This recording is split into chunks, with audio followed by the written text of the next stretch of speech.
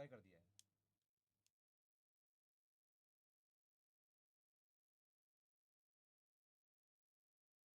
PP काले director थे ना, मुझे जार्ज जोसेफ ने पीपी काले ने और वो कौन से राणा थे, वो जो बड़े बड़े लोग थे ना, जो राजू थे, उन लोगों ने हमें पढ़ाया है।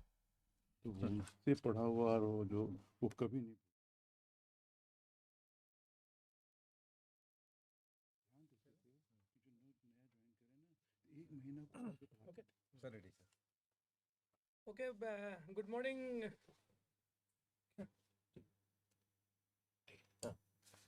Okay, good morning to you all.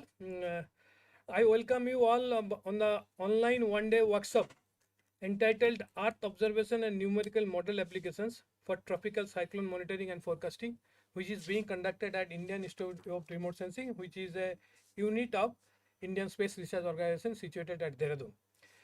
In this online workshop, it's my pleasure to announce that we have around more than 10,000 registered participants from 852 organizations. Out of that, around 50% is from the academic organization. Also, we have NGOs, private organizations, semi-government institute, state government ministry, academia. So it shows that this workshop and the title is so much of relevant that people are so much of interested to learn about how Earth observation, satellite sensors, and the numerical model that can help you out to understand about the cyclone monitoring and their forecasting.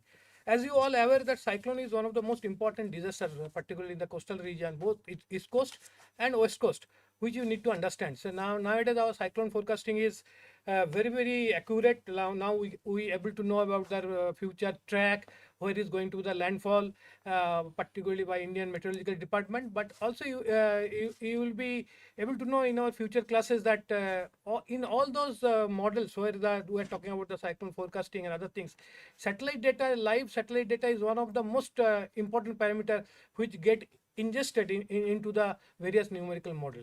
So I feel that cyclone monitoring and the forecasting, which is a quite relevant disasters when Indian context is concerned, particularly coastal states, and also the countries like Sri Lanka, Bangladesh, and other, Thailand, Indonesia.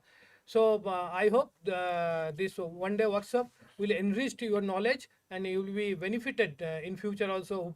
The people who will be trying to work mainly on the various kinds of coastal disasters, particularly cyclone. So once again, I welcome you for today's workshop and wish you a happy learning. Thank you very much.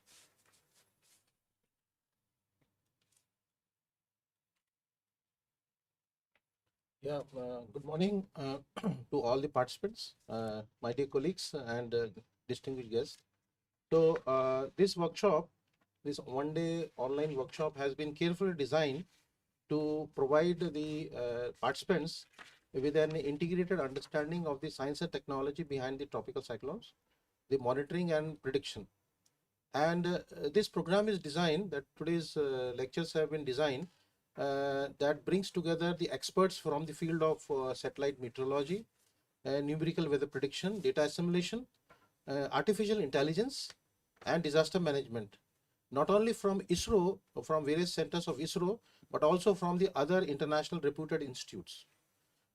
This workshop will begin with the lecture Fundamentals of the Tropical Cyclones from Dr. Sanjeev, expert from IIRS, Dehradun, who will also try to tell you about the genesis and structure and the life cycle of the and the role of numerical weather prediction in forecasting of the cyclone track and the intensity.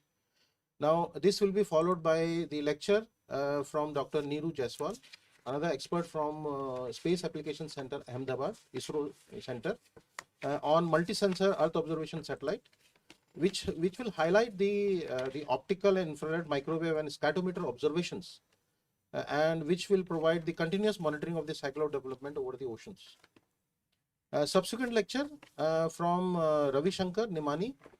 He is from the Data Assimilation Research Center from University of Reading, UK. This lecture will focus on the application of data assimilation and AIML for improving the forecast accuracy. And then another expert lecture from the Swedish Meteorological and Hydrological Institute, Dr. Sopan Malik. He will be devoting his lecture on the next generation AI framework for extreme weather prediction models, which will demonstrate how the advanced computation approaches are transforming this operational forecasting of particularly tropical cyclones. Dr. C.M. Bhatt, expert from IIRS Dehradun, he will address on the issue of the Earth observation data for cyclone induced inundation and mapping, and data assessment and hazard mitigation, which is particularly on the tropical after the tropical cyclones. And then there will be session on the demonstration also, that where the participants will be exposed to the operational products that is used for the real-time cyclone forecasting, monitoring, and all that. This program will conclude with the panel discussion, providing an opportunity for all the participants to interact with our experts and knowledge sharing and discuss future direction in this research. So I'm confident that that today's workshop will provide the valuable scientific insights and expose participants to the state-of-art technologies and promote meaningful discussion and strengthening of the capabilities in their own areas. Thank you very much. Thank you, Dr. Yogesh Kanji, and respected Director IIRS, Dr. Raghavendra Pratap Singh ji, course director of this course, and the group director, MSG, IIRS, Dr. D. Mitra, Dr. Yogesh Kant, and my colleague and course coordinator, Dr. Sanjeev, and other faculty members sitting in this studio, and dear course participant. First of all, I would like to welcome all of you in the online course or one-day workshop on Earth observations and numerical model applications for tropical cyclone monitoring and forecasting. This is a course number 1054 as per the course schedule of IIRS Outreach Program for 2026. As you may be knowing that IIRS Outreach Program was started sometime in 2007 after launch of EduSat satellite of ISRO. Our objective was basically to reach the unreached area in the country using the satellite communication. Slowly this program we migrated to internet platform, and today more than 4,500 academic institutions, government office and private agencies are connected with us as a nodal center of IIRS Outreach Program. And this program today, whatever we are going to conduct, will be available through two platforms. One is IIRS E-Class platform for the participants, those who have registered and through their nodal center. There is another category that is called individual participant, and these participants will receive this program through YouTube channel of IIRS distance learning platform and also through the E-Class learning management system. So during the live session, you are expected to join the session through YouTube, and the later stage you can log into your account in IIRS learning management system, and we will provide few quiz and the contents for the offline reading also. Since it is a one-day workshop, the certificate will be issued based on your attendance. As you know that total we planned 5 sessions, and here it is expected that at least 3 sessions you have to attend to get the workshop certificate. So there will be no examination, only the attendance based certificate will be issued. This will be called as a attendance certificate. And if you have any technical problem, I request all of you to please call to our number. Number is 0135 252 4130. This is our number for the control room, where our team is there to assist you. You can also send your queries or technical difficulties or any other query related to workshop in an email called dlp@iirs.gov.in. So our team is available there. So please contact them. So otherwise you can attend the course and also submit your attendance through the E-Class and also LMS. So with this, once again, I welcome you for one-day workshop on the Earth observations and numerical model applications for tropical cyclone monitoring and forecasting. Wish you happy learning for entire day of today, and I hope this particular workshop will be really useful for your academic growth and knowledge upgradation. Thank you very much. Thank you, sir. So now I would like to invite Director IIRS sir for the address the participants. Thank you, Dr. Sanjeev, Dr. Mitra, Dr. Yogesh Khan, Dr. Harishchandra Karnataka ji, and Dr. Sanjeev Kumar, dear faculty members, and all the participants for joining this course. First of all, greeting from IIRS Dehradun, and welcome to this course on Earth Observation Numerical Model Application for Tropical Cyclone Monitoring and Forecasting. This IIRS is doing such kind of courses every year, and there are many courses, in fact, on different topics. Even yesterday only we completed one on aerosols and its impact. So kindly, while attending this course, do visit our site and see other interesting programs. If they are useful to you, do join them. I heard that there's a huge participation, huge interest in the people, and that also excites us to see that we do these courses properly, and give us the feedback so that whatever the improvements are there, we will try to do. Even we can increase the course duration or include more sections, invite more experts. This is all possible. So let the feedback continues, and we make this learning session the interesting one. And as you know that weather influences everybody. You know, from the very beginning, every time we are curious to know the weather, and it excites our imaginations. And at the same time, you know, it is one of the challenging problem of the world.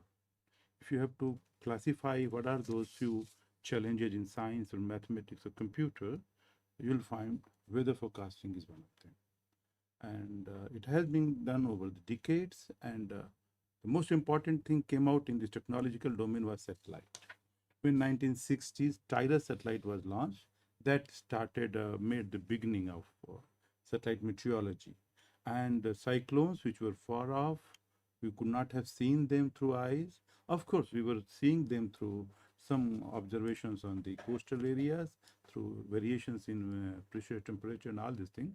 But actual picture, the way they have formed and movement, all started in early 60s because of the advent of IIRS and the Nimbus and NOAA, and later on many more satellites. And that where the control has come on, how they are formed, everything. And if, in my opinion, of course, satellite has many applications, you know. This application goes from even when you drive a car to when you call for some food on Swiggy or talk to a friend in some distant location. But satellite tracking, the cyclone tracking, in my opinion, is one of the important application what is done. Think of it, if this technology is not there, what will happen? The value of technology is there, not that what it does. The value lies, if it's not there, what you will do. So obviously, you can still drive a car. You can still call for and go to a hotel, but you cannot see the cyclones. You cannot see many weather patterns because they are globally connected to each other. So in that sense, it has a huge value, and that is why in our Indian space program, although we had our first satellite launch in 1975, Aryabhatta, and another remote sensing satellite in 79, but very soon we launched our own satellite INSAT series in 1982 onwards, and there is a continuity of INSAT. I hope you will be taught all those evolution. There is a series of INSAT 1, then INSAT 2. Now we are going to INSAT 3 series. At moment we have INSAT 3DS observation, 3DR and 3DS. Both INSAT are working and providing us the knowledge. And in future, there are much more better plans. There would be fourth generation, much more involved. So whenever technology evolves, in fact, scientists take it that it is the meteorology which becomes the first target because it influences society and human as a whole, from daily their routines to planning of agriculture to planning of many other things in the country. And particularly, I remember the event of 1999, that tropical cyclone of Odisha, that opened the eyes of scientists and the what you call management and the policy maker, because the kind of devastation was done by that. And later on, there more emphasis was put on the satellite monitoring, and not only this, disaster management, and now things are under control. Satellite has a lot to play on that line. And not only satellite, if you go, it is not only satellite, pictures can provide you everything, because pictures can come at certain time interval, but you need to even forecast them. We need to even know a priori, even before the picture has been taken. That you cannot do without a modeling exercise. So ultimately, it is a merging of the modeling and satellite put together bring us the knowledge. India is one of the leading center in this field, because of we have IMD, we have a best disaster management system, and we have ISRO. So all the ingredient of any cyclone monitoring is available in India, and one of the best in the world, in my opinion. So, I mean, you get opportunity to hear from the people who really deal this subject. They try to forecast, they try to track cyclones. And your course coordinator, Dr. Sanjeev, I know he has done PhD on that. And all the cyclones comes. Before that, I have seen him. He is handling them, he is modeling them. So you are going to get a lot of first-hand information on this. So looking at all this background, I consider it will be a very informative course to all of you. And we feel proud that IIRS provide this platform to outreach this technology to people, because there are no other avenues by which openly you can understand all these things. And based on your feedback, we'll improve the system further. So let this learning continue. Do ask questions, give us the feedbacks, and we'll see, we'll improve on it. So best wishes for happy and creative learning. Thank you very much. Thank you, sir. Thank you for enlightening the participants about the Earth observation applications for monitoring and forecasting using the numerical weather prediction model. So now, on the behalf of the organizers and IRS, it's my privilege to propose the vote of thanks.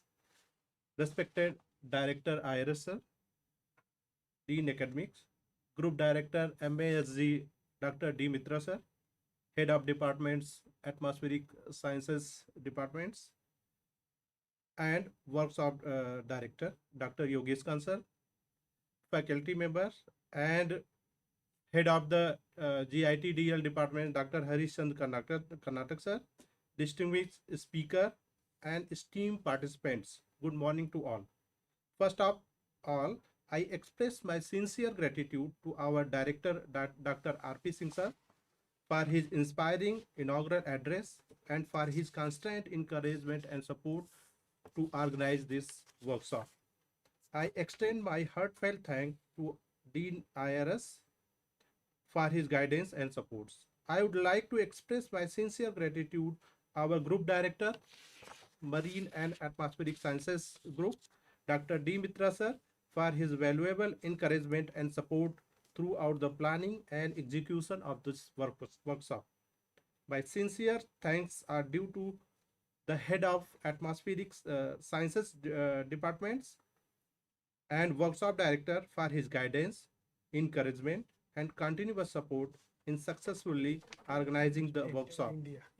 I would like to our sincere gratitude to all distinguished speakers, Dr. Neeru Jaiswal from Space Application Center, ISRO, Ahmedabad, Dr. Swapan Malik, Swedish Meteorological and Hydrological Institute from Sweden, Mr. Ravi Shankar Nimani from University of Reading, UK, Sri CM Bhatt from IIRS-ISRO for kind accepting our invitation and agreeing to share this expertise with the participants throughout today's workshop.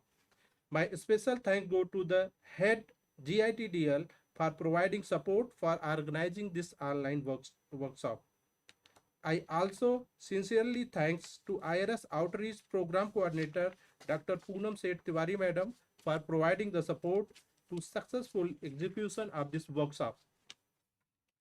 I also wish to acknowledge the sincere effort to the entire GITDL team, especially Mr. Janardhan Vishkarma and Mr. Ashok Gindayal to conduct the online session throughout the day. I thank MASG office and faculty for their assistance and support in ensuring the smooth conduction of this workshop. Finally, I extend my heartfelt thanks to all participants for joining us from the different organizations and institute for your enthusiastic participation. We hope today deliberation will be informative and beneficial to all. With these words, I thank everyone once again for their valuable support and participation. Thank you, and I wish you all a very fruitful workshop. Thank you all. So, you tell me. So the next lecture will start at 10 a.m. So we will shortly join for the lecture. Thank you. Yeah.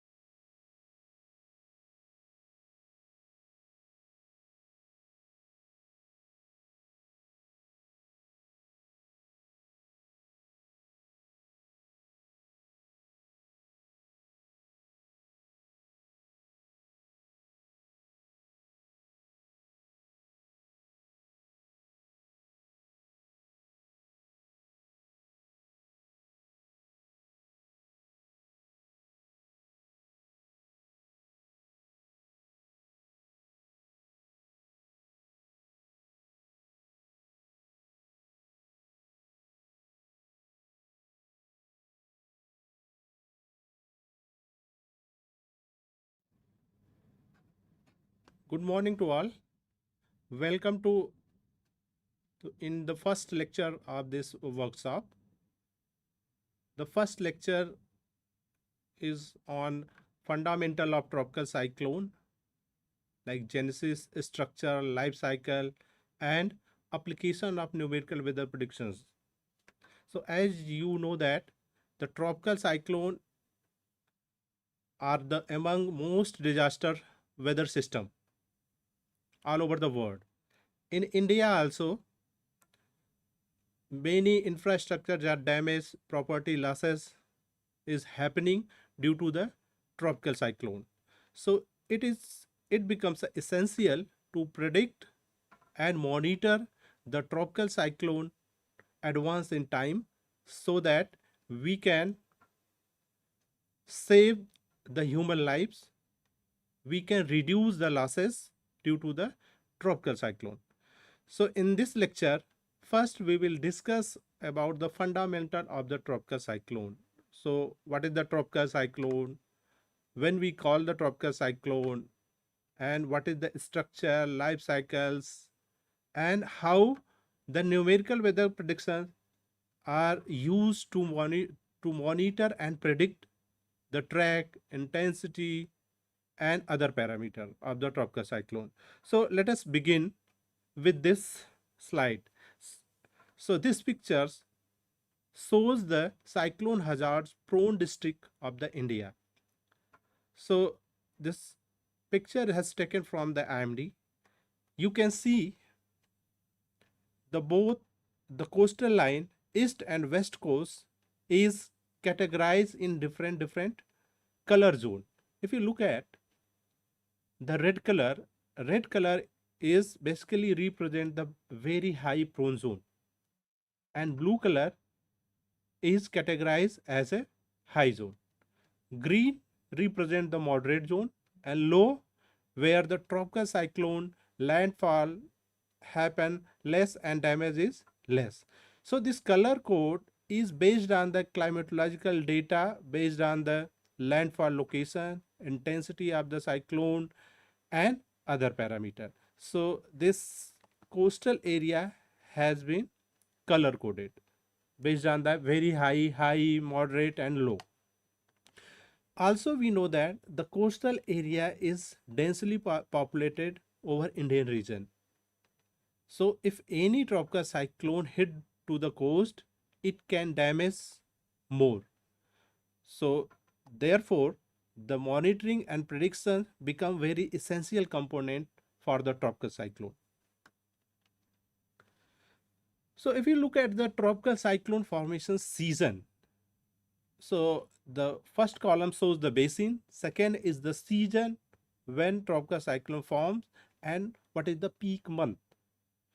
So you can see in this table different basins has different season. Tropical cyclone cannot form throughout the year in some basins, like the whole world ocean has different ocean basins where tropical cyclone form. Tropical cyclone cannot form whole ocean. So it has categorized in North Atlantic Ocean, Eastern Pacific Ocean, Western Pacific Ocean, North Indian Ocean. The North Indian Ocean is consists of two basins, Bengal and Arabian Sea, South West Indian Ocean, South Pacific Ocean, and Australian region. If you look at the North Atlantic Ocean, the tropical cyclone formation season is June 1st to November 30, and peak month is lies in August to October. Similarly, in Eastern Pacific Ocean, this month changed, and tropical cyclone formation season is May 15 to November 30. And peak month where the tropical cyclone occurred mostly between July to September. In Western Pacific, tropical cyclone formed throughout the year.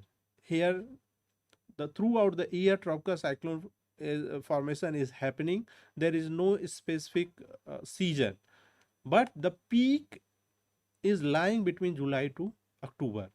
in the North Indian Ocean, there is a two peak, bimodal peak is there. First is the pre-monsoon season, another is the post-monsoon season. So pre-monsoon season is April to June and post-monsoon season is October to December.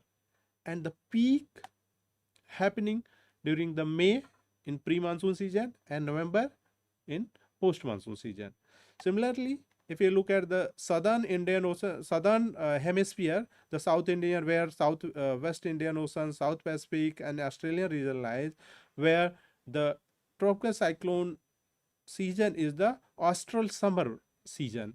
That is called austral summer season is the summer season in the northern in the southern hemisphere called the austral summer season. So there tropical cyclone formation is basically during the summer, like November to April, and the peak for the Southwest Indian Ocean is January to March. South Pacific Ocean, it is February to March, and Australian region, it January to March.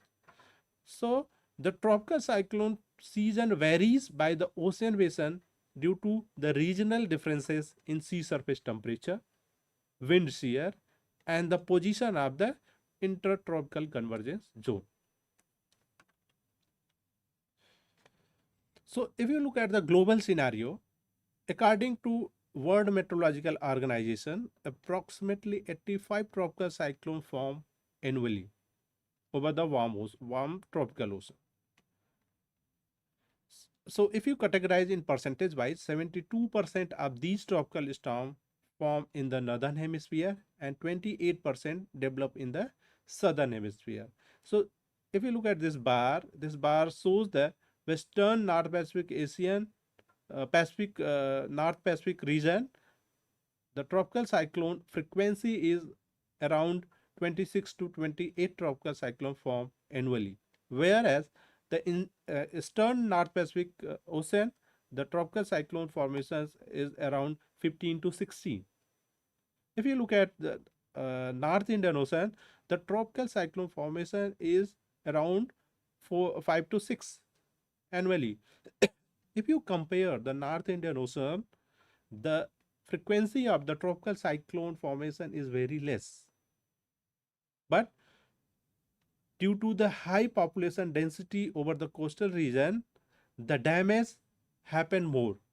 That's why it becomes more important and it becomes essential to predict and monitor the tropical cyclone well advanced in time. So if you look at the cyclone in northern North Indian Ocean, so in percentage wise, in the previous slide, you have seen that the frequency is around 5 to 6. That contributes around 6% of the global tropical cyclone annually. Despite of this low frequency, the cyclone in this region can be extremely destructive because of high population density along the coastal line. So you can see in this bar graph, this data has from 1980 to 2024. If you look at the how many tropical cyclone has formed, it is almost 221 tropical cyclone formed that contributes around 6%. And the maximum contributions come from the western North Pacific and southern hemisphere. That is 1126 tropical cyclone form in each basin that contributes maximum around 29%.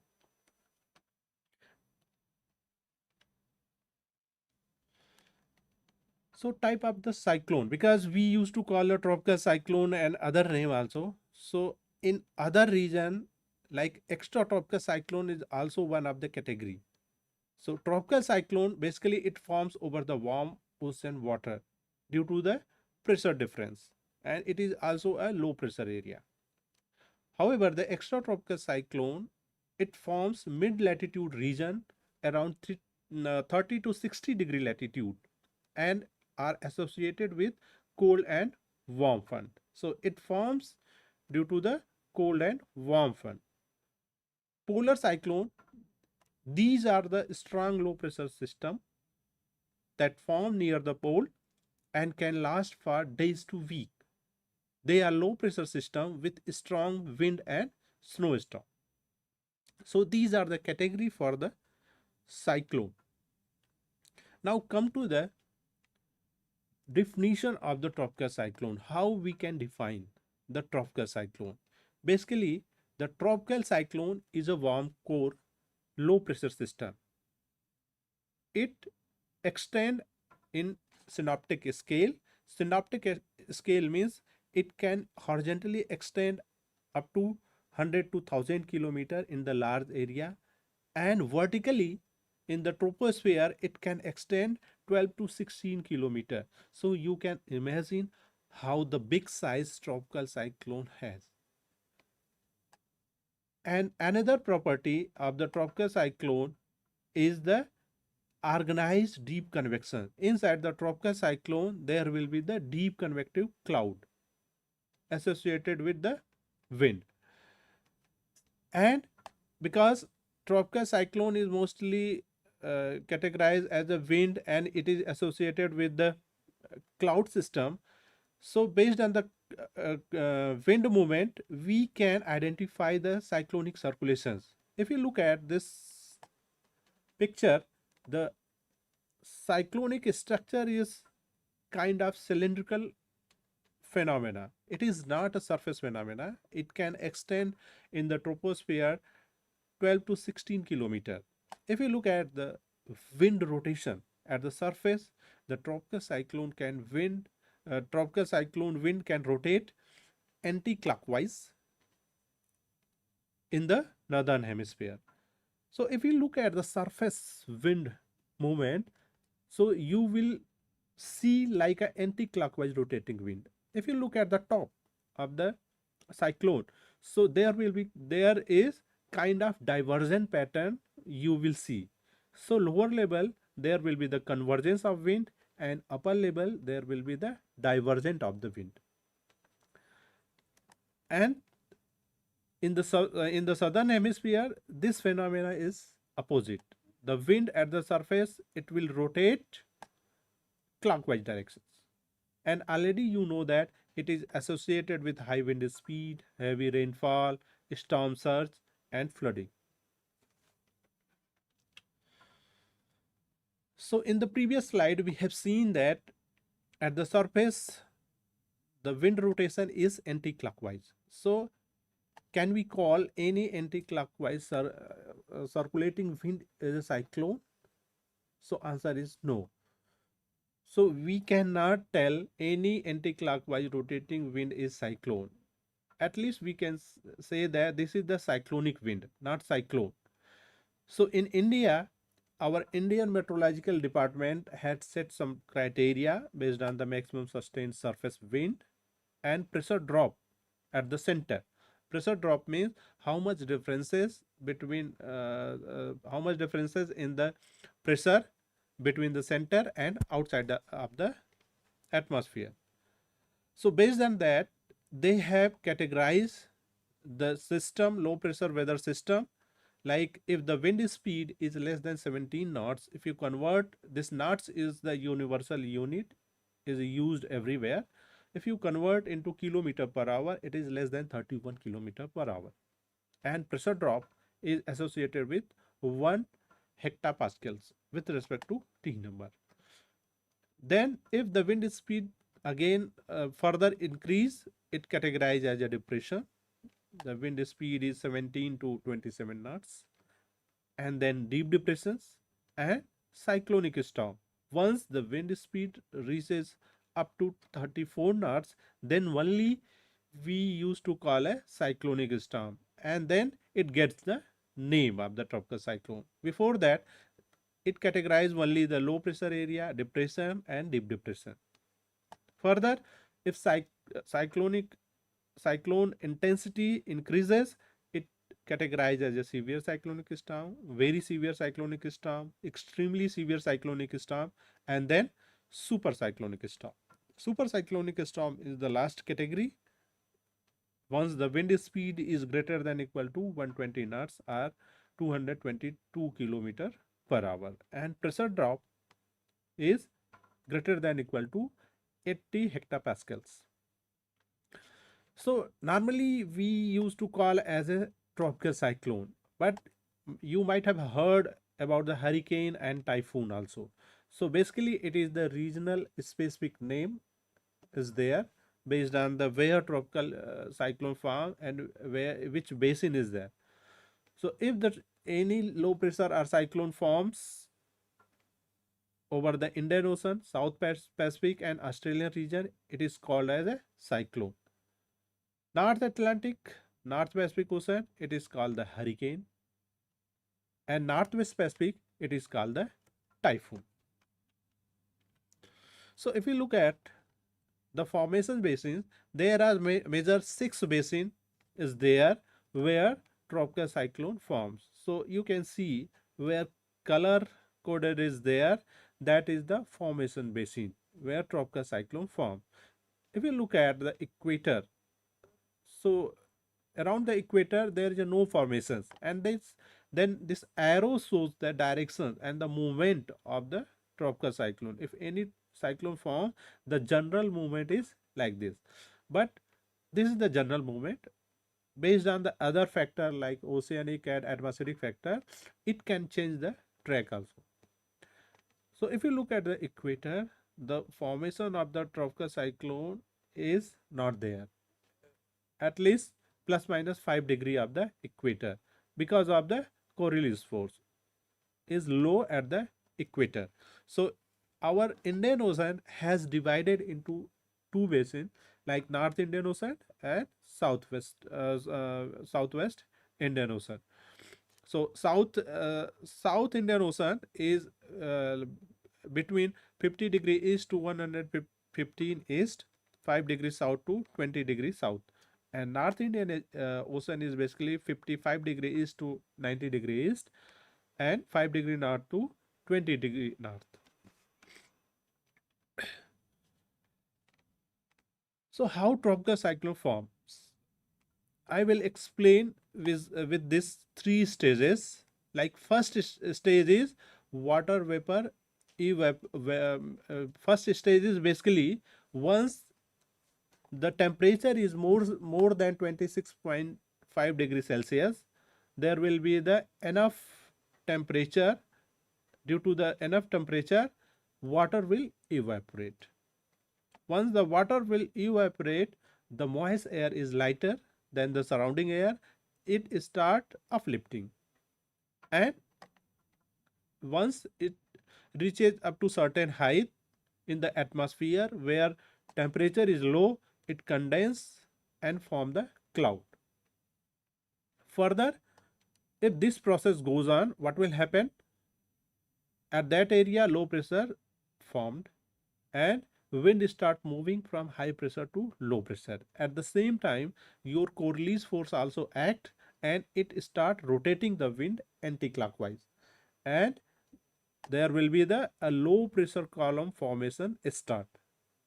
And along with the wind, because condensation is also happening at the same time and cloud formation is also happening due to water droplet, the cloud system along with wind start moving around the low pressure column, and a proper structure in the third stage. You can see if the pressure in the central column weakens, the speed of the wind around it increases and a strong cyclonic formations happen. So these are the 3 different stages for the tropical cyclone formations. And also you can know you can see that the life cycle of the tropical cyclone is basically 5 to 7 days. But in the past, there are some cyclones where the tropical cyclone life cycle was more than 15 days also. But in general, the life cycle of the tropical cyclone is 5 to 7 days.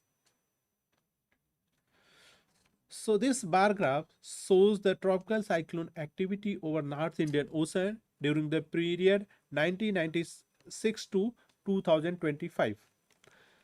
So this data has taken from the IMD and this bar graph has plotted. If you look at the tropical cyclone formation over North Indian Ocean is on an average 5 to 6 cyclones. And it varies year to year. It varies around 2 to 8 cyclone, but on an average it is 5 to 6 cyclone. Whereas in the some year where the number of cyclone formation was maximum. If you look at in the year 2018 and 19, there will be the more number of tropical cyclone formed in particular years. If you divide this frequency in Bay of Bengal and Arabian Sea, you will see that where the blue bar shows that the number of formation of the tropical cyclone over Bay of Bengal, and green bar is showing the number of tropical cyclone formations over the Arabian Sea. If you look at this graph, it represents the number of formation of the tropical cyclone over Bay of Bengal is more as compared to the Arabian Sea. However, the year in 2019 where the number of tropical cyclone in the Arabian Sea was more because of the high ocean heat content. There will be a study, it shows that during particular year the ocean heat content in the Arabian Sea was high. Due to this, the number of cyclone formation was more. But you will also can observe that there were some year in 2000 or other year also in 2017, you will see that there will be no cyclone formation in the Arabian Sea. This is the condition for the tropical cyclone formations. So this is the necessary conditions. If any tropical cyclone forms, so it satisfies these criteria. If you look at these criteria, first and foremost criteria is the SST. It should be sufficient SST exist over the warm ocean. It should be at least 26.5 degrees Celsius up to 50 meter depth. This temperature should maintain up to certain depth, like 50 to 60 meter depth, because once the tropical cyclone forms, there will be the high wind, and due to the wind, there will be the ocean mixing. If the temperature is not sustained up to certain depth or only over the surface, due to the mixing, it will cools down the temperature. So tropical cyclone cannot form. If there will be the sufficient ocean heat content, so it supports in the formation of the tropical cyclone. Another criteria is the atmospheric instability. Atmospheric instability is basically is the temperature difference between lower level to mid tropospheric level. It should exist. Otherwise, what will happen? There will be no movement or no advection of the moisture, or there will be no uplifting or movement of the wind. So the atmosphere should be unstable. And third criteria is the high humidity. So for the tropical cyclone formations, humidity should be very high in the lower to mid tropospheric level. At least 50 to 60% humidity should be exist. So in the atmosphere, sufficient moisture should exist so that the condensation process happen. Another most important criteria which act in the background, that is called the Coriolis force. Coriolis force is basically due to the earth rotation, it set up a apparent force that is called the Coriolis force. If we look at over the globe, the distribution of the Coriolis force over the equator is low. If you go toward the pole, it start increasing, because to rotate the wind, Coriolis force is important. That's why the tropical cyclone cannot form within the plus minus 5 degree in over the equator.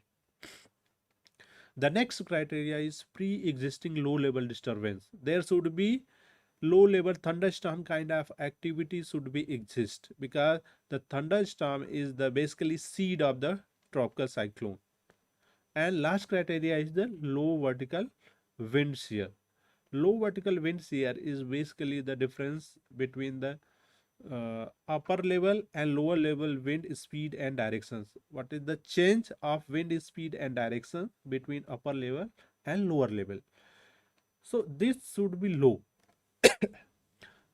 The low vertical wind shear support the tropical cyclone formation. If it is high, so tropical cyclone cannot sustain. If you look at this image, because once the moisture is goes in the atmosphere, if the lower vertical wind shear is very high, it steer the cloud, and the moisture which is going in the atmosphere, it will cut off.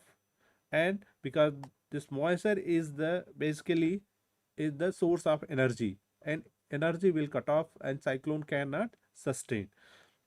For the SST, if you look at this image, you can see during the tropical cyclone formation there will be the enough sea surface temperature exist. This sea surface temperature is one of the cyclone formed during 2023, that is called the Biparjoy cyclone, which made a landfall over the Gujarat coast. You will see the high temperature during the tropical cyclone formation. And also after passing the tropical cyclone, you will see the low temperature. You will observe that low temperature over the same region. This is because the mixing of the tropical cyclone, mixing of the ocean water. Due to the mixing, this temperature cools down, and after certain day, it will again maintain. Another important parameter is called the ocean heat content for the tropical cyclone. The ocean heat content is variable that measure the amount of warm water available for the tropical cyclone to convert into energy, and has been shown to be the much better prediction than SST alone, because the SST shows the only the surface temperature. However, ocean heat content shows the temperature up to certain depth. So that is the better parameter that support the tropical cyclone formation. If you look at this equation, ocean heat content can be computed. There is a rho is the density, P is the specific heat capacity of sea water at constant pressure, is the integral of height 1 and 2, if it is surface to 50-meter depth. Then T is the basically temperature of each layer of the ocean thickness, dz. Okay, so each layer of the temperature of the ocean water, how much heat content it contributes. So based on that the ocean heat content can be computed. So another parameter is the tropical cyclone heat potential. Nowadays this parameter is widely used.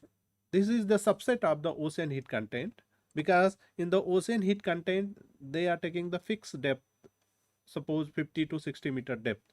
But in the tropical cyclone heat potential, they measure the depth where 26-degree isotherm line is found. So it is the integrated heat content access per unit area relative to the 26-degree isotherm.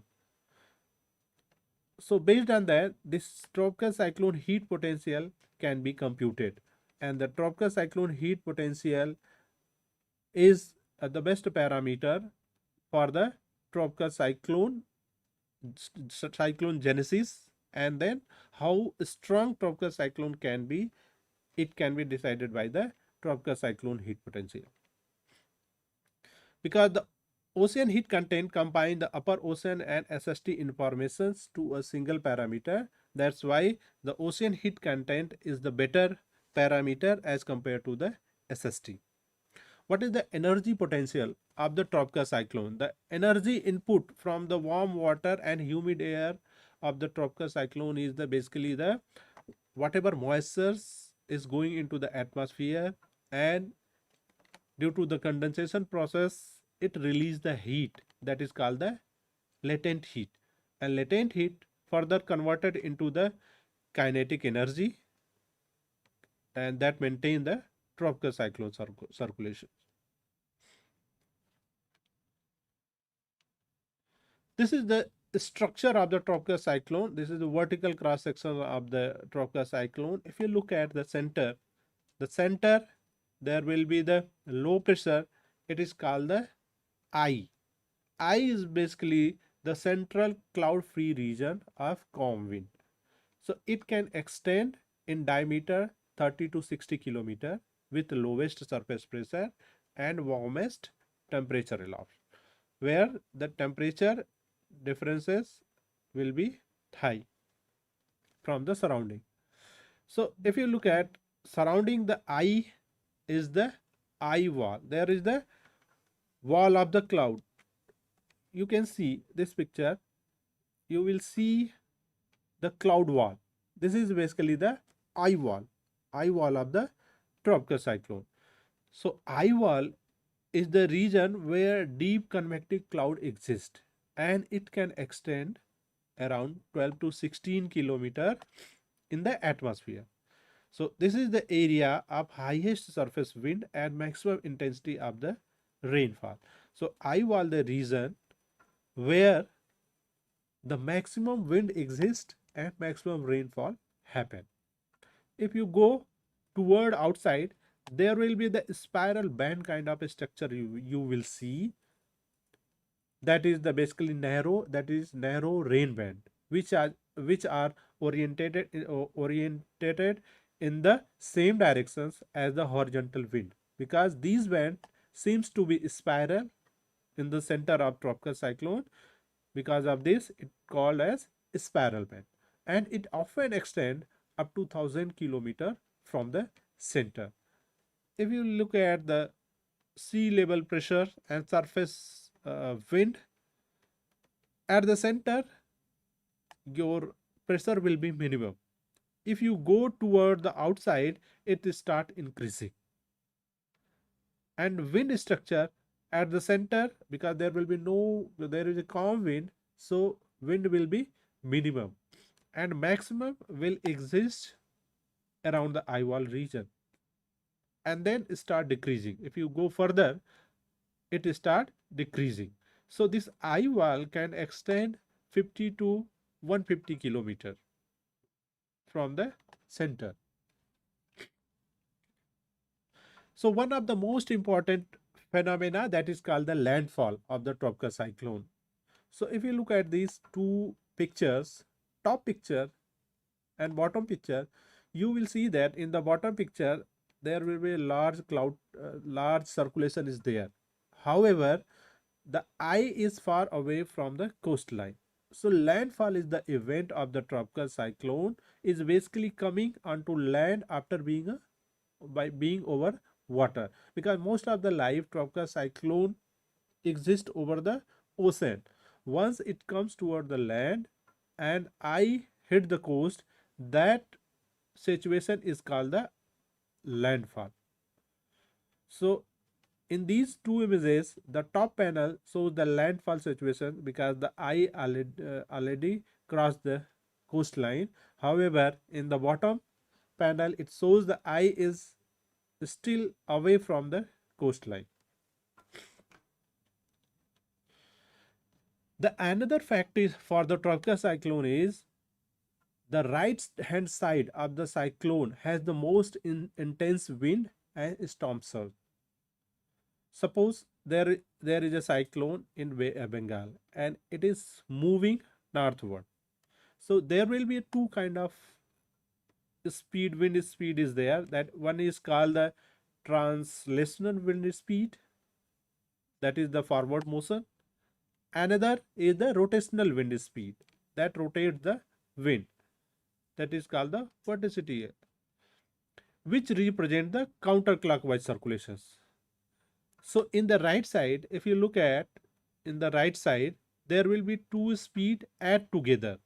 In the right side, the rotational wind, suppose the rotational wind is 117 kilometer per hour and cyclone is moving at the speed of 50 kilometer per hour. So in the right side wind, net wind will be 170 plus 50, around 225 kilometer per hour. However, in the left side, the net wind will be 175 minus 50 kilometer per hour, that is around 125 kilometer per hour. So therefore, due to this right hand side of the cyclone has most intense wind exists. Due to the high wind and low pressure, the storm surge is also happening more in the right side of the movement.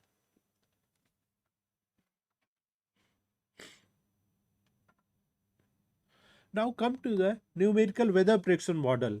How model we are using, because the satellite data is basically used for the monitoring purpose. We cannot, because in the future observations we don't have in real time. During that situations, we normally use the numerical weather prediction model. In the numerical weather prediction model, we used the satellite observations to improve the forecast. So what is the numerical weather prediction model?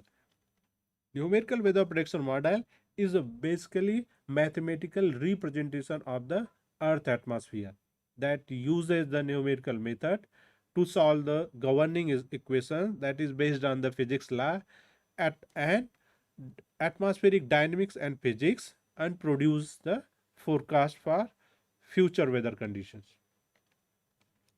So there will be, in the numerical weather prediction, there will be the governing equations. You might have taught these equations during your course. There will be the 7 equations. You will see the first equation is conservation of momentum. That is called the Newton's second law of motion. So it is basically the how the wind movement is happening. The wind movement is happening. Basically, there is a 3 kind of wind is there. U wind, horizontal wind. V is the V is the your y direction wind, and W is the vertical wind.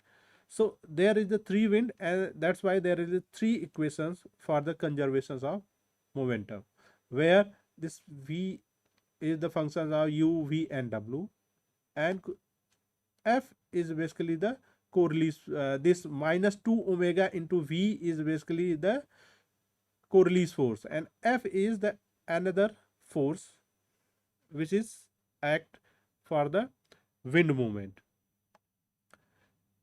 Next equation is conservation of mass of air, that is called the mass continuity equation, and then conservation of mass of water, that is called the moisture continuity equations, and conservation of energy, that is called the first law of thermodynamics, and then ideal gas law.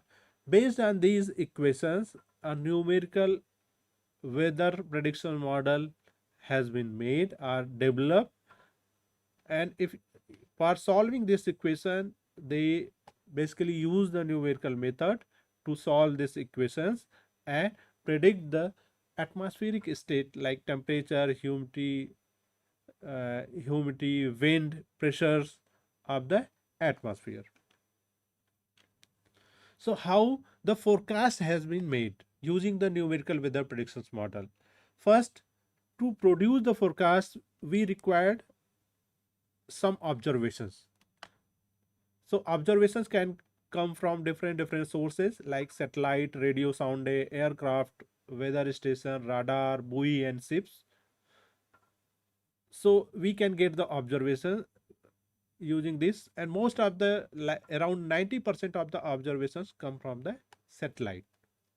So all the observations is collected and received by the each of the meteorological agency all over the world, and then it assimilated into the model, numerical model, because the observations is not in regular grid. There is over the ocean, the in situ observation is very less, that is a sparse region.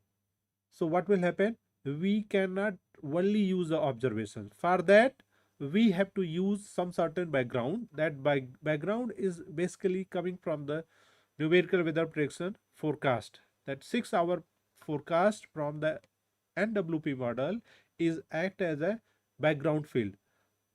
And then what will happen in the data assimilation procedure? Basically, the data assimilation, in the data assimilation, we combine the observations with the background field to get the best analysis, best initial condition. The initial condition is the basically the current state of the atmosphere. If your initial condition is better, then your forecast will be better. After that, the numerical model has been used because our atmosphere is 3D kind of structure is there. So all the atmospheric parameter like temperature, humidity, wind and pressures all has been computed each and every given point, and some of the weather system which scale is less than the grid point that is not resolved by the model. For that we have to do the parameterization. So there is a different kind of parameterization like radiation, convection, cloud, turbulence, land surface parameterization. So due to the parameterization, that small scale weather system can be introduced in the numerical weather prediction model, and we can improve the forecast. And then the numerical integration, it can be solved using the all the input.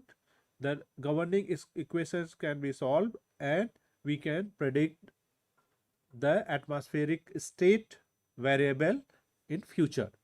And then we will get the model output, and the model after post processing we make it in image format or human readable format that can be interpreted. And you can see there, you can see in the forecast where is rain is going to happen, where is the high pressure or low pressure, where is the temperature high or low.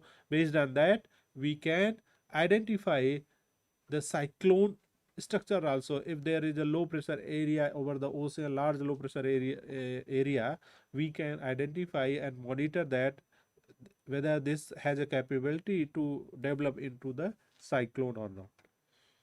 So these are the overall process or flow chart through which the forecast has been generated. So I will discuss some model which is used for tropical cyclone prediction. The one model that is called the Lagrangian advection model, that is run by the Space Application Center Ahmedabad. There is a one website that is called the Scorpio. Over the Scorpio website you can see the real time forecast. So you will find the track using the Lagrangian advection model. This is the new model developed basically based on the dynamical framework. So in this model, using the wind and temperature informations, we can compute the environmental steering flow.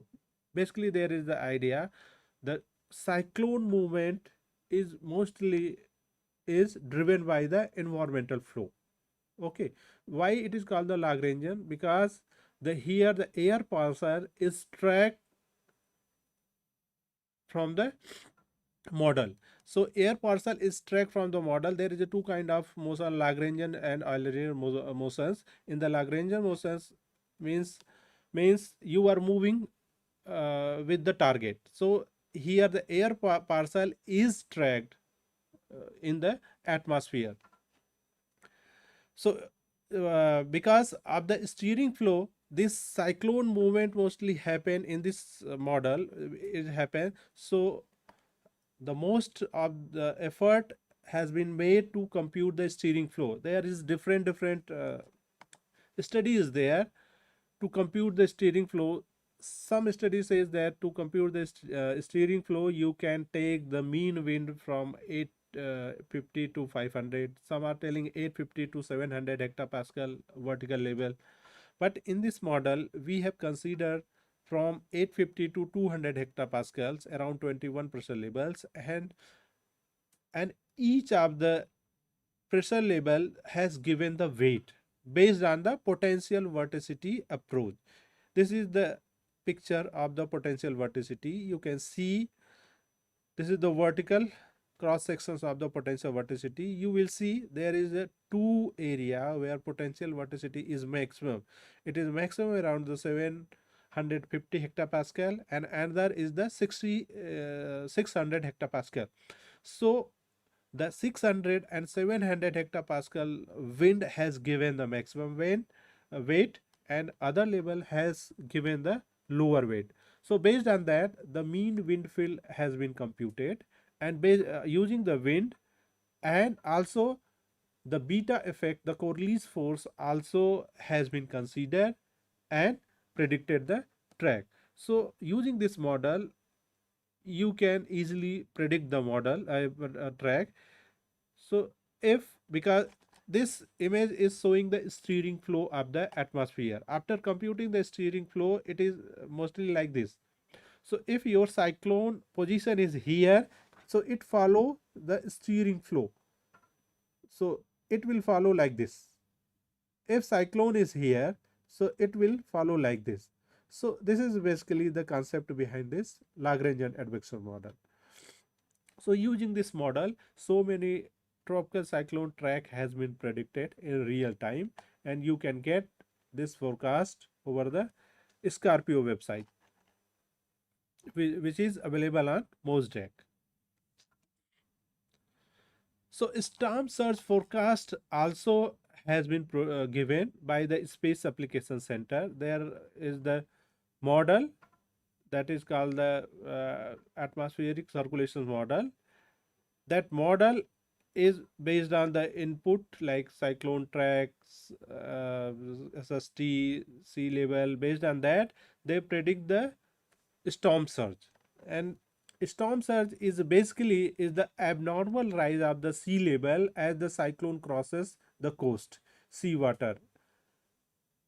Due to the high wind and low pressure, the ocean water uplifted over the coastal region at it and inundated the coastal area. So storm surge height also can be predicted using the numerical model. So in India, because the Indian Meteorological Agency is our operational agency to give the forecast, how they are predicting the tropical cyclone, basically they are using the different model, global and regional model.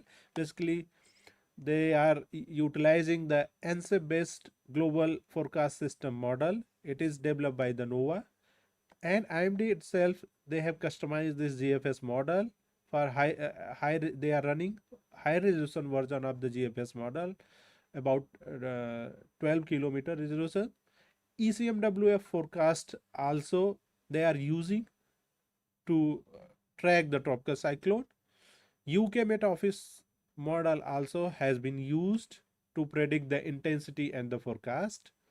NCOM, National Center for Medium Range Weather Forecasting model, they are also using the UK Met based model they have customized the model over India region and giving the forecast of the tropical cyclone. Recently, they have upgraded the system that is called Mithuna forecast system, and Simar operationally they are running the model for the weather predictions. Japan Meteorological Agency model also has been used to provide the track and intensity, rainfall, and other parameter. Along with global model, they are also utilizing the regional model for high resolution. Global model is basically run over the throughout the globe, and regional model is some part of the country. So like SWRF and WRF model has been used to predict the cyclone track. So one of the parameter which is used for the cyclogenesis prediction, that is called the genesis potential parameter. Cyclogenesis is basically the situations once the low pressure has been categorized that it has a potential to develop into the tropical cyclone. So prediction of the tropical cyclone formation, that is called the cyclogenesis. So genesis potential parameter is basically computed Xi 850, means that is relative vorticity at 850 hectopascals. M is basically the relative humidity minus 40 divided by 30, and I is the mid tropospheric instability. It is computed temperature difference between 850 minus 500, and then S is the vertical wind shear. It is computed 200 minus 850 hectopascal. And once the Genesis potential is greater than equal to 30, are generally considered to have a high potential for cyclogenesis.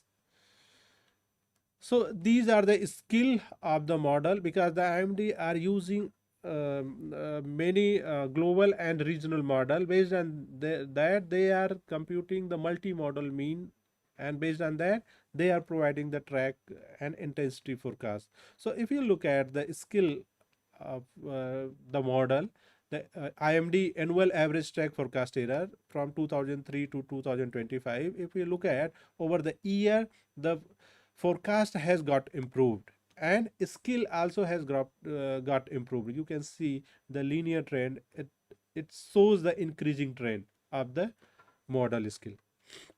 Similarly, the intensity forecast is also has improved. If you look at the absolute error and the root mean square error, this has reduced significantly over the period, and skill, you will see the skill has improved. Similarly, the landfall forecast error has also improved over the year. You can see it has significantly reduced over the year. So now you can see, you can observe that whatever IMD has given the forecast, that is a very accurate forecast, well advanced in time, so that we can evacuate the people and reduce the losses over the coastal area. So WRF model can be also used for cyclone track and intensity predictions. So this is the WRF, basically is a non-hydrostatic model that can be used for high resolution predictions. This is the forecasted wind for the cyclonic storm Amphan, which has formed in 2020, and it made a landfall over West Bengal region.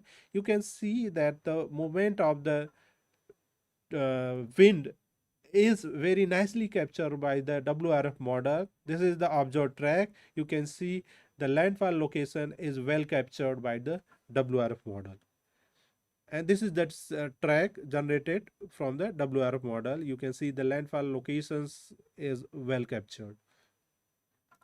So there are many satellite observations available in from India and other agencies also. So all the observations has used in the numerical weather predictions model to improve the basically the initial condition and then analysis. And after improving the analysis, the forecast has got improved. Okay, so to improve the numerical weather prediction, because satellite observations we cannot use for forecast, so satellite observations we can assimilate into the numerical weather predictions model from different sources, and then we can improve our numerical weather prediction model, and further we can improve the extreme weather system predictions like cloudburst, rainfall, and cyclones. So these are some websites where you can get the real-time informations about the tropical cyclone, like satellite-based cyclone observation for real-time predictions over the Indian Ocean, regional specialized meteorological center for tropical cyclone over North Indian Ocean. That is also IMD dedicated website for tropical cyclone, where you can get the real-time forecast and informations. Another like JTWC, Joint Typhoon Warning Center, is also there. They are also providing the global forecast. You can get information from there also. And another website that is called the Cooperative Institute of Meteorological Satellite Study, SIMS. They are also providing the tropical cyclone forecast. So you can get information from these websites. So thank you all for joining us. Because we are running short of time, so we will take questions after the in the panel discussion. So you can post your questions in the chat box, so we will take up in the panel discussion session. So next session will start shortly. Thank you for joining.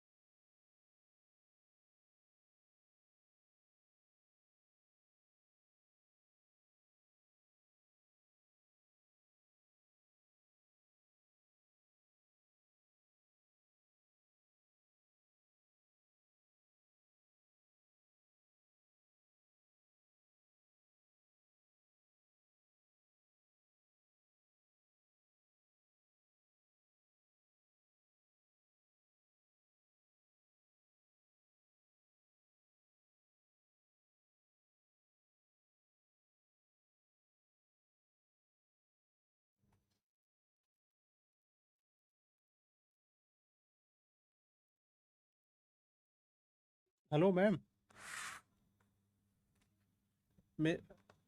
मेरी आवाज आ रही है? Hello,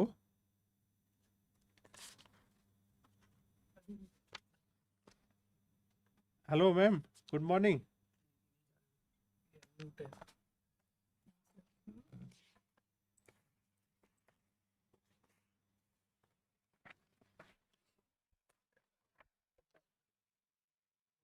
hello ma'am,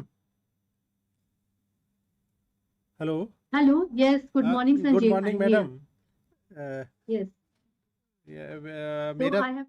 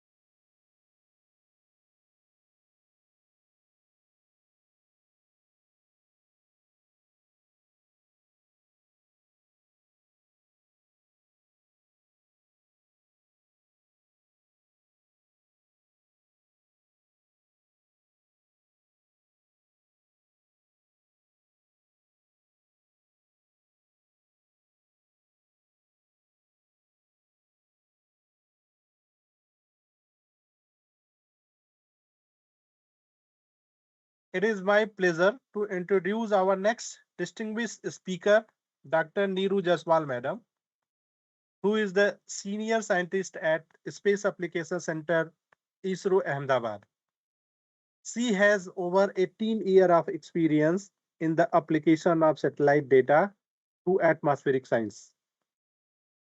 Dr. Neeru, madam, obtained her PhD in atmospheric science from IIT Delhi, along with MTech in environmental engineering and MSc in mathematics from IIT Kanpur.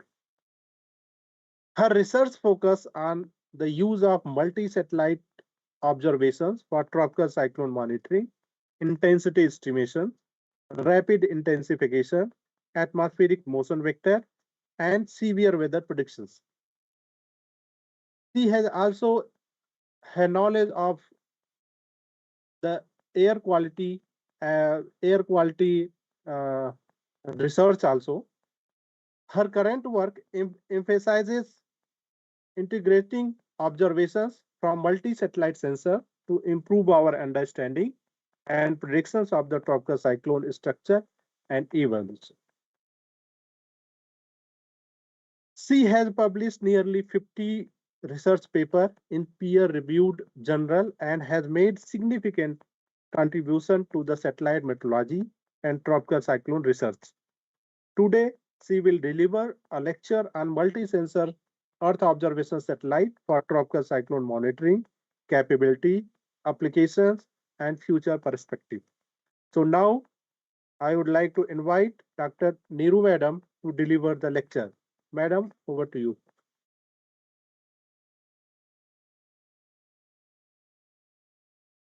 Thank you. Thank you, Sanjeev. Am I audible? Yes, ma'am. Very good morning to everyone.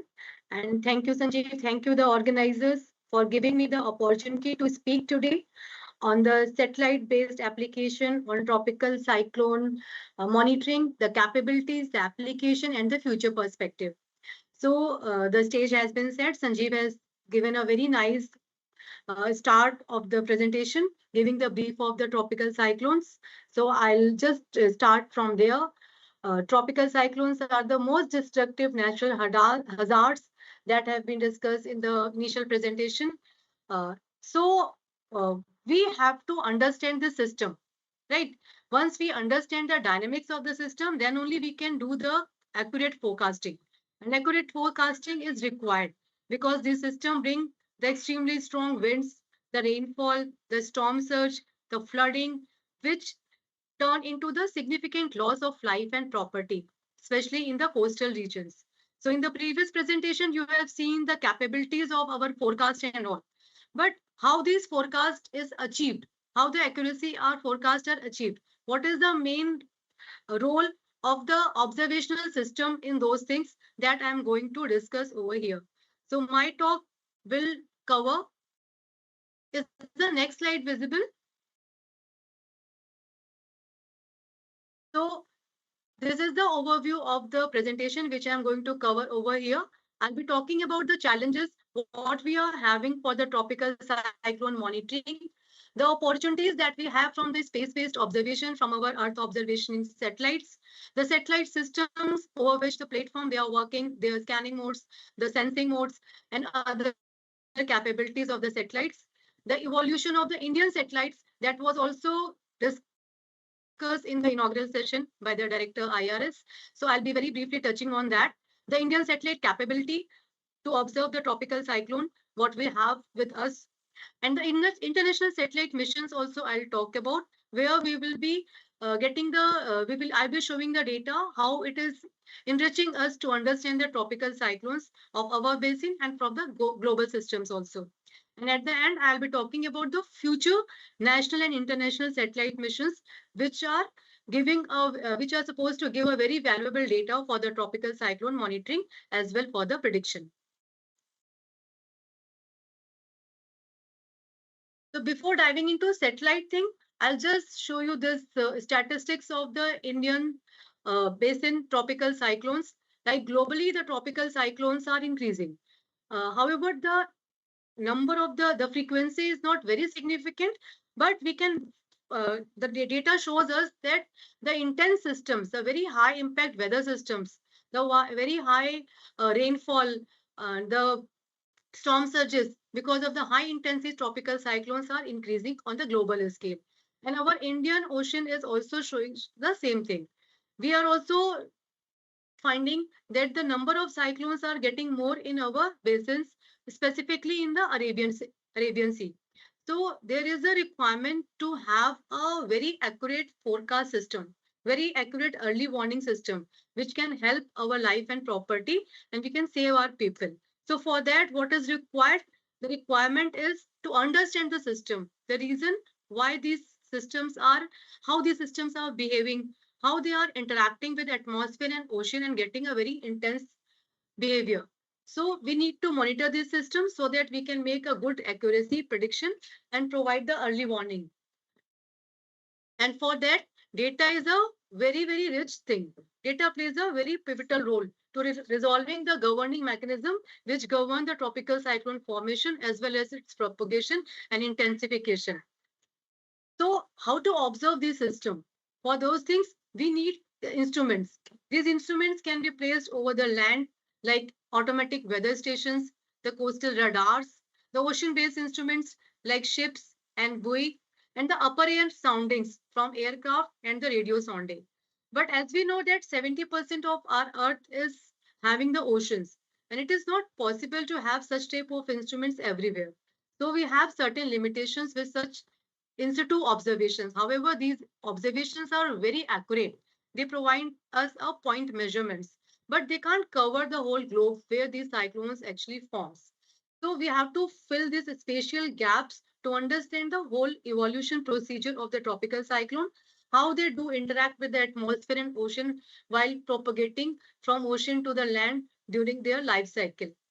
And we also don't have the vertical profiling also over the ocean in a very frequent way, which is very much required for the accurate forecast. And these instruments are also very high maintenance and cost demanding. So we have to go for the other alternate. That is the space-based observation.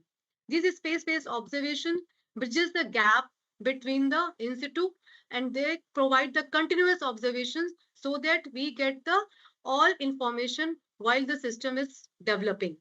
So for the near real-time monitoring, the space-based observations are very much useful.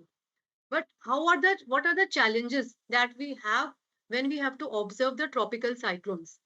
First thing is that these tropical cyclones develop over the ocean, and we have to have a continuous observation over such systems. So to develop and intensify over the vast oceanic region where these conventional observations are limited, the alternative thing is the satellites, where we don't have any limitation of installation of certain particular location, the instruments. So they will give us a continuous wide coverage. Second thing is the most challenging thing is that these systems undergo the rapid structural changes. There are a certain phenomena like rapid intensification change, which is very much required to understand to provide the accurate intensity forecast, because intensity forecast is directly related to the damage that happen when the tropical cyclone do the landfall over the coastal regions. So to understand that intensity changes, to provide the accurate intensity forecast, we need to have a frequent observation over the system. So for that, we need a continuous monitoring. This is also not possible with the in situ observation. However, we have to go to the space-based frequent observing system. These observing systems are working on different platforms and provide us different observations from over the cyclone. The cyclone is not limited to the cloud. It is from surface to the upper level of the atmosphere. And within the cloud, also different mechanisms are happening. So we need to understand the whole process from lower surface, within the cloud, and to the top of the atmosphere. So all type of observations are required to understand the tropical cyclones and to provide the better accuracy in the forecasting. So what opportunities we have from the space-based observations? These space-based observations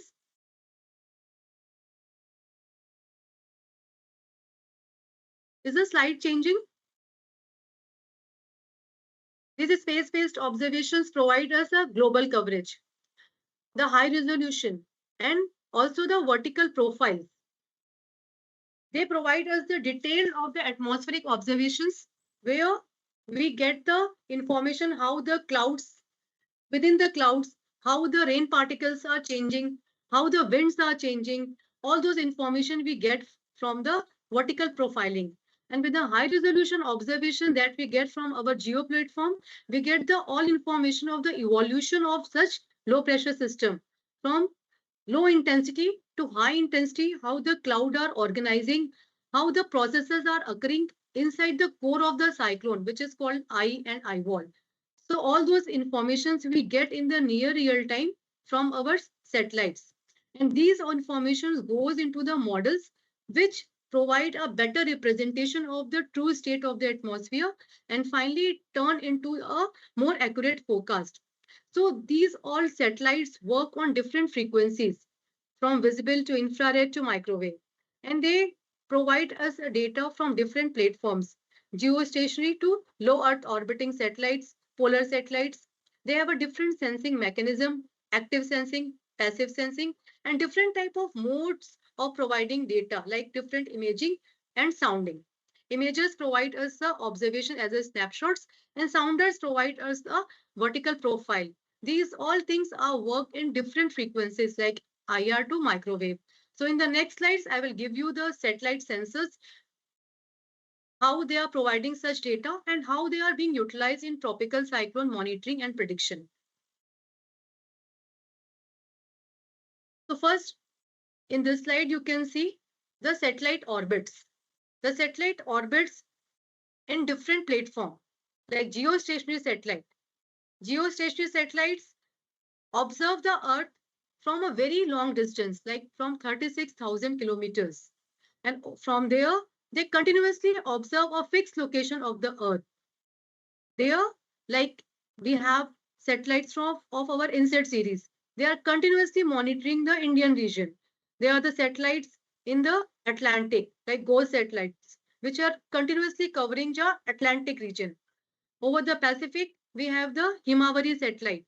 So these satellite constellations cover the specific regions and provide the global observations in a very high temporal resolution. Other type of satellites are the polar satellites, which turn from pole to pole, or low Earth orbiting satellites. They cover the whole globe, but the limitation is that they are not continuously giving us a data in a hourly or a 30-minute or within a 15-minute.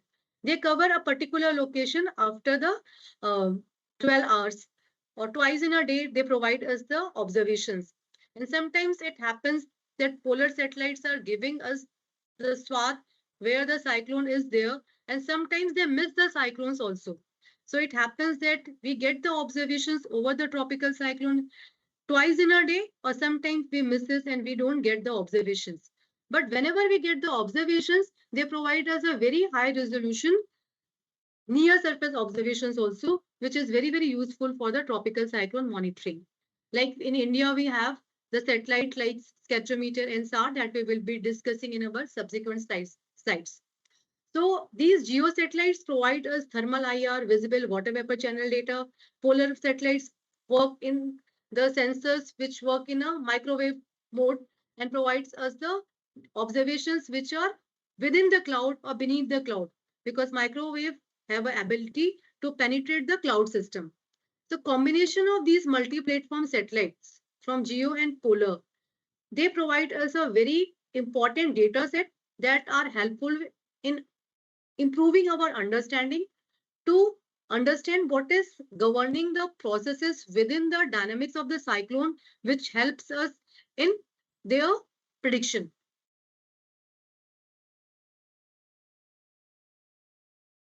What actually satellites provide us?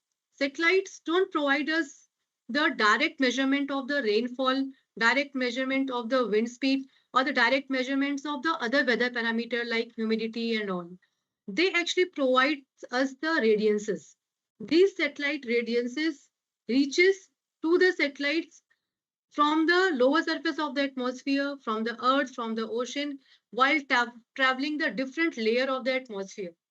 And as these radiations travels from the lower surface of the earth to the atmosphere and reaches to the satellite, they undergo several processes. Like there are emissions, because every object above absolute zero do the emissions that we know. So there are gases within the atmosphere, they do the emissions. Some radiations are absorbed by the gases like CO2 and the water vapor.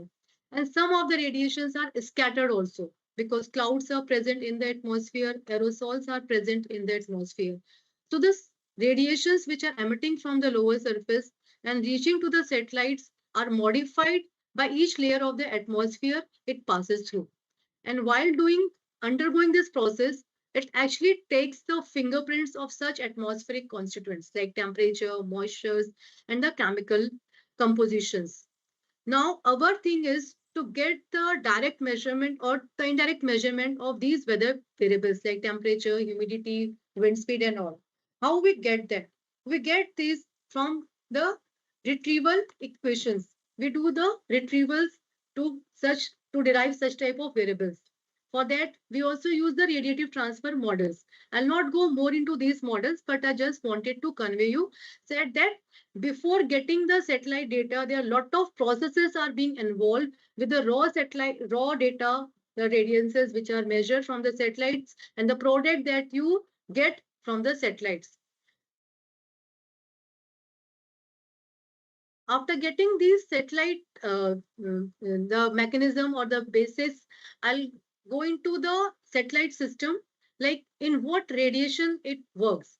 It works from the different electromagnetic spectrum, from visible to near infrared, thermal infrared, water vapor, microwave, and all spectrum it provides us the data, and all type of data are having different characteristics. And this energy of this active and passive observations from these satellites gives us a very complete understanding to understand the tropical cyclone intensity, structural evolution, the improvement in their monitoring, the forecasting, and the other process studies. These all sensors are having their different roles. So the two type of sensors are there, active sensors and passive sensors. Passive sensors are the sensors where the satellite don't send any signals. It only senses the signals from the which is incoming towards it from the surface. They do not have any own source of radiation. They detect the naturally emitted or reflected radiation from the surface like earth, clouds, ocean, etc. And the active sensors are those sensors where the satellite sends their radiations in different spectrums, and it is uh, returned back to the satellite after interacting with the atmosphere and the surface. This work in a mainly microwave spectrum, like the spectrometer, which provides us the ocean surface wind structure, the lidar, the altimeters, the radars, the synthetic aperture radar. These type of all mechanisms work in the active sensors. Here, in very different spectrums, the radiations are emitted and then they return back and signals are sensed by the satellites and the required parameters are retrieved. The passive sensors are like the images that you might have seen, the cloud images over the cyclone. These are the imagers or sounders or the radiometer. These are the passive sensors which sense the radiation emitted from the surface, clouds, and the ocean. And all these are very, very important to understand different aspects of the tropical cyclone evolution. Now I'll dive into the tropical cyclone useful satellite-based meteorological sensors, which have been developed since 1960.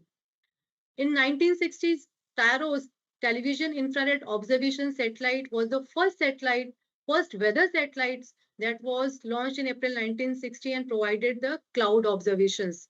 From that first TIROS satellite in 1960, today we have a very advanced geostationary and polar orbiting satellite systems where we get the meteorological observations, we get the information about the tropical cyclones and other extreme weather events, how they are evolving. So from basic cloud imaging to multispectral high resolution 3D observation over the atmosphere, we are getting such advanced observations. These advanced observations are providing us high resolution advanced imaging, hyperspectral sounding. Hyperspectral sounding means very fine scale structure of the vertical atmosphere, how the temperature are varying within the atmosphere, how the moisture is varying within the atmosphere at a very high vertical scale that we used to get from the hyperspectral sounding. The 3D profile of the cloud and precipitation, ocean surface wind speed and direction. And multi-frequency radiometers also we have. Even we have a lightning mappers also on our few of the satellite. India is not having any lightning mapper right now, but it is planned in our future satellite missions. So these are the way how we have evolved from tyrants to the modern systems. So this has also enriched our understanding of the extreme weather system like tropical cyclones, because we are getting a very frequent observations. We are getting the insight into the clouds. So this is enriching our understanding. So uh, we are using our those understanding into our models to provide a very accurate and more enhanced forecast, which is helping further in providing the early warning system. In this slide, I'm showing the evolution of Indian satellite. India's meteorological satellite journey start in 1982 from our geo satellite like INSAT 1A series we started. Then in 1992, INSAT 2A 2B was in 1993, where we had a VHRR, very high resolution radiometer, which was providing us a 24/7 monitoring of the weather system. Then in 1999, we had INSET 2A. In 2002, we had the Kalpana satellite, which was the first dedicated meteorological satellite to monitor the extreme weather event, cloud features, tropical cyclones. And in 2013, the third generation of INSET started with INSET 3D, 3DR, and INSET 3DS. There we had imager and we had sounders also. This was the first imager and sounder combination, which was providing, imager was providing us, is providing us 30-minute observations. At present, we have INSET 3DR and 3DS working, and these are the major satellites which are giving us a very valuable observations for tropical cyclone studies. Then we are under the planning stage of INSET 4th generation and GISAT 1R in a geo platform, which will be also useful for the tropical cyclone studies monitoring prediction. And if I talk about the low Earth orbiting satellite, polar orbiting satellite, our journey started in 1979 with the Bhaskara satellite. Then we evolved with the scatterometer. The scatterometer is a very valuable, very important instrument which provide us the information of the near surface ocean winds, because we know cyclones are forming over the ocean, and the winds are the key which are providing us information of its top intensity. And this intensity is the main thing which is giving us the indication how disastrous the cyclone will be. So that information we get from the scatterometer type of instruments that we had in our Ocean Set 2 in 2009. We launched that. Then we had in 2016 SCATSat 1, and presently we have EOS-06, which is having a scatterometer, and it is in working condition at present. We are getting a very valuable data which is used for the tropical cyclone studies. And in 2011, we had a satellite megatropic where we had a sensor like Saphir. Saphir was providing us a humidity profiles, temperature profiles. So it is providing the sounding of the atmosphere in 6 different channels, and it is giving us a very fine structure evolution of the clouds and moisture, which was used, which is for uh, understanding the intensification processes within the tropical cyclone. And in future, we have other polar satellite missions like OceanSat 3, G20, and Krishna. I'll be talking about that later. We have another very important satellite which is used for the cyclone, that is the synthetic aperture radar sensor, which is mounted on our EOS-04 Earth Observation Satellite 4. And recently, India has launched NISAR, NASA-ISRO SAR mission, which is having L and S band SAR. So these are a very advanced satellites which are giving us a very advanced data, very high resolution data, which provide us insight of the tropical cyclone weather system. To study the tropical cyclones, we have many satellites. But what are the major satellites? These I have listed over here. When we have to study the cyclone, ultimately we have to be very accurate with its prediction. And this prediction involves the tropical cyclogenesis prediction, track prediction, intensity prediction, accurate prediction of the landfall, where this tropical cyclone is going to hit, and by which intensity it will hit, at which location, at which time it will hit. That information is very much required in a very high precision. What will be the storm surge associated with these cyclones, and how much damage will happen? So all those information is required when we go for the tropical cyclone prediction. And if you have to get the accurate prediction, we have to enrich our models.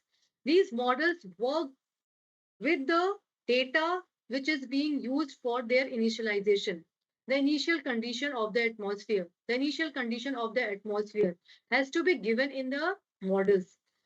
If we have accurate in our initial condition, we will be getting more accurate forecast. So how we get these initial conditions? These initial conditions we get from our satellite observations, our Earth observing systems. So these satellites which are working in different platform over different frequency, over different imaging sensors, they provide us different type of observations over the tropical cyclones. Like if I talk about the imager, which is over the geostationary satellite, over the high resolution, like in India, we are getting at every 30 minutes the data from our INSET series of the satellite. Like we have INSET 3DR and INSET 3DS. So in combination of both, we are getting the 15-minute data set. In addition to INSET 3DR, INSET 3DS, we have another satellite, Meteosat second generation satellite over our Indian Ocean data coverage region, which is also giving us a observation of the cloud systems over our basin. These all cyclonic systems which are developing over the North Indian Ocean are observed continuously by the combination of these geostationary satellites with the thermal IR, visible and water vapor imagers. Then we have the scatterometer. India is having EOS-06 scatterometer at present, and we have other METOP satellites like where we have a ASCAT instruments. So combination of these scatterometer provide us a lower surface information of the wind speed or ocean surface information of the wind speed. Our scatterometer is having a very wide swath, 1400 kilometer swath. It covers the whole cyclone. So when cyclone is over the genesis stage, we get it's a very insightful information which is used for the tropical cyclone genesis prediction. We also get the information of the tropical cyclone size and tropical cyclone winds with the scatterometer observations, which is providing us a very high resolution ocean surface wind vectors. Another set of satellite that I have talked about is the synthetic aperture radar. These are a very advanced satellites which are used in the cyclone field. They provide us a near surface wind structure in a very high resolution.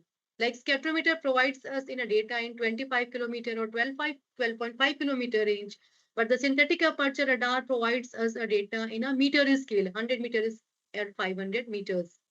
So we have EOS-04 of Indian SAR, NISAR we have, and other satellite missions like Sentinel-1 radar set from the Nestis. They also have a SAR constellation which provides the information over the tropical cyclones. Since these satellites are over the polar platform, so they are not limited to the agencies which are launching them. They are covering the whole globe. So whenever the SAR or the scatterometer passes over different ocean basins. If there is a cyclonic system, they provide the information, and irrespective of the space agencies, they are used for the tropical cyclone monitoring. Another set of data is the profile, the vertical structure of the atmosphere, vertical structure of the precipitation, humidity, temperature, and wind.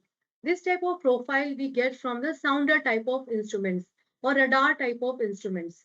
So in India, we had EOS-07, which is not now working, but we have a future plan mission. We had in Safir, Megatropic, the microwave sounder, and we have another plan mission, MATS and HyperMaths, which will provide us such observation. At present, we have GPM, DPR, CloudSat, EarthCare, other satellites which are belonging to other foreign agencies. But being on the polar orbit, they provide the observation over our Indian satellites also. So we get a very valuable information which is used for the tropical cyclone studies. These satellite data are the primary tool to monitor the tropical cyclone location, structure, and intensity, which is being used for the forecast of such system. This is the Indian third generation satellite, INSET 3D, 3DR, 3DS. There we have a 6-channel imager which work in different modes: visible, short infrared, mid infrared, water vapor, TIR1, TIR2. The visible data is provided only during the day hours. So during the night hours, we won't be able to get the visible data. Then we are restricted to the thermal IR data, which is provided in 4 kilometers, and the water vapor data, which is provided in the 8 kilometers spatial resolutions. These all data sets are combined together and provide us the observations of frequent evolution of the cloud over the tropical cyclones, which are used for further getting the structural parameters, which are used for the tropical cyclone. These are the India's workhorse for the weather application, because wherever any cloud system evolve, any low pressure system is forming, any extreme event is occurring, convection is occurring over the ocean. These are captured by these INSET 3DR, 3DS satellite, and we get a continuous watch of how it is getting evolved, where they are getting propagated, and how intense they are getting built up. For INSET 3DR and 3DS, as they are giving us continuous observation every 30 minutes, we get the observation from INSET 3D at 00 hour, then at 0:15 hour, we get the observation from 3DS, then again at 0:30 hour, we get the observation from 3DR, and then again at next hour, 15 minutes, we get the observation from 3DS. So 3DR and 3DS, earlier 3D and 3DR were used in the staggered mode. So every 15 minutes, we are getting the observations. And these observations were used for the tropical cyclogenesis prediction. And to estimate the tropical cyclone center. Center means the location around which the whole wind is rotating. The center information is very, very important because this actually provides us the exact geolocation of the cyclone, where the cyclone is exactly existing and when it is making the landfall. When this center hit the landmass, that point is called the landfall hit point, and that time is called the landfall location or landfall time. And if we have to estimate the intensity of the tropical cyclone, we have to look into the structure, how the cloud are structured over the cyclonic system over that center region. So we have a certain advanced algorithms, like we call it advanced Dirac technique ADT, where this satellite data from inside 3DR, 3DS, from different images sensors, whatever per IR visible, are ingested, and we get the information of the cyclone intensity. And this data is also ingested in the models to provide the tropical cyclone track and intensity prediction. So these satellites provide us a continuous observations, near real-time estimation of center and intensity, which are very helpful to get the understanding and to identify the tropical cyclone structural changes, its rapid intensification, its landfall, its propagation, and everything. These are the unblinking eyes from the sky, which are continuous providing us observations over the tropical cyclones. Another very important satellite that I mentioned is the scatometer. The scatometer provides us the observation over the low pressure, all the low pressure near the oceans. The advanced prediction of the tropical cyclogenesis is being done by utilizing such observations of the near surface winds. In addition to that, it provides us the complete surface wind structure. The winds around the cyclones are not symmetric all around. At some direction, the winds are higher. At some direction, it is relatively lower. And when cyclone is making a landfall, which sector of the cyclone is hitting the land, it makes a matter at that time. If the cyclone, which is having a high intensity wind, is going to hit the land first, it may get the more worse condition, more disastrous condition.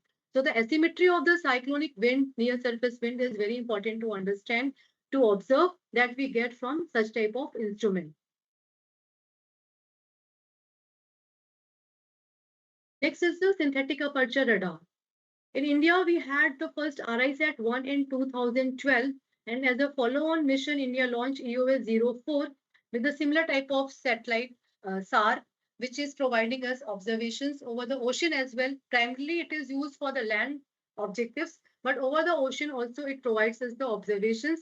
And if it is over the cyclone, it gives us a very high resolution, unique ability to observe the inner core of the system in a very high resolution, like in 100 to 500 meters.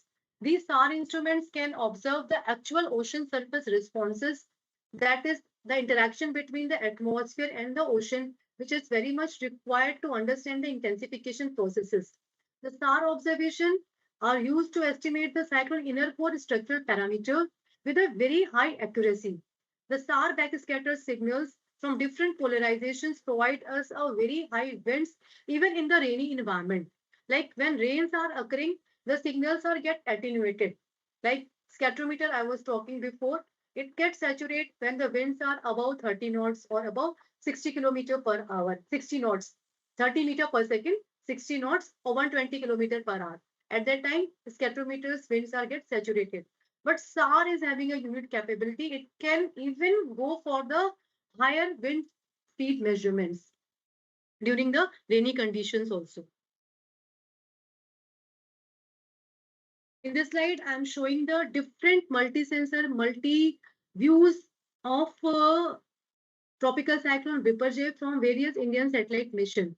Tropical cyclone Biparjoy conditions were also discussed in the previous presentation. Here you can see the scatterometer observations at every 12 hours. Almost we were getting over this system, and we are getting the information how these systems are propagating, how the winds are getting intensified.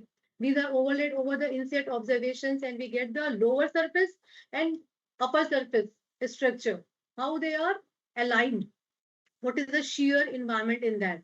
Then the high resolution surface information of the wind from the SAR. Here you can see very clear eye structure, very clear inner core of the storm. So this is very important to understand the process which is happening within the eye wall, within the eye of the system, which further enhance our understanding of the tropical cyclone intensification. Here you can see the inset satellite-based visible imaging and the IR imaging.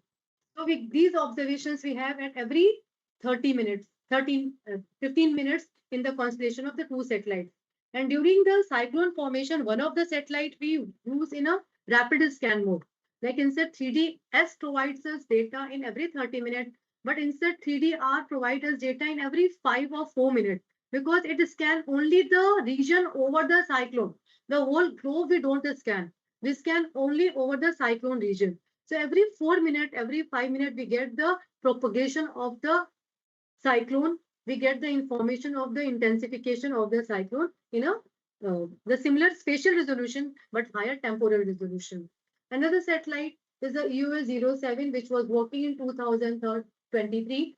There we get the vertical profile of the humidity and temperature. This gives us the information of the vertical structure of the atmosphere, which gives us the insight whether cyclone is going in that particular direction, what is the condition of the humidity, what is the condition of the moisture availability. This will further enhance the intensification of the cyclone, or it will inhibit the further development of the system. So that type of information, that type of conditions we get from such type of synoptic measurements. These satellites provide the observation over the processes during the cyclone formation, intensification, and after its landfall, how the things are changing. And combination of all these informations provide us a very enriched information which is used for tropical cyclone monitoring, analysis, and further forecasting and enriching our early warning system. Now I'll talk a little about the microwave channels, passive channels. Like I discussed earlier, that passive channels don't send their radiation to the earth. They sense whatever is coming from the clouds and the ocean and from the earth surface. So these are the passive microwave channels, like they work in a different frequency of the microwave, lower frequency to higher frequencies. And at different region, different range of the frequency, we get different part of the cyclone vertical structure, which is useful to understand to monitor the further development of the system. Like if I talk about the high frequency ranges, like 85 to 91 gigahertz, uh, these are the radiations where there is a lots of scattering is happening. So the information which is coming from the Earth surface is actually scattered. The information which reaches to the satellite is from the top level of the clouds. So we get the higher level cloud information from such type of channels. But if we talk about the 35 gigahertz lower frequency channels, there less its scattering happens. So whatever information we get from the lower surface, it reaches to the satellites. So the images, the data that we get from the 35 gigahertz, it actually provides us the indication of the surface of the tropical cyclone. So here you can see two images over the similar cyclone at the same time, which is mounted over the TMI satellite from different frequency banded of the passive microwave range, 89 gigahertz and 37 gigahertz. We can see that at 37 gigahertz, the eye structure is different. We can see the small eye, but at 89 gigahertz or 85 to 91 gigahertz, we get a larger eye dimension because the tropical cyclone eye is actually not a column. It is like a funnel. At the top, it is wide. At the bottom, it is narrow. So if we have to study the lower surface of the atmosphere, we should go for the 37 gigahertz or low frequency channels. And if we have to get the information of the upper level of the atmosphere or the higher clouds of the atmosphere within the cyclones, we should go for the higher frequency channels. These all observations are available and we used to use for the tropical cyclones during their analysis. The advantage of microwave channels is one more, that when we work with the IR channels or the water vapor channels or the visible channels, they gives us the information of the top of the atmosphere, top of the cloud. They don't go within the cloud what is happening. So if we are interested to understand what is happening inside the cloud, what is happening within the cloud, we need to go for the microwave channels because they can penetrate the clouds. So the combination of the IR and microwave all are integrated and we get the whole insight within the cyclonic systems. There are other multi-sensor products which I would like to talk about. These are not from the Indian satellite, but being on the polar orbiting satellite, they provide the observation over our cyclonic system which are occurring in the North Indian Ocean. So like the AMSR-2 microwave, Advanced Microwave Scanning Radiometer 2, this is on board on the GCOM-W, Global Change Observation Satellite Water. This provides us the sea surface temperature, atmospheric moisture, cloud liquid water information, precipitation associated with the tropical cyclones in its microwave capabilities. So the monitoring of the tropical cyclone fine structure, its rainbed organization over there, these type of satellite observations are used. These are freely available to the operational forecaster or to the meteorological agencies. They use such information to enrich their understanding and to generate the forecasts. Another type of advanced mission is a joint NASA-JAXA mission, that is the GPM-GMI, the microwave imager. This provides the high-resolution microwave observations of cyclone precipitation, including the rainfall intensity, the moisture distribution within the cloud system of the cyclone, and the whole convective structure. This type of information is very, very useful, like you can see in the figure. This is over the Totke cyclone over the Arabian Sea, which was very strong system, and we get a very fascinating, a very advanced information of the precipitation structure, rainfall structure over the cyclonic system. You can see the higher rains are at the other side. So this type of information, rainfall asymmetry, all we get from such type of systems. Another very advanced product is which we are getting from the rainfall information is from the dual frequency precipitation radar. These are the systems which are giving us a three-dimensional structure of the atmosphere, the clouds within the cyclone. We get the whole cloud structure, how the clouds, how the rain particles are varying within the all 3D profile, the all information we get from this dual frequency precipitation radar, because they work into the two way. These GPR consist of KU band as well as the Ka band. The KU band precipitation radar and the Ka band precipitation radar integration provide us the measuring both liquid and the frozen water within the cloud system of the cyclone. These are the updated version of the TRMM, and these are the working satellites which are providing the all over global cyclone information in all the basins. Whenever the cyclone occurs, this type of data is acquired and archived, and this provides us the full 3D information of the rain within the tropical cyclonic system.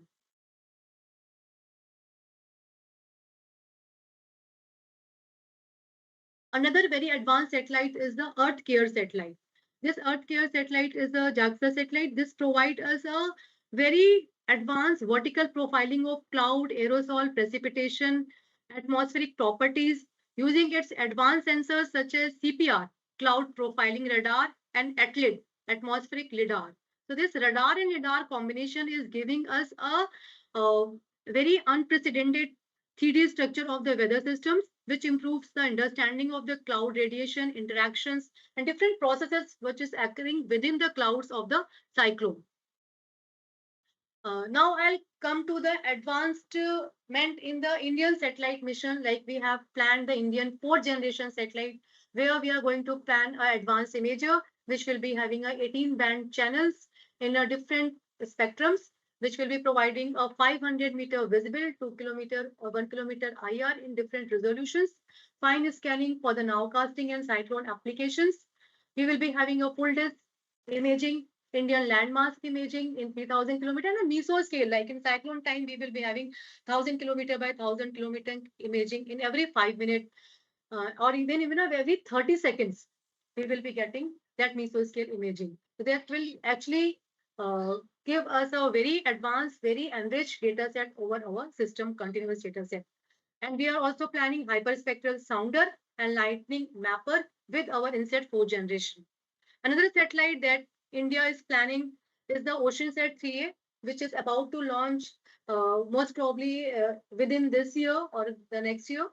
Uh, Here we will be having a multi-sensor. We will be having a spectrometer, which will provide near ocean surface winds. It will be having a maps, that is, we having a 6-channel sounder, which will provide temperature and humidity profiles. It will be microwave sounders, which will work in 183 gigahertz, like we had in Saphir in Megatropics, with a very high resolution of 16 kilometer. We are also going to have SSTM, sea surface temperature monitoring instrument. There will be having a 2 IR channels, 11 micron and 12 micron, that will give us images like cloud top images with a very wide swath. And also we will be having an ocean color monitor, which will is used for the biological oceanography application. So this will be giving us a multi-platform, single platform observation of different part of the cyclone. Like spectrometer will give us surface information, maps will give us the profile, and SSTM will give us the top view of over the clouds. This will give us a continuous observation in a polar orbit, will be used very much for the tropical cyclone studies. Another satellite is GISAT-1R, which is also planned to be on a geo platform, which will provide us a very high resolution spatial and temporal observations from different spectrums. Now, if I talk about the future international missions, so there is a planning of imaging in far infrared, sub-millimeter microwave radiometers are planned. Doppler precipitation radars are planned, which will be having a very fine capability to measure the precipitation. And another advanced mission is a GeoXO of NOAA, where the high spectral, spatial, and temporal resolution imaging will be performed in addition to the hyperspectral sounder and lightning mapper. So the plan is to have a constellation of the satellite, multi-frequency measurement, active or passive, in a constellation of the small satellites, which will provide imaging, sounding, and radar capabilities, which will be utilized for the advancement of the weather prediction, more accurate generation of the early warning that will help for the people to save their life and all. So here I summarize this presentation. Um, at the end, I'll say that geostationary polar satellites uh, all are enabled us the understanding to monitor the tropical cyclone throughout their life cycle, from genesis to landfall and post-landfall.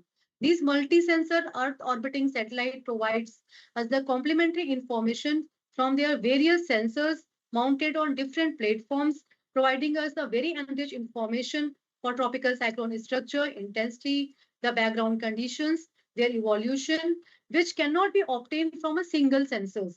So the future is just focused on the seamless integration of these multi-platform sensor observations with advanced approaches to support the more accurate, timely disaster risk reduction and reduce the life and property loss which happened during the landfall of the tropical cyclone. Here, I finished my presentation. Thank you very much for listening.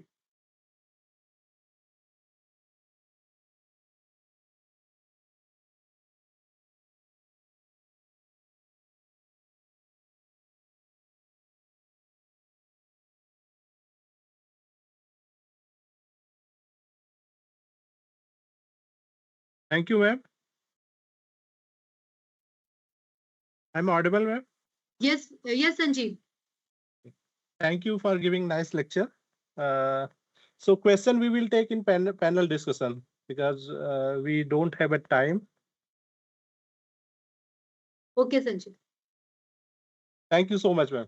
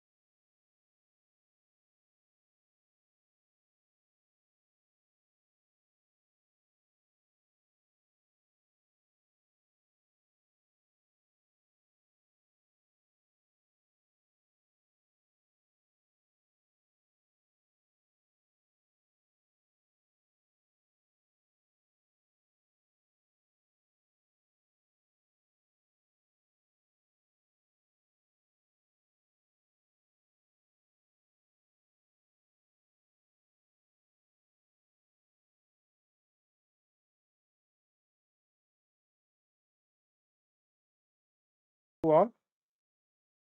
So it's my pleasure to introduce our next speaker, Mr. Ravi Shankar Nimani. He is basically doctoral researcher at Data Assimilation Center, Department of Metrology, University of Reading, United Kingdom, which is one of the world leading university and internationally renowned for the excellence in the metrology, atmospheric science, and climate research. His research focus on application of machine learning for next generation data assimilation. So in previous lecture, we have learned about the data assimilation. Now you will see the more detail about the data assimilation system. His research interests include high resolution numerical weather prediction data assimilation, machine learning, remote sensing, and artificial intelligence for weather forecasting. He has worked on several innovative projects involving AI-based weather predictions, automated forecasting system, tropical cyclone analysis, and deep learning application using WRF and high performance computing. Today, he will deliver a lecture on role of data assimilation and artificial machine learning, artificial intelligence and machine learning for improving tropical cyclone forecasting. So now I invite Mr. Ravi Shankar Nimani to deliver a lecture. So Mr. Ravi Shankar Nimani, over to you. Thank you very much, Dr. Sajeev. Is my screen visible now? Can you confirm? Okay. All right. Good afternoon, everybody. The screen is not visible. Your PPT is not visible. I think I'm sharing the screen. Yeah, now it is visible. Okay. Right. Okay. Good afternoon, everybody, and good morning or good evening, whoever is watching this lecture. And I'm Ravi Shankar Nimani. I'm a doctoral researcher at the University of Reading in Data Simulation Research Center. So today the lecture is about how tropical cyclones forecasts are produced and how recent advances in data simulation and artificial intelligence are improving them. So the central idea is very simple. It's to predict the future. We first need the best possible estimate of the present. For tropical cyclones, this is difficult because they often form and intensify over the ocean, where direct observations are very much limited. So data simulation helps us combine all observations, all available observations, which with the computer model forecasts. The current scenario, like the current regional recent developments include AI and machine learning, which add new capabilities, especially in quick forecasting, storm detection, track prediction, bias corrections, and forecast guidance. The main message is that the future of tropical cyclone forecasting is not only just physics, and is not only AI, but the strongest forecasting systems are likely to combine observations, physics-based models, ensembles, and AI ML in the final product. Okay. Okay. Why tropical cyclone forecasts matter? You might have got to know what is a tropical cyclone and why do we forecast, but yeah, why do they matter actually? So tropical cyclones are most damaging weather systems on Earth. They can bring destructive winds, intense rainfall, flooding, storm surge, dangerous waves, and coastal erosion. A forecast is not just a scientific product. It is a decision-making tool. So forecasts help governments decide when to issue warnings, when to evacuate people, when to close ports and airports, and how to prepare emergency services. They also help communities, farmers, hospitals, power companies, insurance groups, and transport operators reduce the risk of this damage. For a general audience listening to this lecture, it is useful to say that a cyclone forecast answers several practical questions. Where will the storm go? Like, how strong will it become? And when will it reach the land? How much rain will fall? How high could the storm surge be? Which areas are at greater risk? So the aim of forecasting is not simple to draw a line on a map. The real aim is to reduce risk and give people more time to act, to be prepared for whatever is going to happen. Okay. Why do we forecast? Is when people hear forecast, they think about just the track. Track means the predicted path of a cyclone center. However, the complete cyclone forecast includes much more than a track, actually.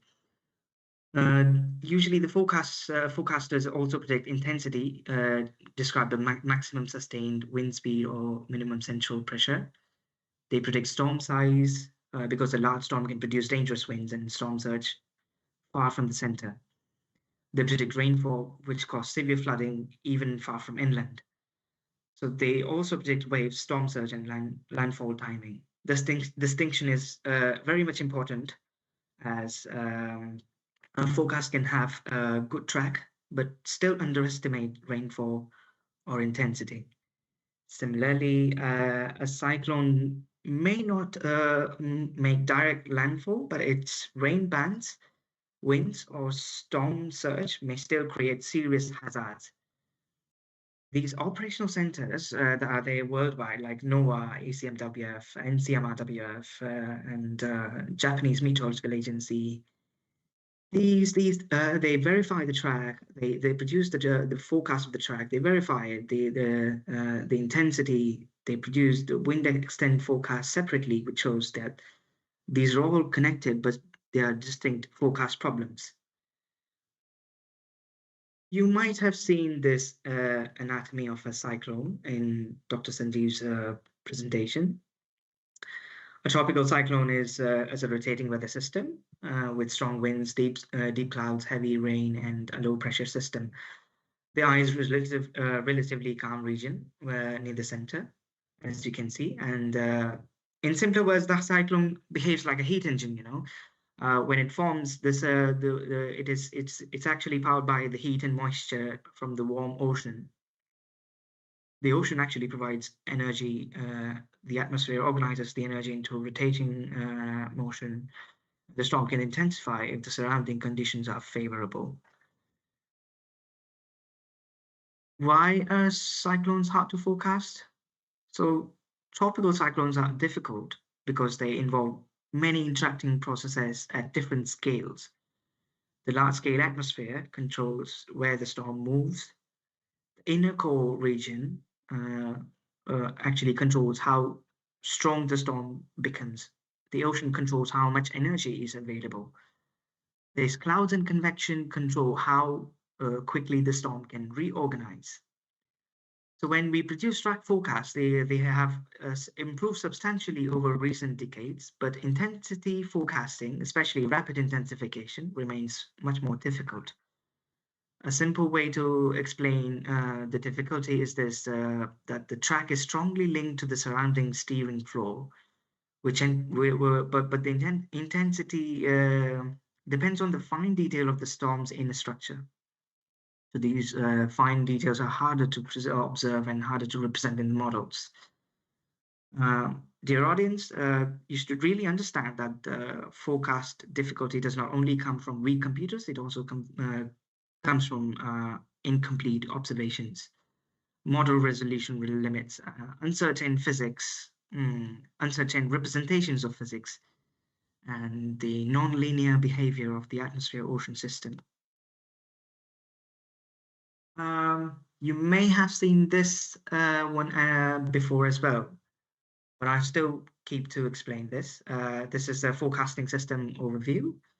A modern tropical cyclone forecast system mainly has like 4 stages.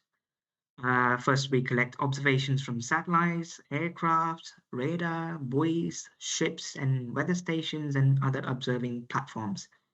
Second is where the data simulation combines those observations with the previous model forecast. to produce the best estimate of the current atmosphere.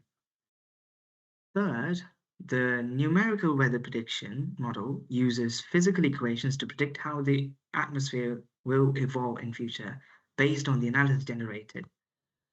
So the analysis is also generated from a background forecast. So it's like a cycle thing. So fourth is when the forecast is produced, forecasters interpret the model guidance and issue warnings. The important point, dear audience, is that the forecast does not begin with observations alone. Observations are incomplete. The forecast also does not begin with the model alone because model have errors. So data simulation is the bridge between observations and models. This data simulation is not just a mathematical calculation, it involves physics and everything like. So I'll just explain numerical weather prediction in very simple terms. So numerical weather prediction means using mathematical equations and computers to predict the atmosphere. So the numerical model divides the atmosphere into many grid boxes. In each grid box, it predicts variables such as wind, temperature, pressure, humidity, clouds, and rainfall. Rainfall is a diagnostic product, while the other variables such as wind, temperature are prognostic. So a simple model equation is represented by xt plus delta t equals m of xt, where m is a function of the current state of the atmosphere. And this includes wind, temperature, humidity, pressure, and other prognostic variables. The m is the forecast model, which is a nonlinear model. It represents the physical equations and numerical methods used by the computer. The term xt plus delta t is predicted atmospheric state after a time interval delta t, which is in the future. So this will calculate the future atmosphere, but if the starting state is wrong, the forecast will also be wrong. This is why data simulation is so important. A simple analogy is a numerical model is like a vehicle, and the physical equations are like engine, but the journey cannot start correctly unless the vehicle starts from the right location, right? So it's something kind of an initial condition problem. So weather forecasting is very sensitive to this initial condition. The initial condition means that the model's best estimate of the atmosphere at starting time of the forecast. For tropical cyclones, this is especially very important. A small error in the cyclone center can cause a track error later. A weak or poorly represented vortex meaning the cyclone, I mean the spinning of the instantaneous spin of the cyclone, can lead to a poor intensity forecast. So if variables like moisture, wind shear, or ocean conditions are wrongly predicted, the model may miss intensification or weakening. The difficulty is that if we cannot observe the entire atmosphere perfectly, there are actually satellites that observe large areas. As you may have seen in the previous lectures, that satellites observe very large area and they provide a large coverage actually, which the conventional observations may not be able to provide. But they may not directly measure the exact model variables like temperature or humidity or something. Satellites observe radiance. So observations from aircrafts and drop sondes provide very valuable direct measurements, but they're very limited in space and time. Radar is also excellent near land, but many storms spend most of their intensification or their life over the ocean. So the main question becomes, how do we build the best complete atmospheric picture from incomplete and imperfect observations? Now, that is the role of data simulation.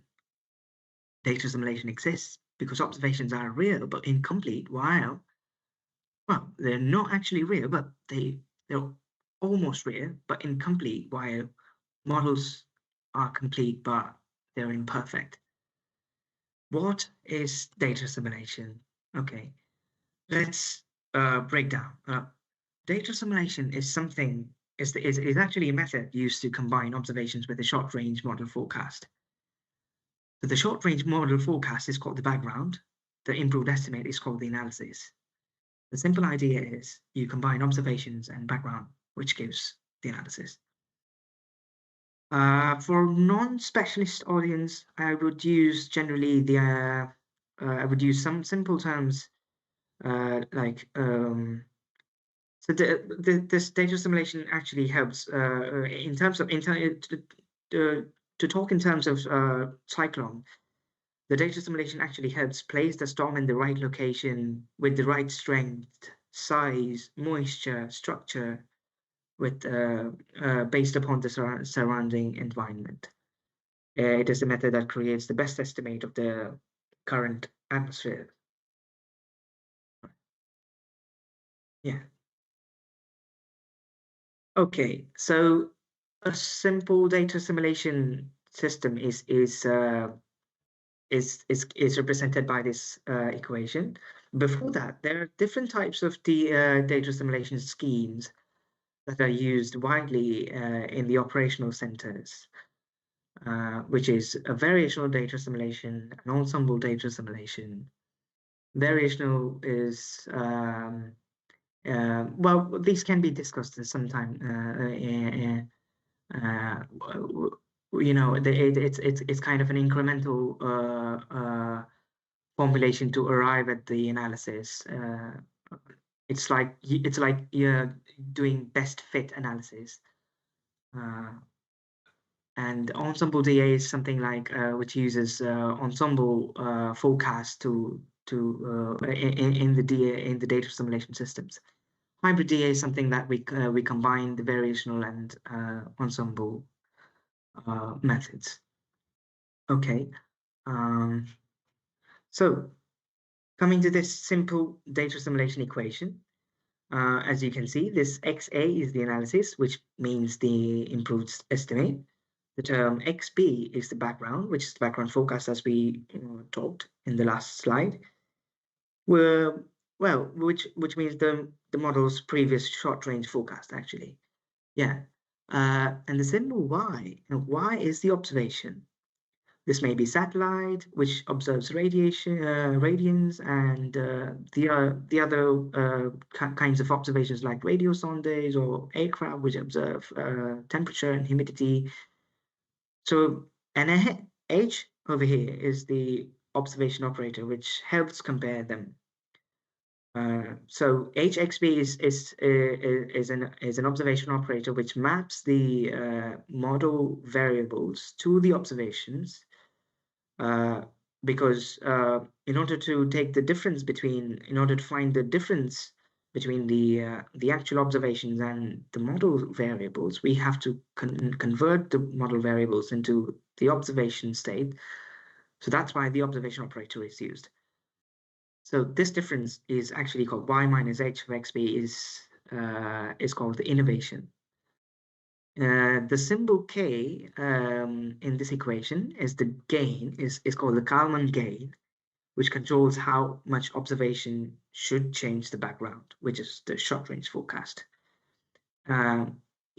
If I want to say in simple language, the equation says start with model background, compare it with observations, and correct it by an amount that depends on uncertainty. So why am I talking about uncertainty? Like the model, since we know that the model is imperfect, it comes with some uncertainty. So the amount of uncertainty, based on the amount of uncertainty, the data assimilation system actually corrects the background state with the help of observations. If observations are trusted more, the correction would be larger. If the model background is trusted more, the correction is smaller. So There is a simple picture of the analysis of the data assimilation, how the previous forecast is corrected when with the observations in space and time. You can see the model trajectories. XB is the previous forecast, XA is the corrected forecast. And these observations may come from the global observing systems like aircraft, satellites, ships, surface stations, or whatever. We will, in order to feel how the data assimilation happens, I've got some very simple data assimilation example. Now, in this example, suppose the model background says the temperature is XB, which is 28 degrees Celsius, and the thermometer observes Y, which is 30 degrees Celsius. Now, if the observation is more reliable than the background, that means the background is imperfect, the analysis should actually move closer to the observation, which is 30 degrees Celsius. If we take the Kalman gain, which is the weight, as 0.8, and we fit in this analysis equation, the innovation vector, which is 30 minus 28, is 2. And if we, if we calculate this analysis, we end up with analysis of something 29.6 degrees, which is closer to the observation. It is closer to the observation because we trusted the observation more than the background. This is the core idea of data assimilation. This example usually works well because everyone understands temperature and the calculation is simple enough to follow without any training. So as I showed this global observing systems for tropical cyclones. Tropical cyclone forecasting actually depends on many different observing systems. Satellites provide the broadest coverage, especially over the oceans. Infrared satellites show cloud top temperatures. Microwave satellites can give information about precipitation and inner storm structures. Spectrometers estimate ocean surface winds. Aircraft reconnaissance and drop sonders provide direct measurements inside and around the storms. Radar near land actually gives more detailed information when storms are close to the land. And there's ocean information as well from the satellites. So the key point is that no single observing system is enough, but each one sees a different part of the atmosphere. Satellites give wide coverage, but maybe indirect. Drop sonders are very much direct, but they're very sparse. Radar is detailed, but actually they're geographically limited. Data assimilation is valuable because it can bring these direct observations into one physical, consistent model state. Recent reviews of tropical cyclone data assimilation highlight the importance of data like radar, satellite winds, and sky satellite radiances for improving tropical cyclone analysis and the forecasts.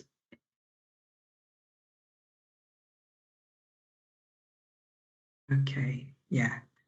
Now, a visible or infrared satellite image could show the pattern from, sorry, I missed the, yeah. A visible or infrared satellite image shows the cloud pattern and it helps identify the storm center, like this one. It will show the microwave satellites actually reveal hidden and eyewall and it can actually show the replacement cycles of rain bands as shown in the previous lectures. Radar can also show rainfall and wind structure in great detail. And every observing system is very much important to get a best picture of the current state. So Now I'd like to discuss, since we talked about the uncertainty of the model, where the model being imperfect. An important advance is the use of ensemble information in data simulation. An ensemble means running several model forecasts with slightly different initial conditions, where we use set of a perturbed physics representation or a different model assumptions. The spread actually, like this one, the spread, as you can see in this picture, there's a lot many track forecasts, which is the different ensemble members, showing the spread among ensemble members actually gives information about forecast uncertainty. This actually matters because forecast errors are not the same everywhere. Around the tropical cyclone, errors may be large near the vortex, rain bands, or steering flow, while on the other day, the sensitive area may be very much different than the previous day of a tropical cyclone life cycle, in a tropical cyclone life cycle. Ensemble data simulation helps actually the system to estimate where the forecast is uncertain today, or at the perfect or at the preferable time, or at the or at the or at a or actually analysis time or a forecast time, and not just where it is usually uncertain.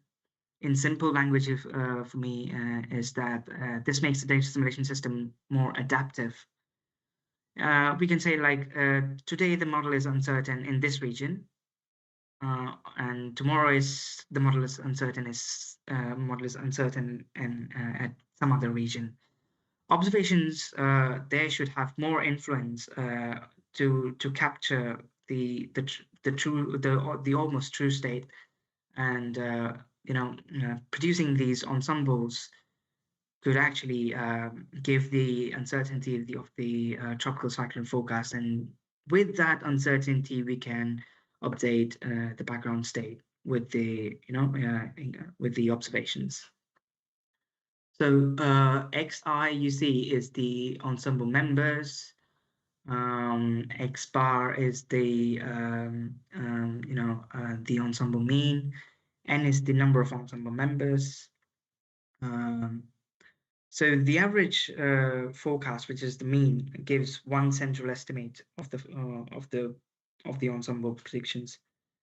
So to get the uncertainty, to calculate the uncertainty, which is represented by COV, which is the covariance, it is represented by this equation: n minus 1 over n, summed over the difference between every ensemble member with the ensemble mean squared. So this actually, this covariance measures the spread of the ensemble members around their mean. Large spread means the members disagree more, so uncertainty is more. Small spread means the members are closer together, although that does not guarantee that they're actually correct. So this will decide the weight in the analysis equation, as you've seen here, the K. Okay, this depends on the uncertainty that the model has, and the uncertainty that the observations also have. So the analysis actually depends on the uncertainty. So that's why the uncertainty, capturing the uncertainty, is very much important. Okay, so there's a recent, data simulation advancement is like using all sky radiance assimilation, which is a very important one, where in satellite data simulation, where satellite radiances actually are very cloudy in rainy areas. Older data simulation systems used many satellite observations, mainly under clear sky conditions. But tropical cyclones are full of clouds and precipitations. If we only use clear sky observations, we will miss information from the most important part of the storm. Now, the all sky radiance assimilation tries to use satellite information even from the clouds. Okay, this information like this one in the picture. So this tries to use the information from the clouds and precipitation which are present. This is difficult because cloud and rain processes are actually very complex. The observation and the representation of the physics is complex, but it's valuable because the storm's moisture, convection, and inner structure strongly affect they actually strongly affect the intensity and the rainfall forecast. I think for me, a general way to say this is for tropical cyclones, the cloudy region is not the region to avoid. It is the region we most need to understand. That's why the all-sky assimilation attempts to extract useful information from these cloudy and rainy areas. Recently, NOAA hosted a review of tropical cyclone data assimilation, which identifies all-sky ratings assimilation as an important development area, especially in the tropics.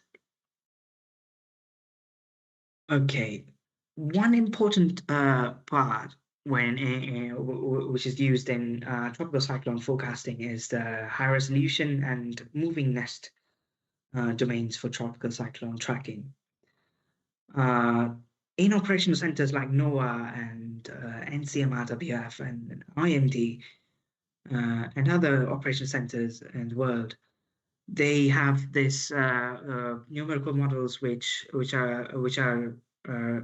come with tropical cyclone tracking, which have moving nest configuration, and they also have high resolution physics with the storms inner core data assimilation as well. So it's like they have the data assimilation inside. So actually the moving nest means that the model has a very high resolution region that actually follows the storm. Instead, in general numerical weather prediction models, the domain does not move. In that case, the tropical cyclone is not followed or it's not tracked, actually. Special systems for tropical cyclone forecasting use this moving nest, which means that the model has a very high resolution region. So to better capture the high resolution processes, which are at micro and meso scale processes that actually follow the storm. So this is very much important because the cyclone's inner core is much smaller than the full global atmosphere. If we used high resolution everywhere, the computation would be extremely expensive. A moving nest, by using this moving nest configuration, which will allow the model to just focus the detail where it is needed most. I mean, just focus on where the tropical cyclone is instead of focusing on the whole domain of the numerical model. I like to use some general terms like a camera zoom. So it's like zooming the picture to the tropical cyclone. Since the global numerical model actually sees the large scale environment, while the moving nest zooms into the storm itself. That actually helps represent features like the eye walls, rain bands, sharp wind gradients, and inner core structure. NOAA has also recently had this next generation model called HIIRS, which is the Hurricane Analysis Forecast System. You can have a search, you can have a Google search, and you'll get more information about that system. They have a very advanced model, and they also have this data assimilation, advanced hybrid data assimilation methods for this kind of nested configurations. One more thing is for the tropical cyclone forecasting is this. You may have seen this slide in earlier lectures as well. Is that the atmosphere-ocean coupling? Tropical cyclones do not only respond to the atmosphere, they also interact strongly with the ocean. A cyclone extracts heat and moisture from the ocean surface. strong winds actually mix the upper ocean, which is the surface of the ocean, that can bring cooler water upward from the ocean beneath. This sea surface cooling can reduce the energy available to the storm. There's a mix of ocean and atmospheric interaction processes. This is like this is like a feedback process that happens actually in the life cycle of storm development. That is why modern tropical cyclone forecasting systems increasingly include atmosphere-ocean coupling. In a coupled system, the atmosphere affects the ocean and the ocean affects the atmosphere. For intensity forecasting, as we discussed previously, this is very much important. If the numerical model treats the ocean as fixed, if the model is not coupled, let's say, it may overestimate or underestimate the energy supply that's going to the tropical cyclone growth. But if the model allows the ocean to respond, it can represent feedbacks between wind mixing of the ocean, waves in the ocean, sea surface temperature of the sea surface temperature, and storm's intensity. So, audience, the simple message is that a tropical cyclone is not only an atmospheric problem; it is an atmosphere-ocean problem. So,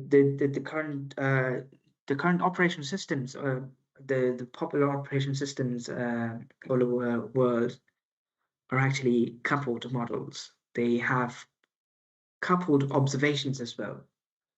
So there are observations from ocean, there are observations from atmosphere, there are observations from land, which help improve the tropical cyclone predictions. Although we missed one thing, while the tropical cyclone goes through this development phase, there is this term called rapid intensification. Okay, and what is rapid intensification actually? Rapid intensification means that a tropical cyclone strengthens very quickly over a short period of time. This is one of the most dangerous forecast challenges. I mean, it is the most important challenges because it can leave communities with little time to prepare. It is also one of the hardest problems because it depends on inner core structure, ocean heat content, moisture, convection, and storm organization. If I were to explain in general terms, a strong storm getting very, very stronger. It is a very fast structural change in the storm. The storm may suddenly organize its eye wall. It may suddenly reduce internal asymmetries. It may suddenly access strong ocean heat content and intensify very rapidly. Recent guidance tools actually combine some environmental predictors and some of the most satellite information, statistical and dynamical relationships between the variables, between the different variables, and this will help the model forecast to estimate the probability of rapid intensification. Now, if I had to talk about AI and ML, AI/ML is increasingly relevant here because it can learn patterns associated with past rapid intensification cases. However, because rapid intensification is very complex, it remains still a challenging problem. Where the observations, data assimilation, high resolution models, ensemble predictions really become important. Since the talk also includes artificial intelligence and machine learning, I'm going to talk about that. Artificial intelligence and machine learning, this is one of the major applications in tropical cyclone forecasting or general weather forecasting, means using data actually to learn the patterns. Most of you people will be might have come across this the term artificial intelligence, and it's very much popular. So I'm assuming that most of them do know about machine learning, what machine learning is. So in weather forecasting, AI and machine learning models are often trained using many years of atmospheric data, such as the reanalysis datasets produced by the operational centers. They learn these relationships between the current atmospheric state and the future atmospheric evolution.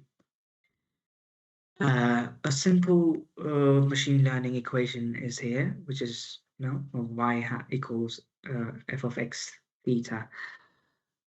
So here x is the input information, which could include the previous weather, the past weather data, which can include variables like wind, pressure, humidity, sea surface temperature, satellite imagery, or past cyclone information. The function f with parameter theta is the machine learning model. The theta represents the parameters learned during the training process. I'm sure you'll be having more to learn more about this artificial intelligence and AI-based weather prediction forecast in the next lecture. But then I'll just give a gist of AI. So the output here, y hat, is the prediction, which is such in our case is the future cyclone position, is the future time step where the cyclone has the intensity and the cyclone's rainfall, or even the probability of rapid intensification. The AI model takes input data and produces a prediction based on patterns it learned from the past examples. The important point is that AI does not automatically understand physics. It learns the statistical relationships with the physics involved. That is powerful, but it also means AI must be carefully tested because even though it learns the physics, it learns the statistical relationships within the physics. Still, it is the statistical model. So, yeah, you have to be very careful when forecasting with the AI model, because they can be very much random. If we forecast, if we wanted the forecasting like in medium range or a long range forecast. So, okay, where AI ML helps.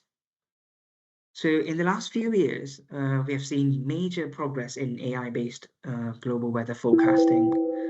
There's many models. There's many AI-based models like Pangu Weather, GraphCast, and AIFS or GenCast, like machine learning models or deep learning models that could actually produce fast and accurate medium-range global forecasts and could support applications like tropical cyclone tracking. The GraphCast showed strong medium-range forecast skill and better severe event prediction, which I forgot to produce. I think, include a picture of it. But yeah, yeah. So they have very nice predictions, better severe event predictions, including tropical cyclone tracking. ECMWF, which is the European Center for Medium Range Weather Forecast, made its artificial intelligence forecasting system, which is the AIFS, operational recently in last year, running it alongside its physics-based integrating forecasting system. So ECMWF states that AIFS shows gains for many measures, including tropical cyclone tracks.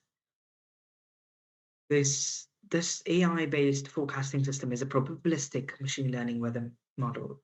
So it reports strong performance in several forecast tasks, including tropical cyclone track prediction. So the message is AI weather prediction has moved from experimental curiosity to serious forecast guidance within only a few years. However, it is still important to evaluate AI models carefully for tropical cyclones, especially for intensity and well, the rapid intensification, as we talked before. So it can detect. So there are different types of AI models that can detect satellite storm patterns. By looking at the satellite pictures, they can track. They can provide a probability of a forecast, with a very fast operating speed. But remember that AIML is not a direct replacement in the forecast chain. It just strengthens the guidance. So there are, as I told you, there are recent systems and like Bangalore, the ACMWF, AIFS, GenCast, GraphCast. So as you can see, this is also a typical model of the AIFS produced by the ECMWF. So they observe the model, like they feed in the data to the AFS model, and the AFS learns the past data, and it predicts. And also we also have this AIFS ensemble version, which predicts which gives ensemble forecast, which gives different scenarios of of the storm evolution or the weather. The future is is very much like AI combined with physical forecast. In this slide, you can see that the AI, with the use of AI and AI ML models, the probabilistic machine learning models, they predict the tracks, the different probabilities of the track, and most of the operational centers are also having their own AI-based models, which are trained on past data, past tropical cyclone data, which can early recognize the tropical cyclones, and they can track its path, they can track its intensification. Yeah. So I'm going to talk about strengths and limitations of AI. Well, AI has clear strengths. It can be very fast. It can learn complex patterns from large data sets. Can provide useful track guidance. It can help with post-processing and bias correction. Can also generate large number of forecasts more cheaply than traditional high-resolution numerical models. But AI has limitations.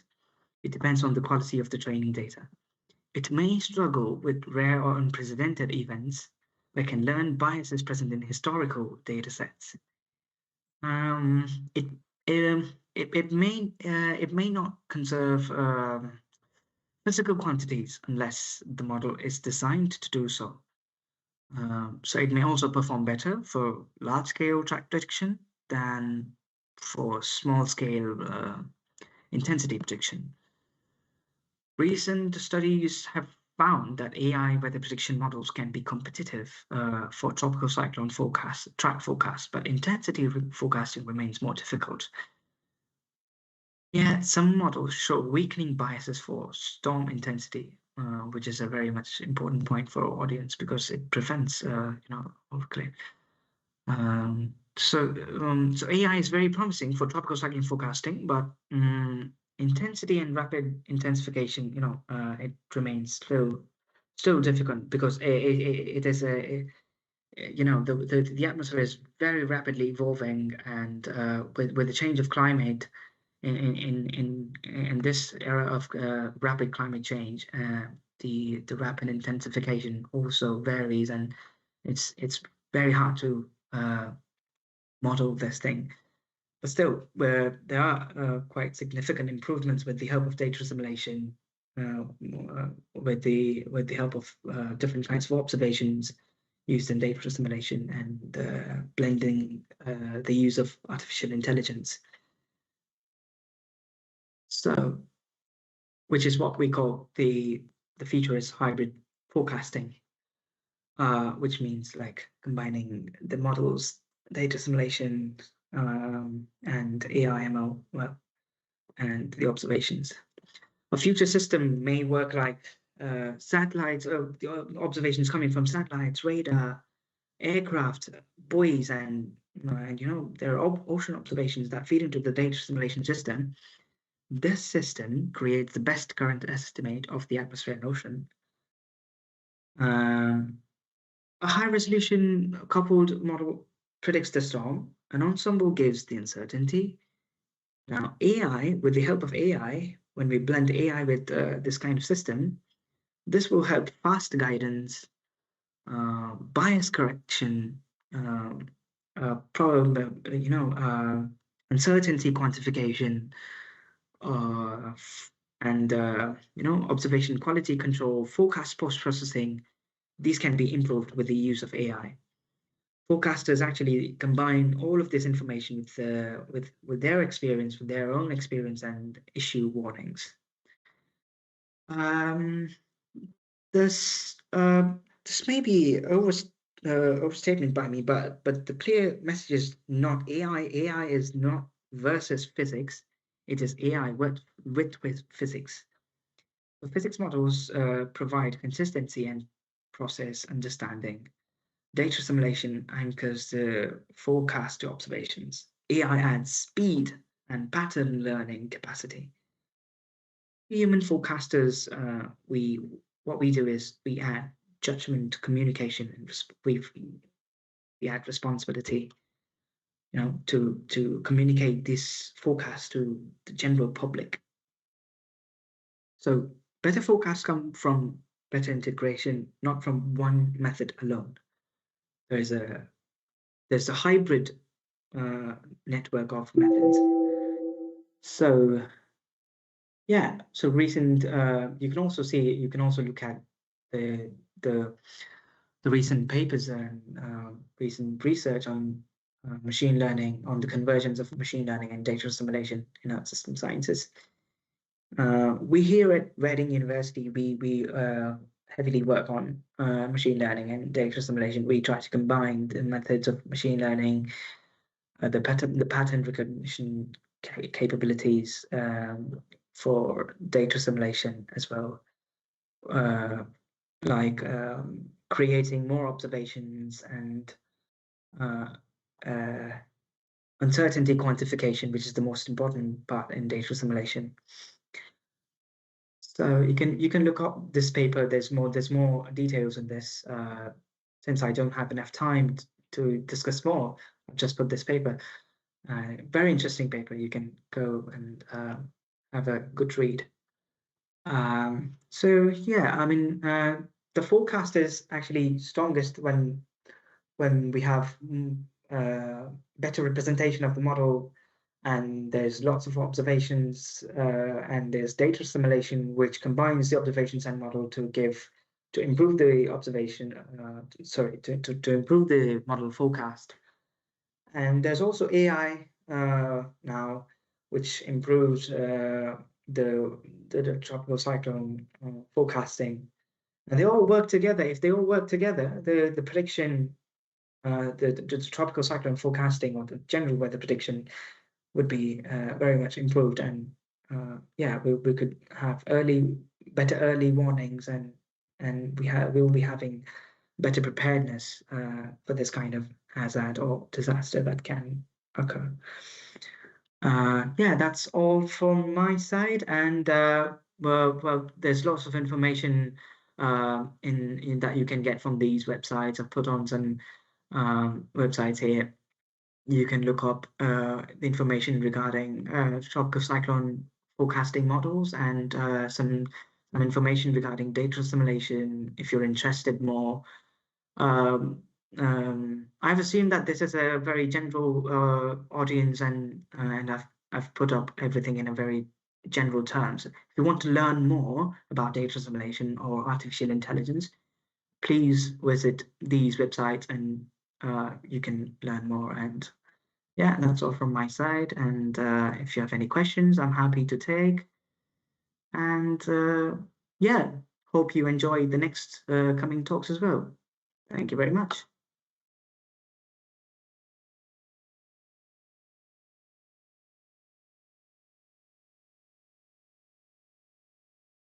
Hello. Hello. Thank you, Ravi. Thank you Yeah. for a nice lecture and Yeah, explaining about the application of artificial intelligence and machine learning for tropical cyclone. And very well discussed about the data assimilations, how data assimilation is being done. So I request participants to drop your questions. We will discuss during the panel discussion. So now this is the last session, pre-lunch session. This is the last lecture of pre-lunch session. So now we will join at 2 o'clock. The one lecture is arranged by the Dr. Swapan Malik. Very interesting lecture. This is also a next generation AI framework for extreme weather predictions. So we will join at 2 o'clock. So thank you all.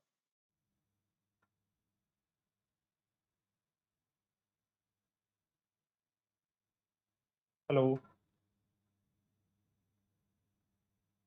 Hello. Hello. Yeah. I'm audible.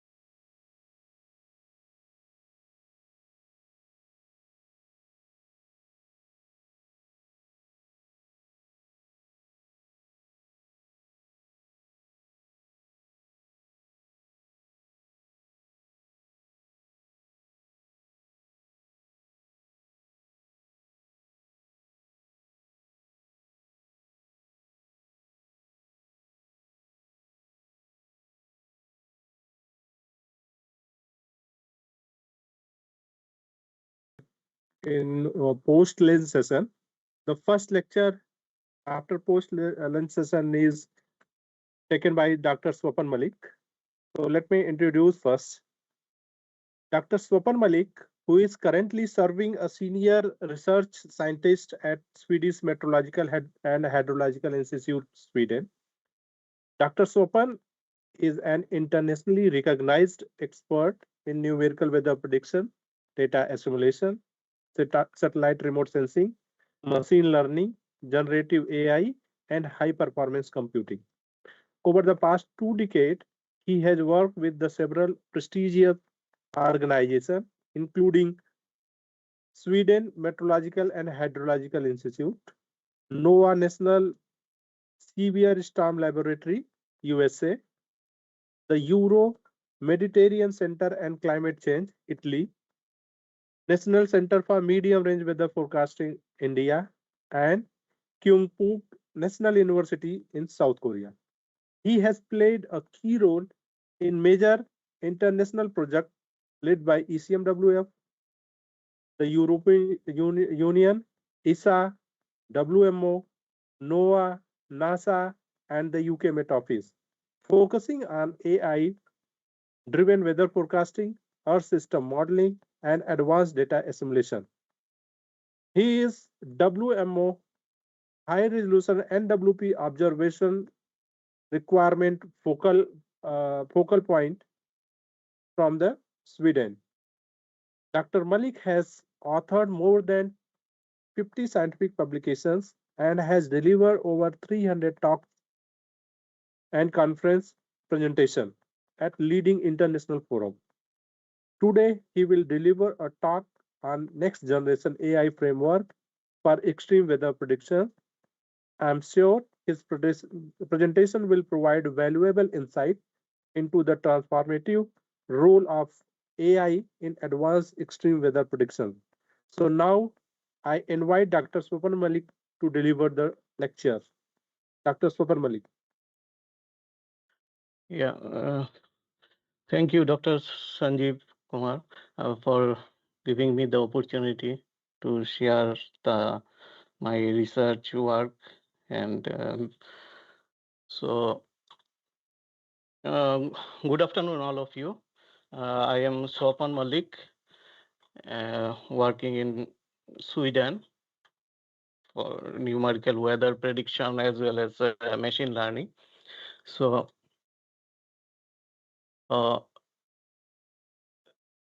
my today's talk is basically on next generation artificial intelligence framework for extreme weather prediction. But before that, I'll discuss some initial results and what is numerical weather prediction system. As we see the last few 2-3 talks by Dr. Sanjeev Singh and others, they have already provided all the information about the tropical cyclone, then satellite data, the importance of satellite data for tropical cyclone prediction, and also this AI-based tropical cyclone forecast. My talk is overall the summary of all the importance perspectives of AI observations and the satellite data in both numerical weather prediction as well as this AI-driven models.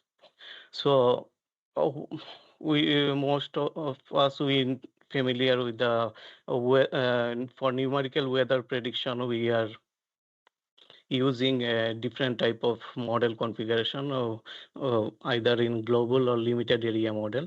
So basically what we are doing, we have a 3D grid cell which represent the spatial, temporal and height level grid cell. So in Earth atmospheric science, all the grid cells are we need to simulate all the grid cell information correctly, which provides us the physical as well as dynamical information. So this shows the scales in space in time. So for for different scale, we are using a different for different type of forecast. We are using different type of scale. Also that different time scales for cyclone or tornado or heavy convective scale, which is almost nearly less than 1 kilometer to 1,000 kilometer, and also the lead hour. It depends on the event wise, so it's like a few hours, like 6 hours or uh, 6 hours to 3 days or 4 days forecast. So in mesoscale forecast, which generally we are using in high resolution limited area model, it includes the convection, the storm, tropical cyclone, those things. Also in nowadays in global model also, we high resolution global model also more accurately forecast the tropical cyclone, which my friends, Dr. Sanjeev has shown in his previous lecture. So coming to the weather, numerical weather prediction, what we are doing, basically there are mainly 3 steps. In step 1, we are processing the data, which is the input, and this data from different sources, which may be a conventional data or satellite radar, all the sources of data. We are extracting those data, then quality control, then bias correction, and then we are using the different type of data assimilation method. I'll discuss about this in next slide. Then in step 2, we are using the prediction model, which may either a global or a mesoscale model for the numerical weather prediction. And then step 3, we post process those output from the step 2, which is NWP model output. So in post process, like we are not numerical weather prediction is not able to forecast directly all the variable like rain or precipitation or cloud informations. So those things need to be post processed. So coming to the data assimilation for the input of the NWP model, this is more important part, and here we are using in NWP system, we are using varieties type of sources of data, including satellite, radiance, conventional data like CNOP, buoy, and sheep, then radius on the data. But actually we are not using those data directly in our model. Before that, this data or observation need to pass the quality control or data thinning. So there is a many scientific way to analyze those data. So this is a quite challenging part in the data assimilation system. So what what data assimilation method is doing, it's actually generating the more accurate analysis or initial field from the information from observation as well as the previous model output. So in last talk, we have shown that how the data assimilation works, and generally we are writing this cost function, which is based on the variational data assimilation method. So in 3D bar or 4D bar variational data assimilation method, there are other methods are there like Kalman filter method, Kalman filter or extended Kalman filter, then hybrid methods are there. So but it depends on the methodology and the data, the domain information, how big our domain is there, and also it's cost effective. The data simulation itself is a very expensive. So like a Kalman filter is expensive compared to the variational data simulation method. But nowadays, a lot of operational agencies are using for the limited area model, like tornado prediction, severe weather prediction in US NOAA for Kalman filter method. Also in ECMWF, we are using this variational data assimilation method and hybrid data assimilation method in global forecast. And okay, so nowadays we have a huge satellite data, and not only satellite, all types of observations are available. And in terms of satellite data, we have a lot of geostationary as well as polar orbiting satellite data, which covers day and night full globe coverage, and also many hyperspectral satellite radiance data has more than 1,000 channels. So it's impossible to assimilate or use those data set in the NWP system because of their resolution and the expense. So this figure shows the total over coverage all over the globe, the geostationary as well as polar orbiting satellite data. And for more information on this WMO, World Meteorological Organization satellite page is there, Oscar. So all the satellite informations are available, and also which how many sensors and other properties are available in this website. Now coming to this is one example for the polar orbiting satellite advanced very high resolution radiometer. So we are collecting those data from before 1980, but nowadays it's a very high resolution data, and we can see that the ascending and descending swath, it depends on the time. So ultimately, if we collect this AVHR data for whole globe in a single time, so it almost covered the whole Earth in a single time.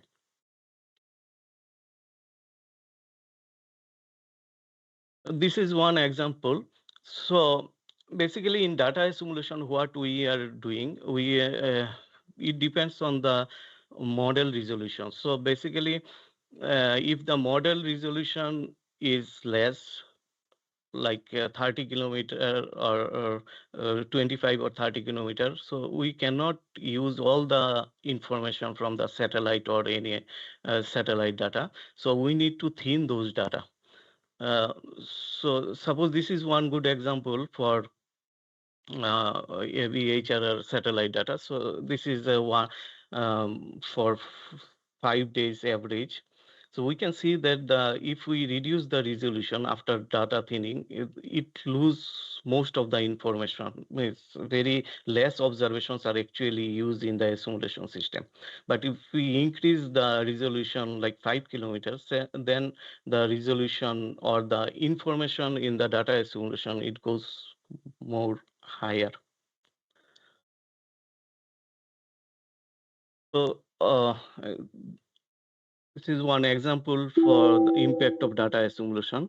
So this shows that the tornado forecast in United States of America, the Oklahoma state, there is a Oklahoma and Arkansas, there is a lot of tornado every year. So we used to do data assimilation using different satellite data like SCOS, Gauss product, Gauss radiance, and then Gauss atmospheric motion vector, which is wind. So this result shows that the impact of the Gauss derived wind for the tornado prediction. So if we add the good quality of observations in the simulation system, it improves the forecast skill. So this is example of 2.5 kilometer resolutions, and we can see that the this control means without satellite data, and this with ANV means with ANV data and the actual observations. So we can see that the improvement is there for 60-minute forecast as well as 120, which is 2 hours forecast. So because this is a nowcasting system, similar to nowcasting system, we need to give the forecast within an hour or a minute. So we need to improve the forecast skill. So here we can see the importance of the satellite data in the data assimilation or nowcasting or forecasting system, short-term forecast system. This is another example for all sky radiance data. Here I use this for tornado prediction. This goes all sky radiance goes 16 data. It's over Oklahoma. So we can see that there is a tornado, and if we use all sky radiance data, then the tornado, the error or the prediction will be more accurate. So here the each figure shows that the before a simulation and after a simulation impact, and the actual observation, which we can see the cloud information and visibility. Also, this figure shows the impact of the data assimilation in all sky radiances. So here the GOES 16 is the actual observation, which is from channel water vapor channel, brightness, temperature, and the model can able to capture the similar impact for tornado prediction. So we can see that with all sky radiance data, it improves higher. Now coming to the tropical cyclone, I think Dr. Sanjeev Kumar already discussed all the importance of the tropical cyclone prediction. Just I want to show one slide that how tropical cyclone creates the multiple hazard. It creates the strong wind and heavy rainfall and a low atmospheric pressure system. And ultimately, our goal is to create more accurate forecast, which can save properties as well as life. This is one good example for numerical weather prediction tropical cyclone file in which I was working along few years before. And here I use the WRF model, and we can see that it almost create the similar pattern, and the accuracy is also very high if we increase the resolution very high, although there is a less observations. So now we can see that it's in operational run, its NWP performance is very good, and we can create the forecast for intensity and then landfall events like that more accurately and in short term. Now, this is another example for Odisha super cyclone, which was occurred in 1999. It was one of the most severe tropical cyclone over India. So there I use the very coarser resolution, which almost 50 kilometer, and the model was used by GCM global circulation model, And then we realized that the model is not able to capture fully on the wind and mm, wind and the landfall event. So that time during 2010, we did further research and find out that there is we need to correct the bias. So we developed some algorithm which is called objective debiasing, and then it it improves the intensity as well as the landfall prediction. So the concept is very similar to neural network, or we can say that the artificial means machine learning. So what we did, we just cross validate. We train the model from the output GCM and then validate, and then regenerate the intensity and then validate. So this is very similar to the machine learning concept nowadays, what is very popular. I will come on this. So I this is what NWP and machine learning is merged. Now coming to role of machine AI, ML or DL, this actually artificial intelligence machine learning is the subset of artificial intelligence, and deep learning is a subset of machine learning. So nowadays, a huge boom all over the world for using the machine learning, because it it reduce the cost effect, and with the limited resource, uh, model can able to capture machine learning model able to capture the similar pattern and similar extreme events. Although a lot of researches are going on to implement operationally, but the most of the European center and the US operational center, they have already implemented many machine learning methods, and these are the some few I listed some methods and the model used nowadays. So like AIFS, artificial intelligence forecasting system, which is very popular in CMWF nowadays, and it's also generate the ensemble forecast. So coming to machine learning, what actually machine learning is doing, it use the data, more accurate data input, and then in the minimization process, it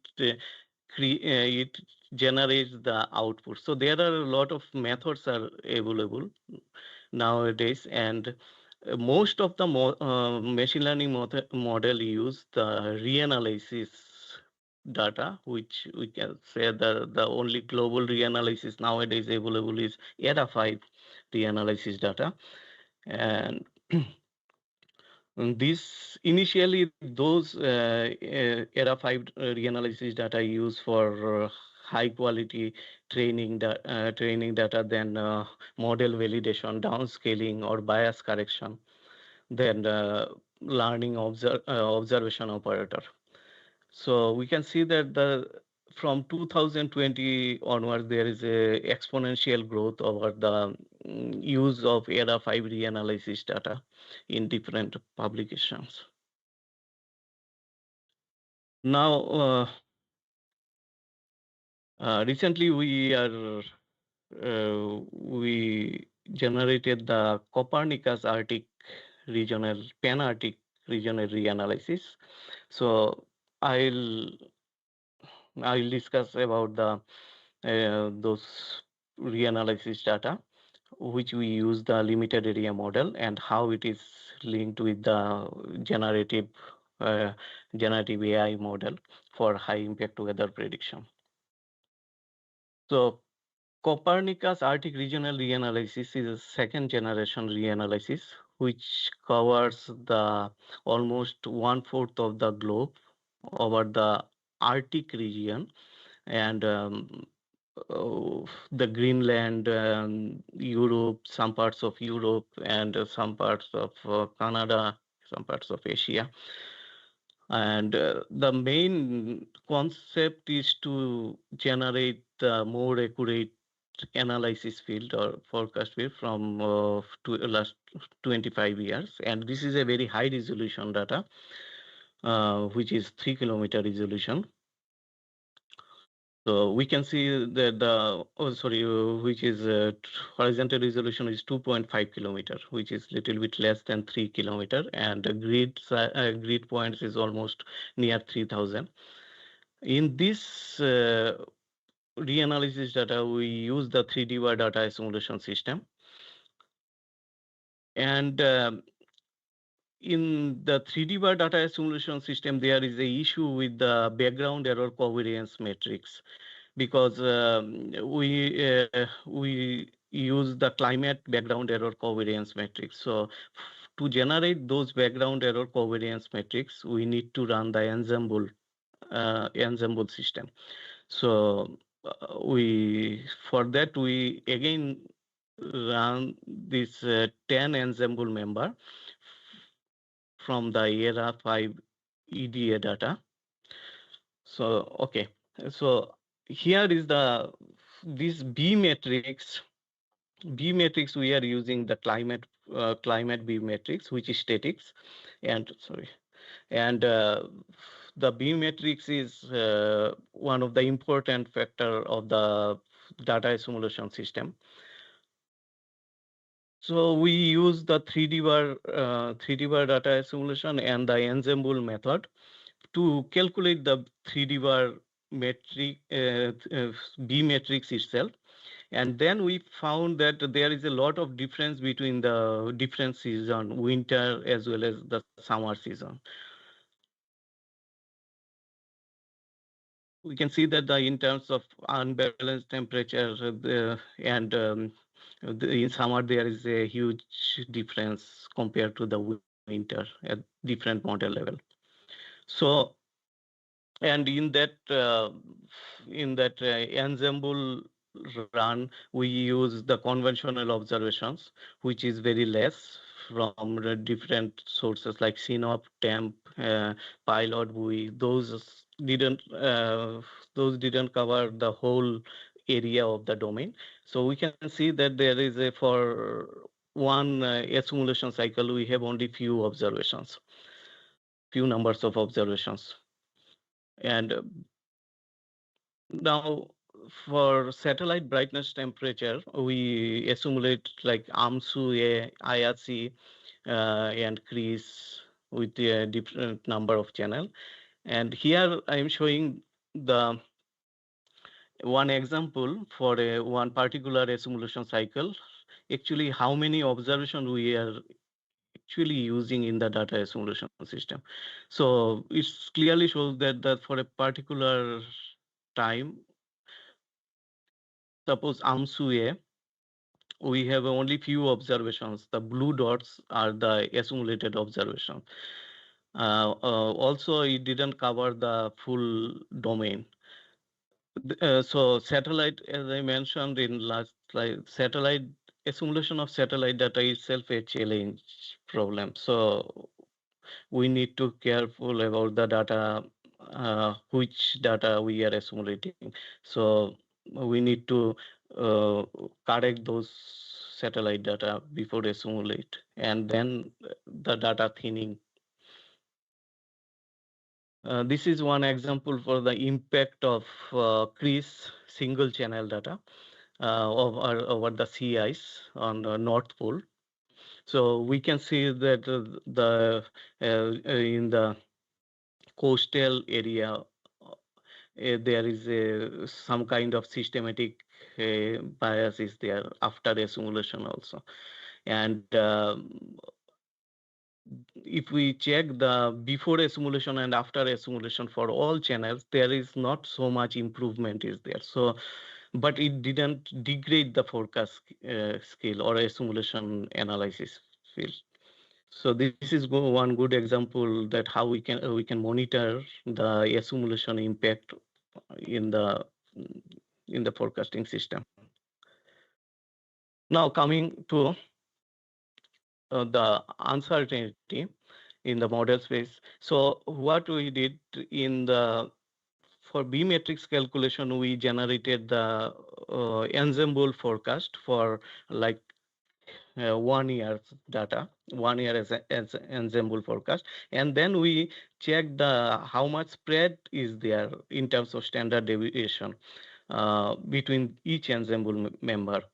So this is the same domain over the pan-Arctic domain. We can see that over the Greenland, there is a lot of uncertainty is there in the ensemble member, and some pockets of uncertainty we also observe mainly on the land area region and in between the sea and land interaction, coastal area. And but the uncertainty is not fully systematic. It's a flow dependent uncertainty, so over the time it changes, so it's very difficult to calculate the uncertainty. If it is a systematic, then it's easy to remove those uncertainty, but it's not systematic. It is fully flow dependent and also based on the orographical region. Now the challenges come how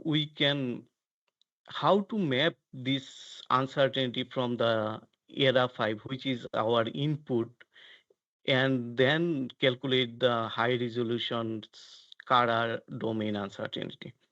So this is one of the challenge last year we had to map those uncertainty. So there is we developed for that solution, we developed a machine learning based direct prediction of uncertainty over this region, which I'll explain in next slide. So this is called the generative diffusion model. Now coming to the generative diffusion model.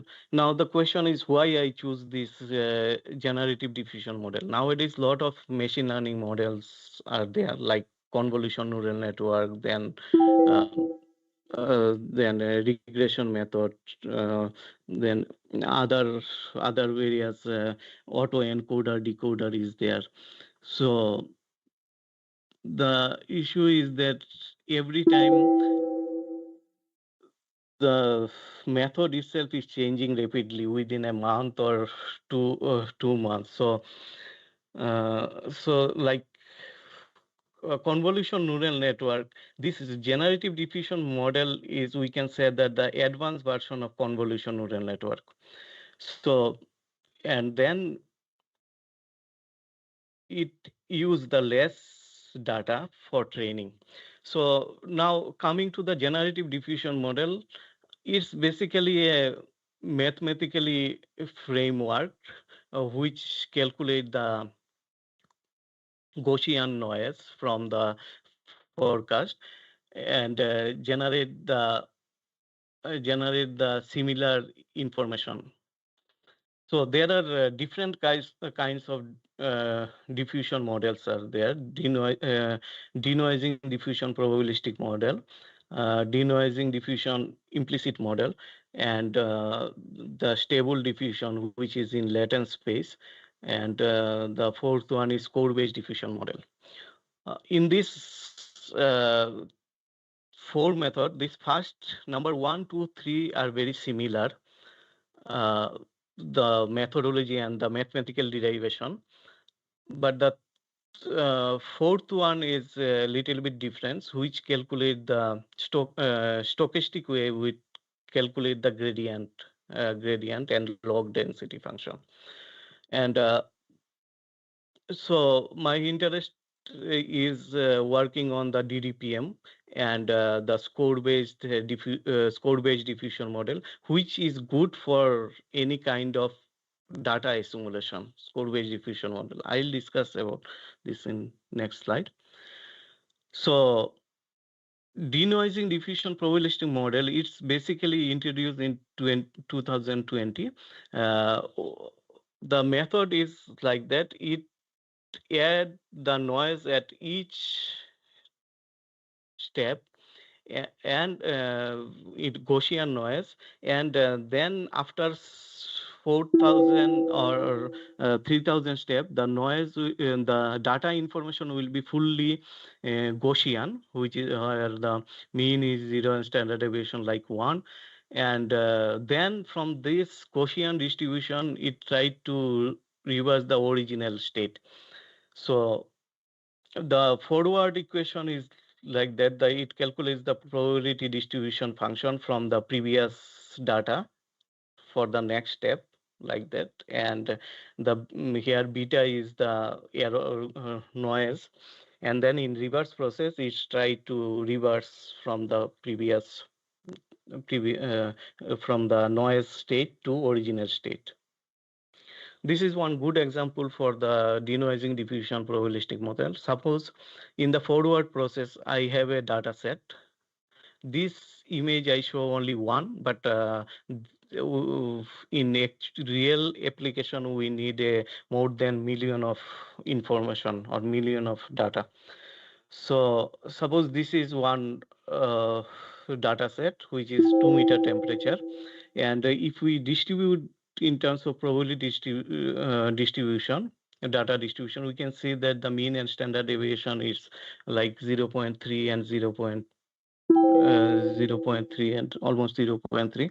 But if we add in each time step, so the error distribution becomes Gaussian, and then finally we found that after 4,000 time step, the mean is 0 and standard deviation is 1. So we can say that the denoising step after 4,000 step, the data is fully noised, where the mean is 0 and standard deviation is 1.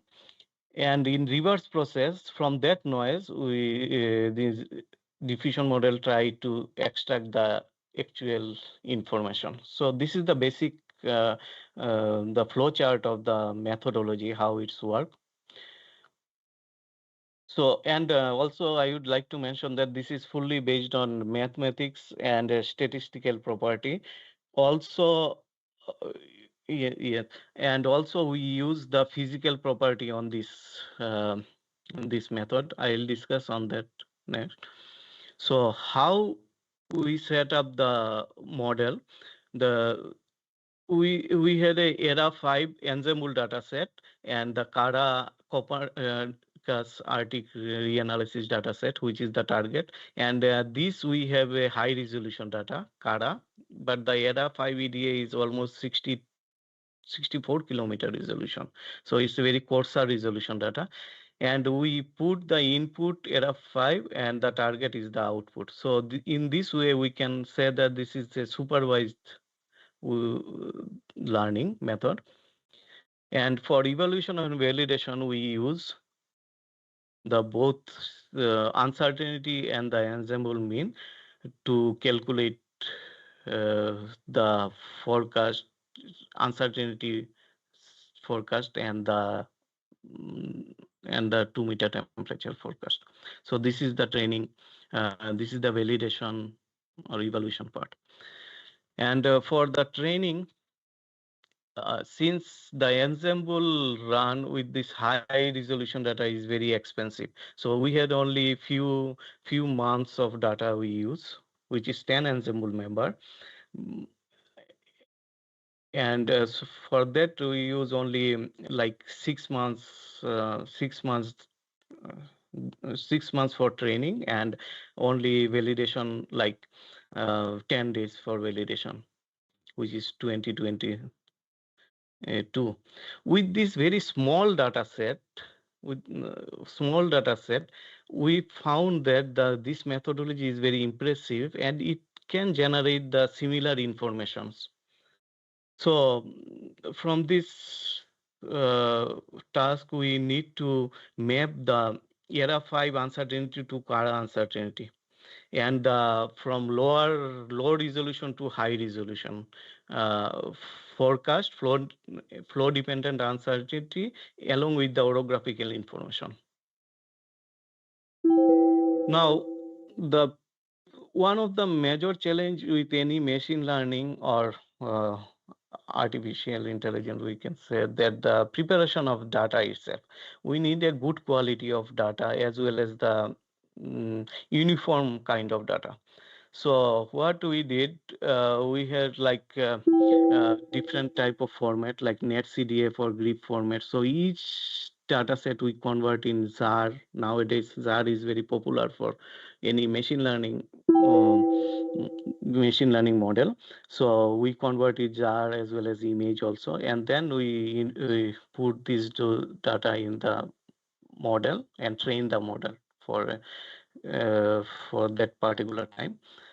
And for that we can see that each file size is a huge number, like one file itself a 13 gigabyte, and if we combined all the 6 months data, becomes a 96 terabyte data. So the data handling itself a challenge in any machine learning program. But if we convert in this all the data in ZAR format, it reduces like 1 terabyte data. Now coming to the results. So with this little data, we can able to create the similar kind of uncertainty. So this is one good example for 2-meter temperature, which is valid on 2022, 10 January at 00 UTC. So we can see that the uncertainty, which ERA 5 EDA is the input, and diffusion model is generated this uncertainty, and the target CARA 2, which is high resolution, and it's very similar to the CARA 2 uncertainty. Although we can see that the more informations are there in terms of uncertainty. Also, we generate the forecast field, 2-meter temperature forecast. So this model with the less data is able to capture the similar features for the CARA 2 data using this machine learning model. Although we can see that over the Greenland, little bit higher biases are there, but still with this less effort, with this limited data resource, this model, denoising diffusion probabilistic model, able to capture those information very well. So it's very promising, and compared to the convolution neural network or other neural network, it needs a huge data sets. So then what we did, we use the same method, and we extend this denoising diffusion method, machine learning method, for the SERA data, which is European reanalysis, high resolution reanalysis SERA data, and it has a ensemble member, high resolution ensemble member. We already generated that one, and now I applied this method for the SERA data. Now this is the picture for, as we know that this ERA 5 is a global model, global reanalysis data. So it covers full domain, but in the target, we use a small domain. This is not the full domain of the SERA, but this is the Nordic region. It covers the Nordic region, which is resolution 11 kilometers. So we put the target of this resolution, and this, for that we extend the training period like 8 years data, 8 years reanalysis data we use, and for validation of total full year, 1 year data. Also, for each year we have a 4 simulation cycles. So like 00 UTC, 06, 12, and 18 UTC data is there. So it's a quite relatively high volume of data. And then this is the methodology. We have the initial state, and then we add the noise in denoising diffusion way, and then we use UNet for the in the reverse process to calculate the actual field. Also, there in this study we developed two methods actually. One is DDPM and one is score-based diffusion model. So score-based diffusion model is slightly different in the reverse process. So this is the score-based diffusion model during training. So how it will goes, it adds the noise at each step up to some of huge up to like 2000 or 3000 step, and then it calculate in reverse way, which calculate log of the gradient function. So one of the advantage of this method is we can use the actual observations in this method, like what we are doing in data simulation in the numerical weather prediction. And then we checked the different experiment for both denoising diffusion model and probabilistic score-based diffusion model. And here we can see that the each after like 20,000 or 30,000 step, the root mean square error in 2-meter temperature reduces dramatically. This is one example for the impact of the, or we can say that the model AI model generated forecast. So we can clearly see that the it can able to capture the low temperature as well as a higher temperature over the similar region. And this is for the winter period. And this is one example for the summer. So it also create the similar field or similar information from the summer case. So we checked for full month, full year 2024. And this is the uncertainty. So here we can see that the this control experiment is the machine learning based diffusion model. So we predict that the uncertainty is more higher over the snow area, and this area is very dense during those period in the 1st January. So then we conclude that the uncertainty also depends on the orography and the snow area region. And this result shows that the average 2-meter temperature over this Nordic area for each method, score-based diffusion method, and it regenerate the similar forecast. Although if we check the difference between the actual SERA, high resolution SERA, and diffusion model generated forecast, then we can see that over the high latitude area and the coastal area, there is some kind of systematic biases are there, but it's still very good forecast using those machine learning model.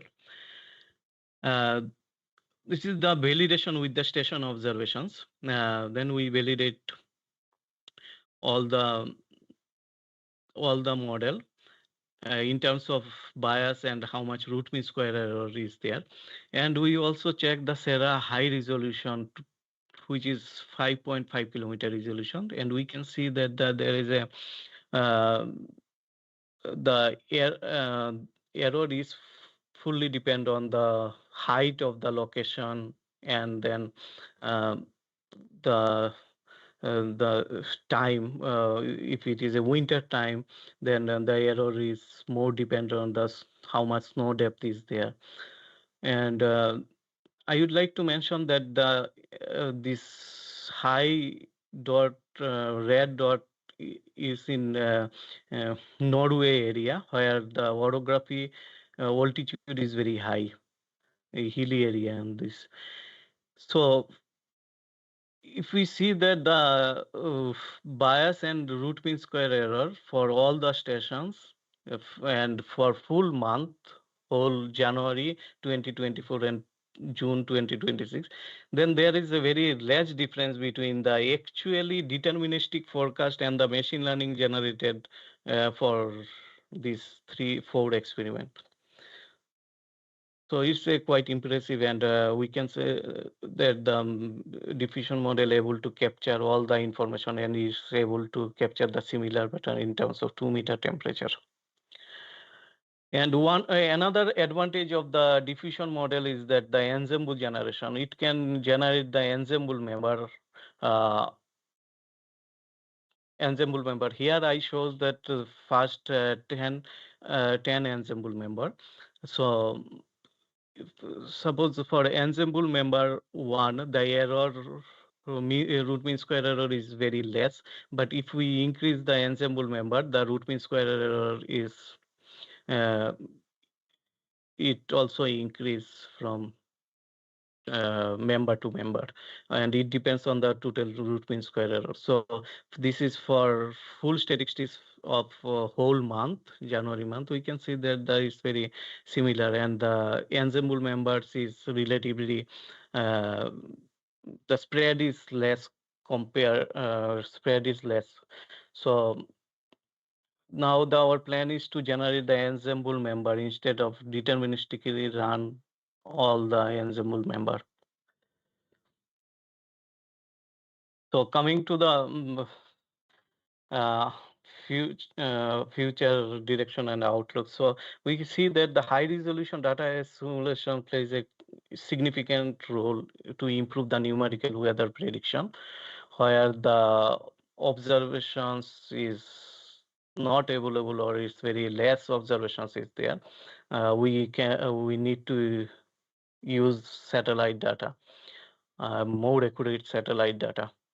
Also, numerical forecast skill depends on several key factors like data assimilation, observation on quality, assimilation frequency, and the B matrix, which is called a background error covariance matrix, and also the data assimilation method itself.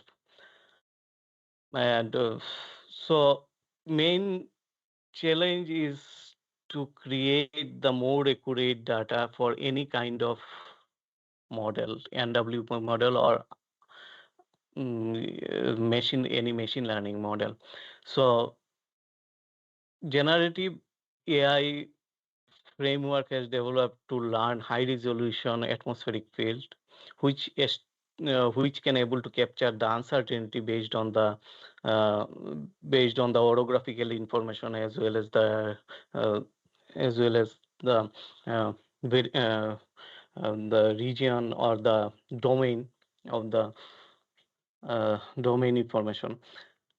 So our main future plan or target is to generate more advanced AI model which can able to capture high resolution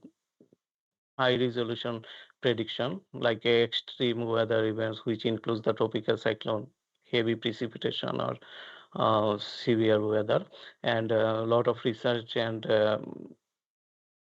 developments are going on, which we already included in many operational tasks. And then we realized that the satellite data, as I mentioned, instead of using the only reanalysis, if we use the satellite data itself, like some kind of data assimilation, if we do, then it improves further compared to only use the reanalysis data. And there are some observation operator for satellite data retrieve using machine learning model is going on with the diffusion as well as other encoder decoder method. This is our future plan, weather generator, which is the next generation foundation model for both weather as well as climate prediction. It includes all types of events, including convective and convective tropical cyclone, hurricane, everything. And it will generate the seamless prediction. So in this is a foundation model. It use the different kind of data set. It can able to generate the output for high resolution as well as the coarser resolution based on the events. So this is one example for the weather generator what we are working on. Yeah, this is my last slide. So my final comment is we have a lot of satellite as well as conventional observations, but how we can use more accurate observation. This is one of the challenging tasks for us to improve the any kind of forecast, which is included tropical cyclone, extreme event, tornado, or flash flood, or heat wave. So yeah, so this is my last. Thank you for participating.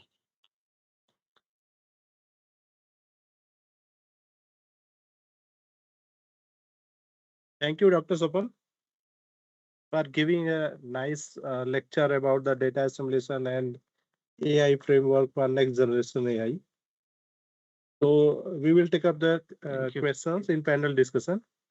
So please join our panel discussion at 4 o'clock. Yeah, thank you. Thank you.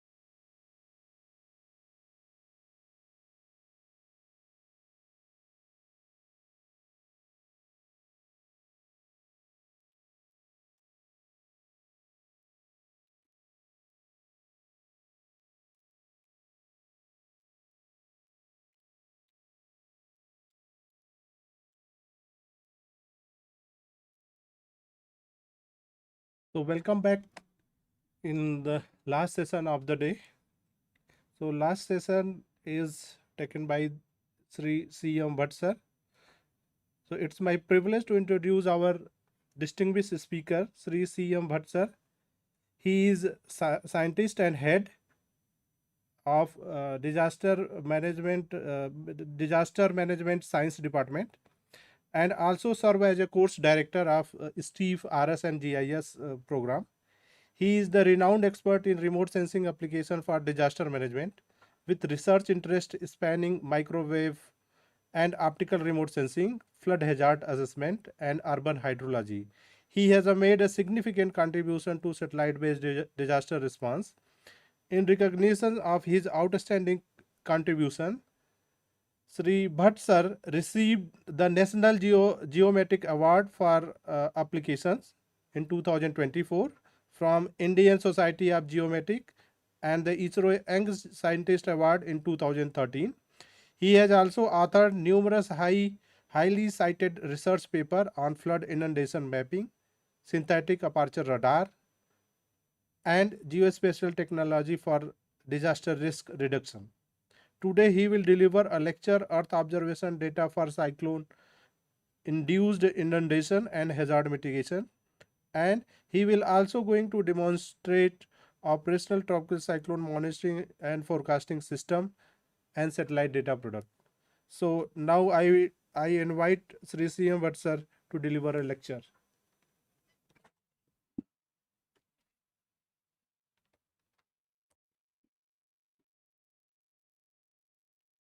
Thank you, Dr.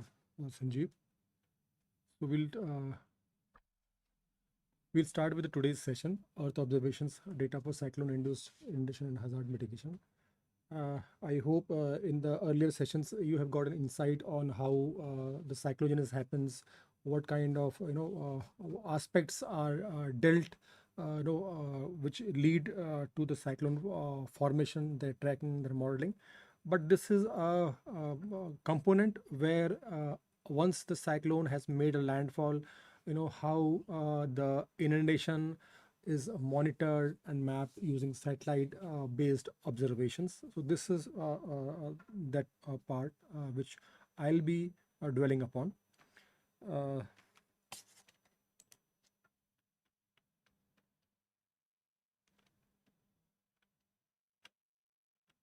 So starting with disasters in number, if you see this particular slide, among all the hydrological disasters, the flood and the storm are the most, active, and their number of events are also among the highest. And if you see, the storm has the highest number of events reported in 2025. About 156 events that are related to storms have happened all around the globe. And and we also see from this particular numbers that the annual average of the number of events that have happened in the last one decade, 2005 to 2024, so their number is 108, and whereas in 2025 itself the number is exceeding the annual average.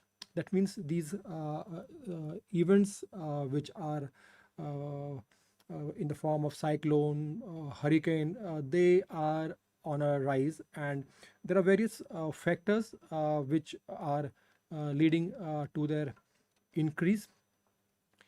And this is a map which shows the cyclone corridor. We all know that roughly more than 7,500 kilometers of coastline India has, and it's vulnerable. The coastal districts all along this particular coastline are vulnerable due to the cyclone landfall or tsunami. So these are different the colors show their proneness to the particular cyclone hazard. Once cyclone triggers and makes a landfall, there are number of impacts. Some are immediate, the damages due to wind, storm surge, heavy rainfall, and inland flooding, loss of life.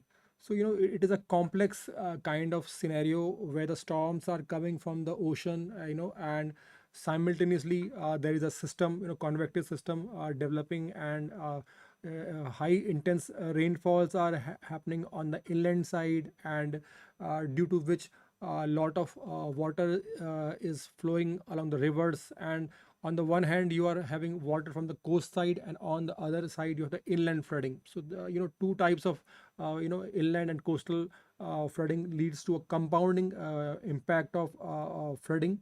So storm surges, tides, winds, and on the other side you have rain and river flow. So it is a compounding effect. So there is loss of life also, loss of livestock, loss of human life, displacement is there, and there are long-term consequences. There are economic losses, environmental degradation, health issues, and displacement and migration. These are long-term consequences of this particular cyclone hazard. As I said as I told you in the earlier slide, that the number of events, meteorological events, are increasing, and there has been various studies which indicate that these events are climate is controlling, and as we are seeing that there's climate change is happening. So climate induced hazard evidences, this is one of the the observations that have come in one of the magazines, which shows that hurricane Ida, there is a cyclone Yas, cyclone Taukate, typhoon Fa. So a lot of, if you see a lot of damages that have happened, are all due to storm or hurricane, those kind of events. And this is a figure that is in 2025, and the heading is that most expensive climate disasters. So these events are being triggered, or their intensity is getting enhanced due to ongoing climate changes, like the warming of the oceans, and melting of glaciers, all that is leading to various kind of climate induced disasters, and cyclones are one of them. Now once cyclone inundation happens, in response to tropical cyclone, coastal inundation happens, once that tropical cyclone hits the coast. Coastal inundation happens, and there are various factors responsible for the generation of storm surges. Intensity of cyclone, your how the shallow bathymetry, continental shelf width, coastline geometry and shape of the basin, approach angle of the tropical cyclone, effects of land use, land cover, river basin characteristics near cyclone landfall, cyclone induced precipitation, and factors responsible for total water elevation near the coast, like astronomical tides, wind waves. So inundation is a phenomena of all it is a phenomena which combines all the factors, from the coastal side, from the inland side, and combined together with the astronomical tides and wind waves. Now, to monitor, these cyclonic hazards, we have various kind of sensors. As we are aware, we have optical sensors which measure reflected solar radiation, and these images are common, during cyclones, where we are able to see the eye of the cyclone, how the cyclone is moving and which direction it is moving. So location of cyclone, eye formation, spiral cloud bands, cloud organization, cloud extent, cloud cyclone tracking. All these are observed from the optical sensors, before the cyclone makes a landfall. And there are various kinds of satellite inset 3D, 3DR, 3DS from the Indian perspective, and Himawari, 9, GOES, Meteosat. These all provide information about the cyclone. Then there are thermal sensors which are very useful, which measure emitted thermal radiation, and they basically measure the cloud top temperature measurement, cyclone intensity estimation, eye detection, storm structure analysis, tracking the movement, and also for day and night monitoring. Basically, they measure the brightness, temperature, and depending upon the variation of the temperature, you can we can find out the storm strength. Cloud tops generally means a more intense cyclone. That means it is a higher storm strength. Warm clear eye appears distinctly against cold eye wall. Due to these temperature differences, you can differentiate between the cyclone eye and other how the variation in the cloud temperature is happening. Then there are passive microwave sensors which measure natural microwave emissions, and these are able to optical sensors cannot penetrate the cloud, and whereas these they can penetrate clouds. They also help in revealing the cyclone eye wall and intense convective codes. They estimate ocean surface wind speed and sea surface temperature, detect rainwater in clouds, estimate rainfall intensity, they help to identify rain bands. And there are a lot of sensors like GPM, GMI, AMSR2, SSMIS. So these are passive microwave sensors. Now there are also active microwave sensors which have their own source of energy, and they measure the backscatter. How much the backscattering is from the object on the ground once the incoming pulse hits the object. So they also help to distinguish various features of the cyclone, like the cyclone eye, eye wall, spiral, rain bands, and based upon the backscattering strength, they help to find out the about the how the cyclone is gaining strength, and what is the morphology of the cyclone in the ocean. So all these kind of whatever sensors I have discussed, they help to to gain information. And once the cyclone is in the development stage and it is moving, and as the cyclone progresses further and makes a landfall, so this we generally this passive microwave sensors have a coarser resolution, so they are not so much effective in mapping the inundation. These thermal sensors also are not so much so much useful once the inundation happens. And optical sensors, because of their they are not able to penetrate the clouds, they are not able to provide the information on the inundation on the ground. So in this case, the active microwave sensors help. They are equally useful for gaining information on the side of the land once the inundation happens. So now basically, what is that remote sensing data gives us from the perspective of inundation. So once the landfall has happened, what is that we can observe? One is that one is the direct observation, that how much inundation has happened, that we can directly delineate from the image. If you can see the right image, that we can see the greenish color that is on the image, that directly tells us that this is water that has inundated the area.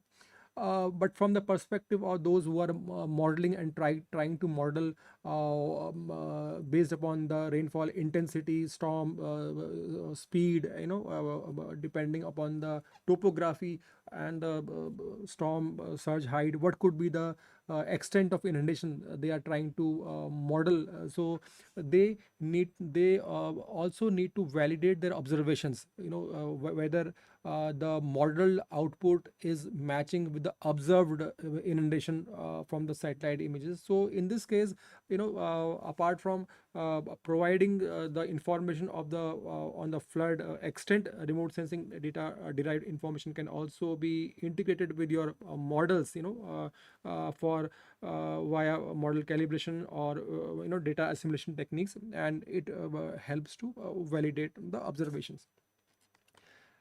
Now, this is the case of optical sensors. starting, I told you that optical sensors are useful as long as there is no cloud. So once the cyclone makes a landfall, you have a lot of clouds and weather is adverse. So in that case, you are not able to observe the ground inundation. But in this case, this is example of cyclone Ditwa that happened last year in 2025. It is a very severe cyclone, but since the inundation, the land remained inundated for a longer time, after months, and in terms of months the water was standing. So that time, cloud, this is a time when there was no cloud over the area, and the satellite, there was a pass of satellite, and so the satellites clearly observed the extent of inundation. So you can see before image, this is the water body on the top left, and after the images you are seeing there is a change in the color. So now optical sensors are very useful if there is if there are no clouds, then they are they can provide useful information. If you see the before image, the water is very calm, very bluish in tone. It is that tells that the state of water is very calm, and it is deep water, and because since the tone helps you to find out. And similarly on the coastal side, you have a water body which is again dark bluish in color, and in fact all water bodies or tanks or reservoirs you are able to see in dark bluish black tone, which helps to tell that water is having a calm state. And whereas if you see on the right side after the cyclone, this sea is in an agitated state, where you are seeing lot of suspended sediments in the water, and you are able to clearly see that different different tonal variations in the water, which help you to inform that there is some kind of turbidity in the water, or some kind of agitated water is there. If you see on the right side top, although this water body is not like a before, the water body is same only, but the condition of the water body has changed because a lot of sediments has come into the water body. So it also informs that the date on which this particular image is taken, on that particular day also the water body is in an agitated state, the sediments are suspended, it is having a higher turbidity of the water. And as the time gradually passes, this will try to regain its original tonal color, like dark blue. And again, once the water body becomes calm and the sediments get settled down, it will again become bluish black, like the before image.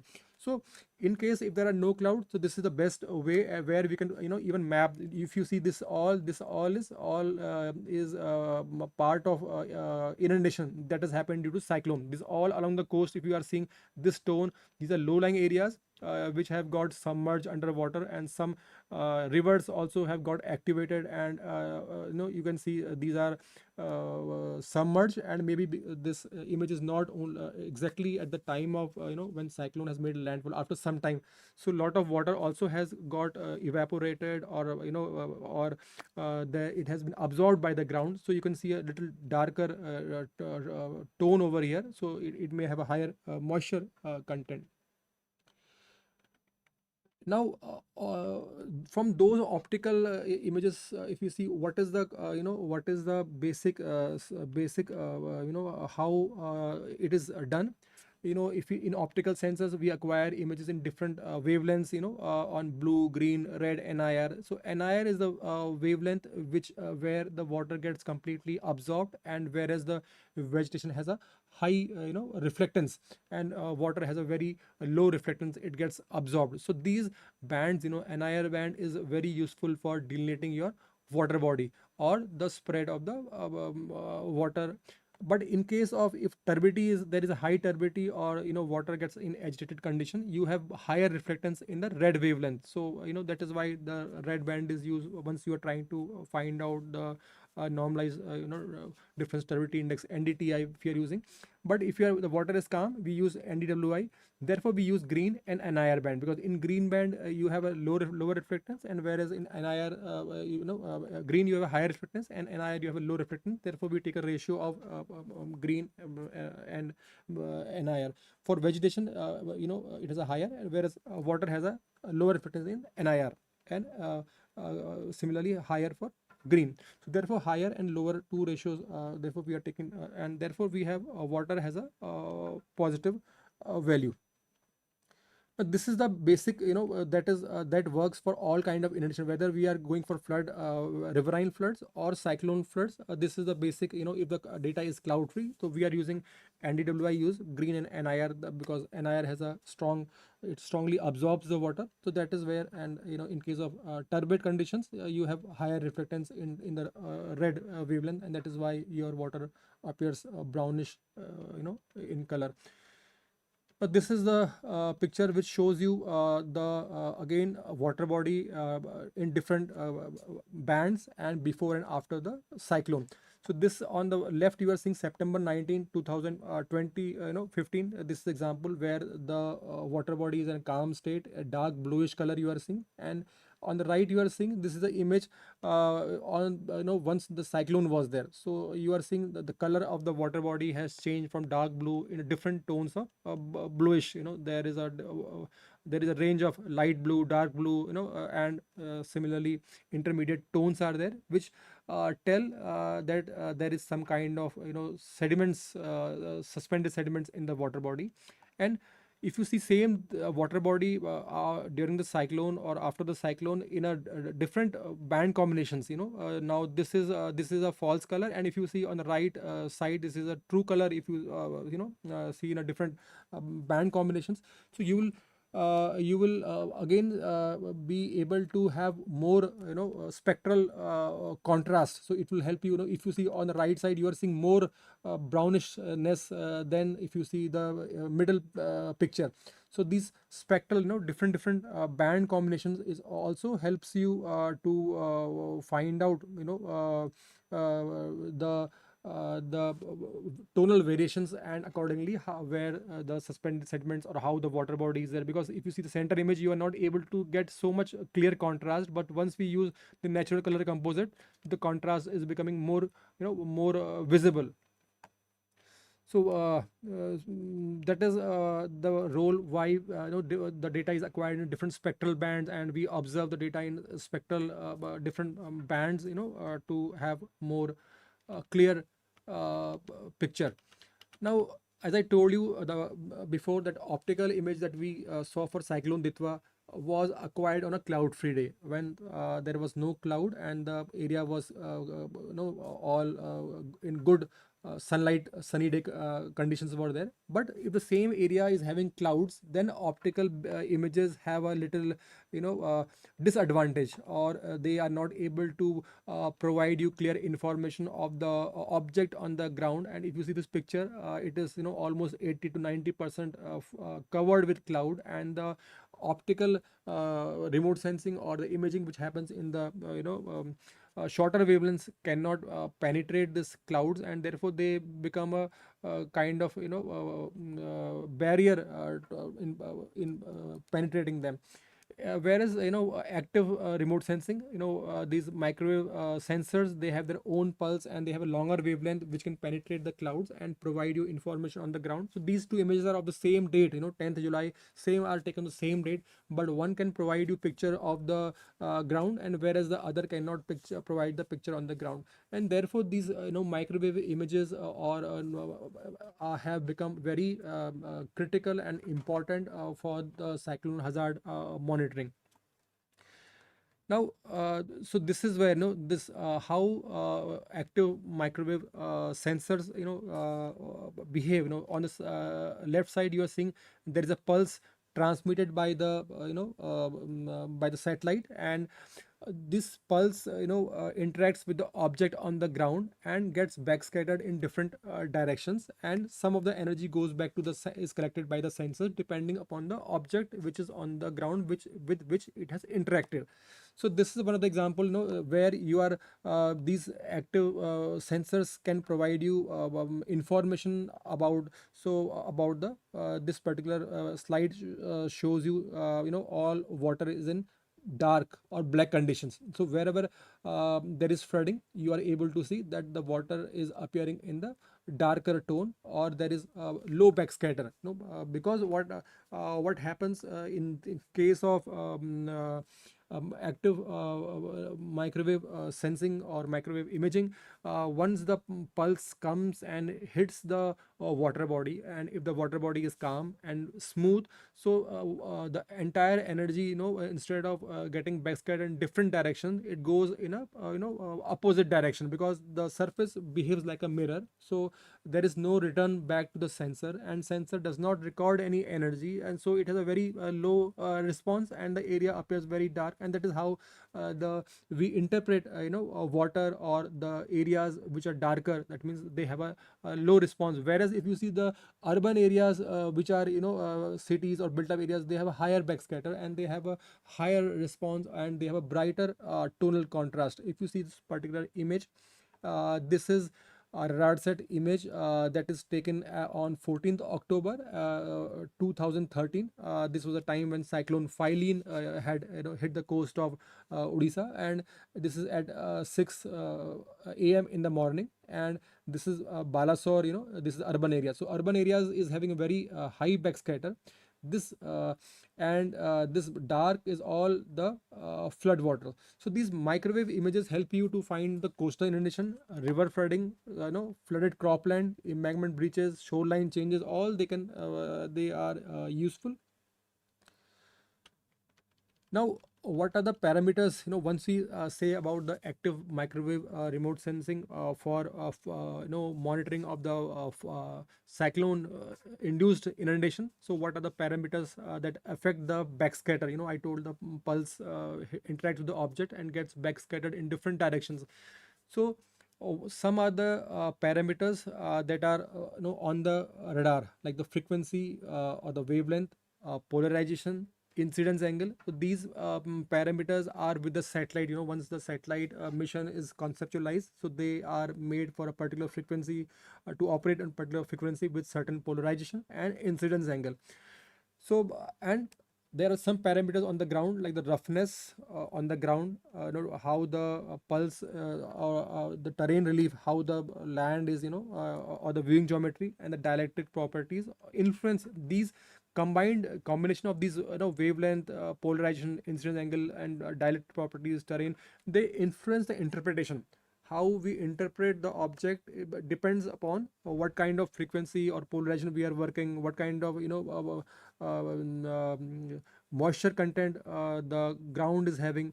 So they help you to segregate the flooded and the non-flooded areas.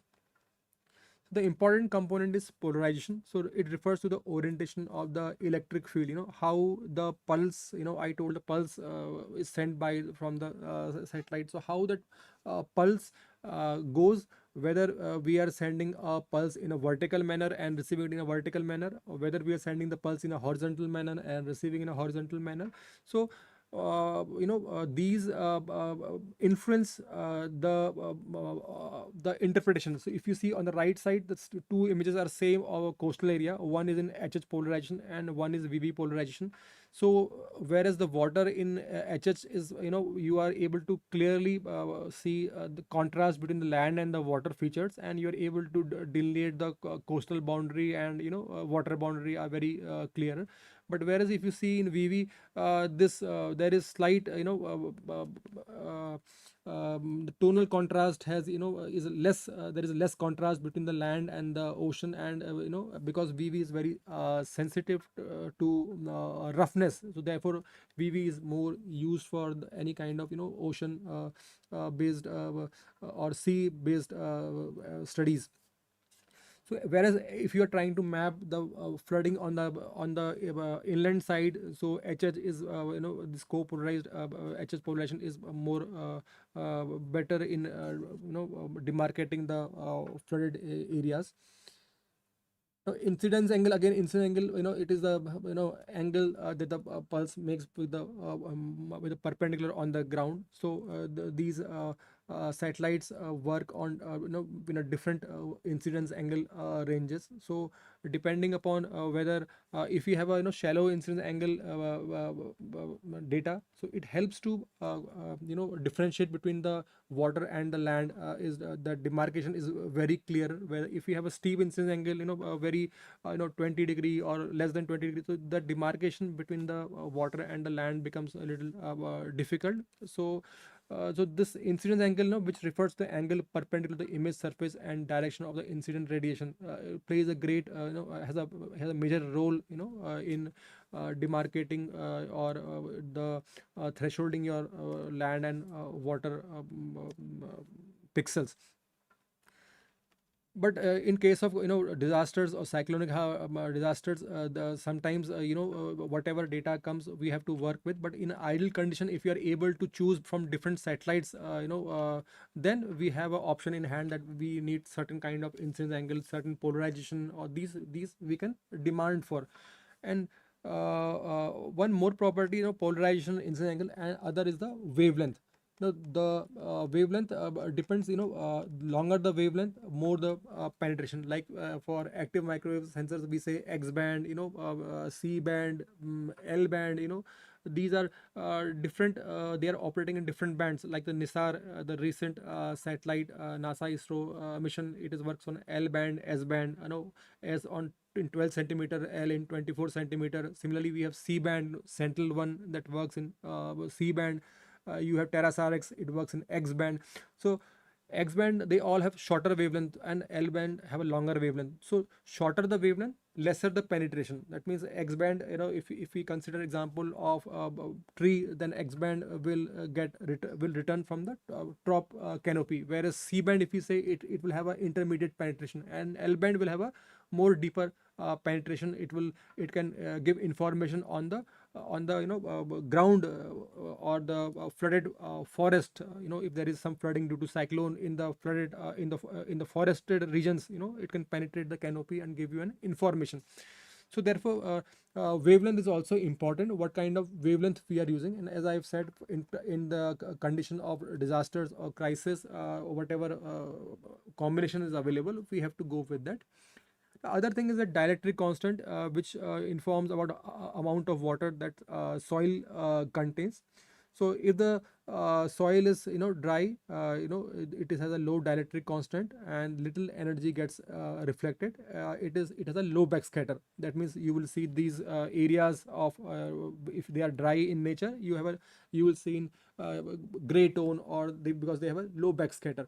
Whereas if the backscatter, if the saturation, if there is moisture in the soil, and that saturation or the soil gets moisture, as the moisture increases, the dielectric constant also increases, and there is more energy gets backscattered, and you have a higher backscatter. So areas with moisture will appear little brighter as compared to the dry soil.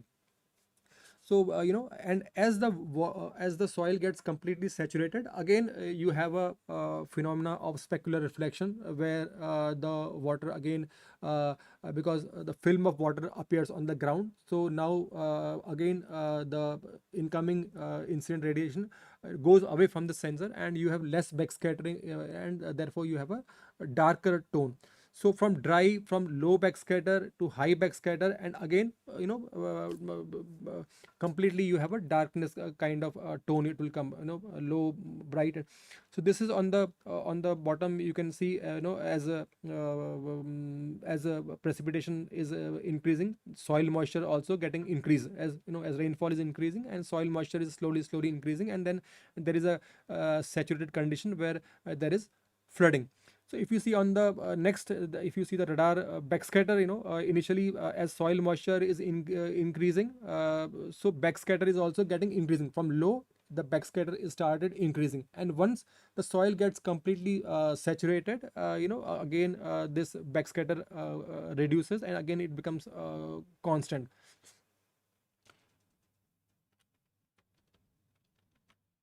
Now this is example how for the active microwave, how the incoming pulse behaves with the object on the ground. So if we see, if it is a if you have a vegetation, you may have volume scattering. So you may have a different kind of tone. See, there is a, if you see number 1, it is a kind of gray tone.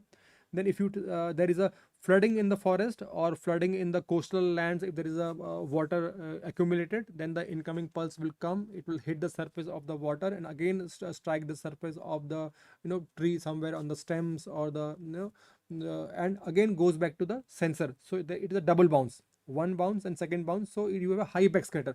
So same flooding, you may observe in a brighter tone.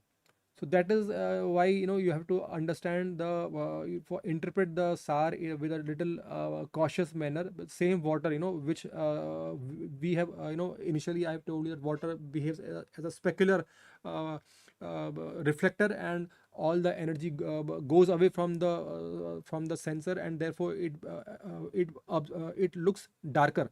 But if there is a flooded forest, then there is a double bounce. In that case, the backscatter will be increasing.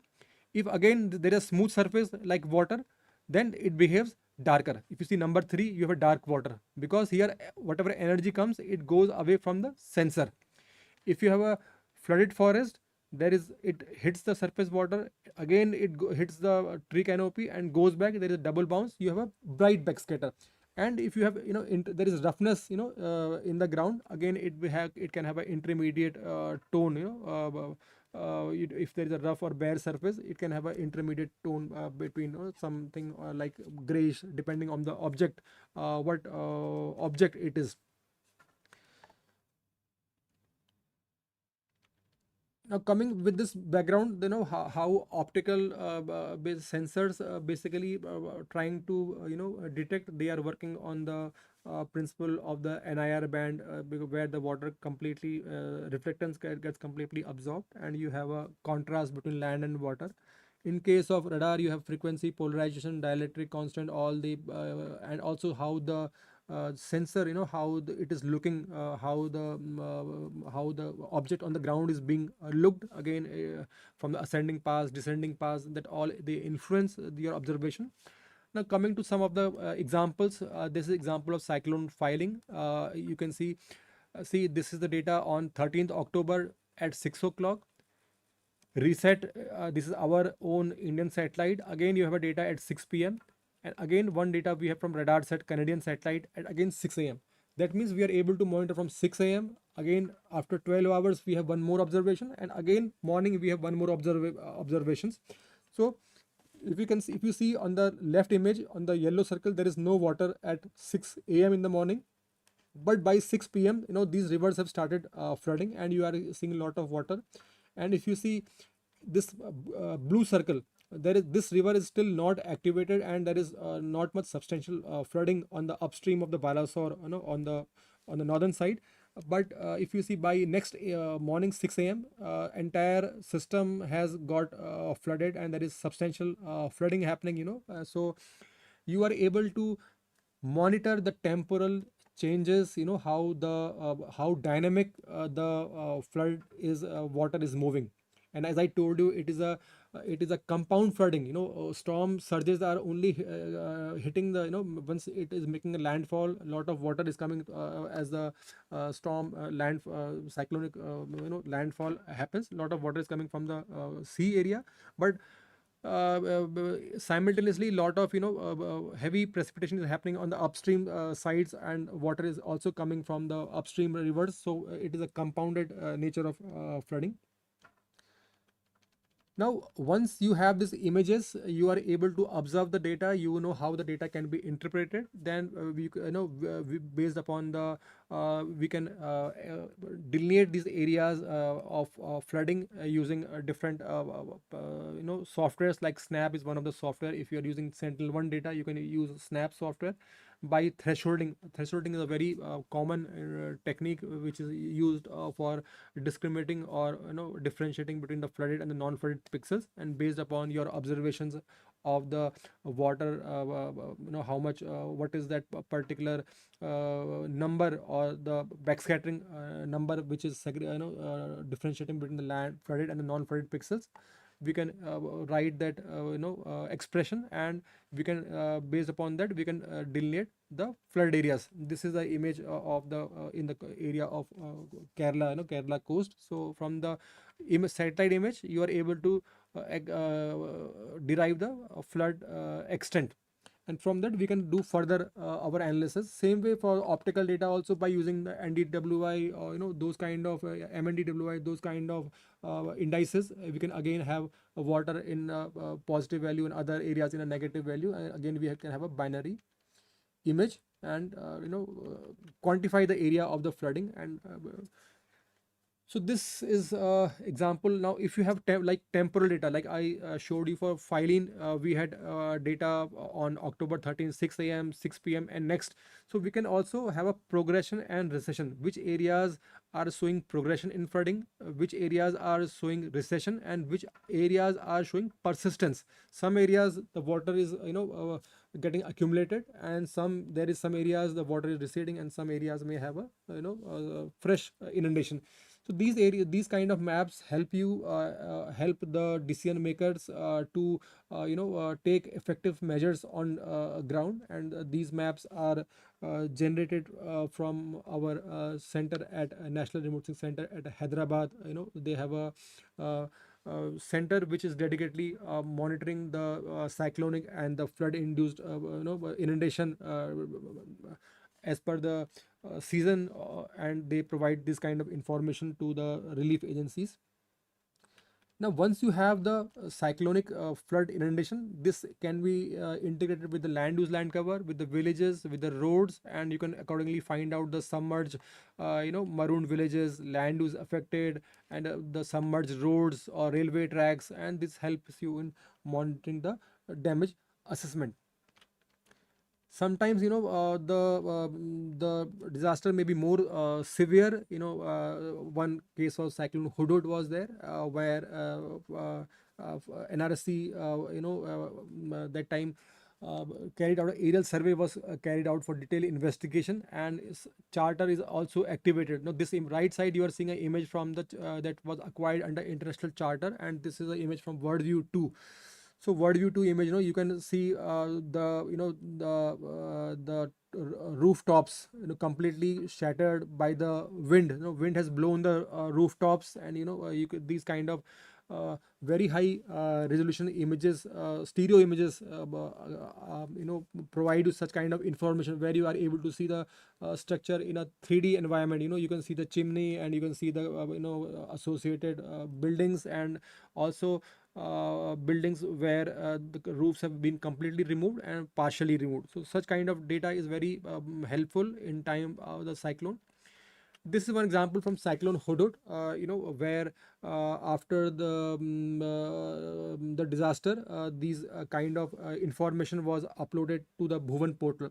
Bhuvan is one portal where ISRO is putting all its data products that are generated after the cyclone landfall has happened, and before the cyclone also, whatever necessary or products are generated, they upload onto their website into the Bhuvan portal. You can log into the Bhuvan portal. They have a separate a tab for cyclone monitoring, and in that they will show you in that this portal you can see the dates on which the particular data has been acquired, and you can observe the inundation. And this was done during cyclone Hudud, when I was a part of NRSC at that time. So this also during Hudud, we also developed a Android app, was developed on the request of the administration over there, and this app was distributed to all the concerned officers on the ground to monitor the damages, because Hudud had created lot of damages on the ground. So this was distributed to have a geotagged information on the crop damage, wherever drinking water problem was there, house damage, livestock issues, power, tank, canal breach, tree fallen, or roads and other issues. So lot of, more than, 25, see if you see 24,792. So within few days only we are able to collect 25 information on 25,000 locations, and based upon these, if you zoom in further, you will get the nature of the damage, and accordingly the relief agencies were supposed to take action on these particular points and see those are mitigated in time. So that was the example how crowdsourcing enabled to collect information from ground. And also this particular center at Hyderabad generates information before the cyclone. Now, once we get the cyclone track and the landfall area, so based upon the landfall, we have a buffer, how much the area would be impacted. So what is the land use that will be getting impacted, what are the relief shelters available, or what are the schools or buildings that may get impacted, so all transport system under which will be influenced. So as a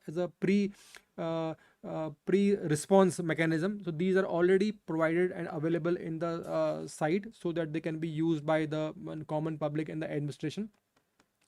So now, once this information is available from the ground, about the hazard, which coastal districts are impacted by the cyclone induced inundation. So we also can have the risk assessment. Once you have the hazard, that means that is the inundated area. We also know at that particular time what are the crops that are impacted by the hazard. So, and what height these crops were having when the cyclone landfall made. And so accordingly there is a relation, building a relationship between the depth, height of the crop, and how many days of submergence the crop was there. And so crop damage and the risk assessment can be done. This is one example of coupled modeling. I told you that there is, because this is a compound flooding where you have the inland flooding, coastal flooding, together. So this we did with one of our MTech student. So we have used the EDSERC model in this, and also one HECRAS model to simulate the inundation part of flooding, and EDSERC model for the cyclonic storm surge flooding. And then this was validated with the Central 1A data to find out the coastal compound flooding. So generally, so this is the HECRAS derived inland simulation, and this is the EDSERC plus HECRAS. Generally we do only the inland flooding, but this study shows that we need to have a coupled approach, where we need to have the coastal observations also, and also the inland observation, and then we can improve. This improves the area estimation. We have a better estimation and improved flooding. So this was the total, what I was trying to tell you about the how the inundated area is mapped and monitored using active remote sensing satellites and optical satellites, and then these maps are distributed to the relief agencies to take measures on the ground. Now coming to the other part, there are different portals which provide you a lot of information on the cyclone, itself. So one of the site is GDEX. If you visit this particular site, no, it is a live site. It will tell you every day. You will have this sites will showcase which areas the cyclones are developing, and if you click further, it will give you detailed information on the track, also what kind of precipitation, what kind of population is likely to be impacted, so globally, and what is the nature of the cyclone. If it is red, means it is a there is a high intensity cyclone is there. So they categorize the cyclone whether it is a low intensity, high intensity, or medium moderate intensity. So every day you can get there are sites to this particular tropical cyclones. One more site is there from the Cooperative Institute for Meteorological Satellite Studies Space Center and Engineering Center. So this particular satellite also provides you information on the cyclone track, how the cyclone track is behaving, and you can visualize the data, different kinds of data in different bands, infrared band, SWIR band in the background, and also the cyclone tracks. So once the cyclone develops, a lot of rainfall happens. That precipitation can be monitored using Giovanni, this particular portal, which helps you, which gives you data from the IMERG, GPM, global precipitation mission. This they provide you information on the how much precipitation has got accumulated, and this can be visualized, each how the rainfall has behaved.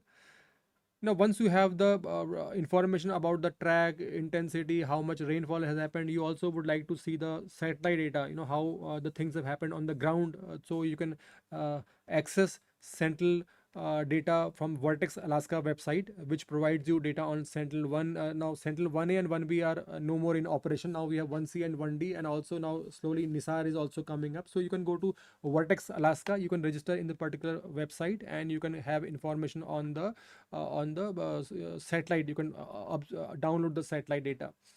Then if you are trying to do any kind of modeling, you have general bathymetric chart of ocean, JAPCO, which provides ocean bathymetry, and this provides at 450 meter. You can download the ocean bathymetry and use it in your modeling approach if you are using any AdCirc model, those kind of thing. If you want to study the sea surface temperature, SST, there is NOAA CDR OISST product. This can be used at 0.25 degree, if you are trying to study. Then we have our own MOSDEC particular site, which gives you a lot of information about the cyclone, how the cyclone is developing. So they give you the forecast of the about the rainfall, about the humidity, about the 3 hourly or 24 hourly rainfall, wind at different levels. Ocean forecast, sea surface forecast also is given by the MOSDEC. So there are a lot of important information. Sea surface salinity, wind speed, wave height, and period of sea surface temperature can be taken from this. Then wind speed also you can get from our scatterometer product. So this can be taken from the MOSDEC website.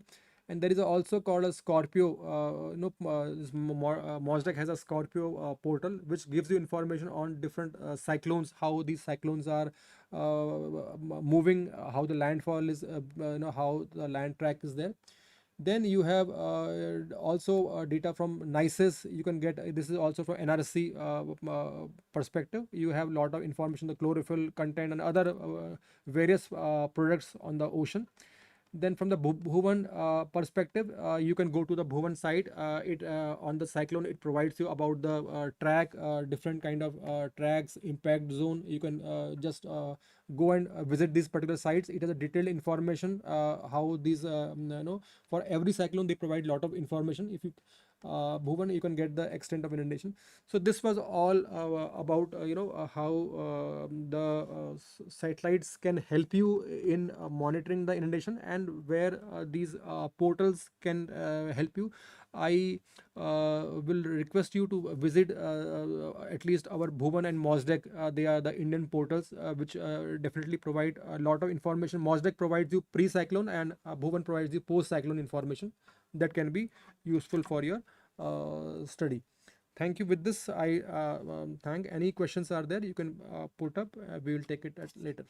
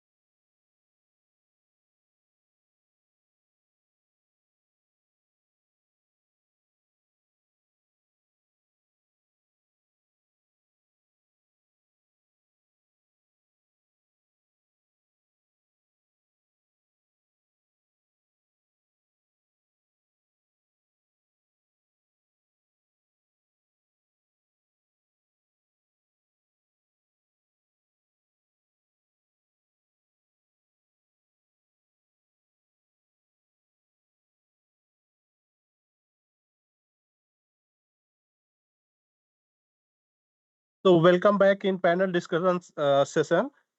So first of all, I thank you so much to all distinguished speakers for their excellent and insightful presentation. So we have now reached to the panel discussion and interactive question and answer session. So this is the opportunity to for the participant to interact with the panelists. So already they have posted their questions. So we will take up one by one and we'll ask the concerned guest speaker for the answers. So first question from my lecture itself, it has been asked that what is the specific atmospheric and oceanic condition and necessary for the tropical cyclone formations to form? So actually already I have discussed in my class, there are several necessary condition is there. That is only necessary condition, not sufficient. First is the warm SST. The sea surface temperature should be warm at least 26.5 degree. And this SST not only up to only surface, it should be warm up to certain depth, around 50 to 60 meter depth, so that enough ocean heat content can be provided by the ocean upper layer to the tropical cyclone. Another is the high humidity should be exist in lower troposphere to mid troposphere, around 700 to 500 hectopascals.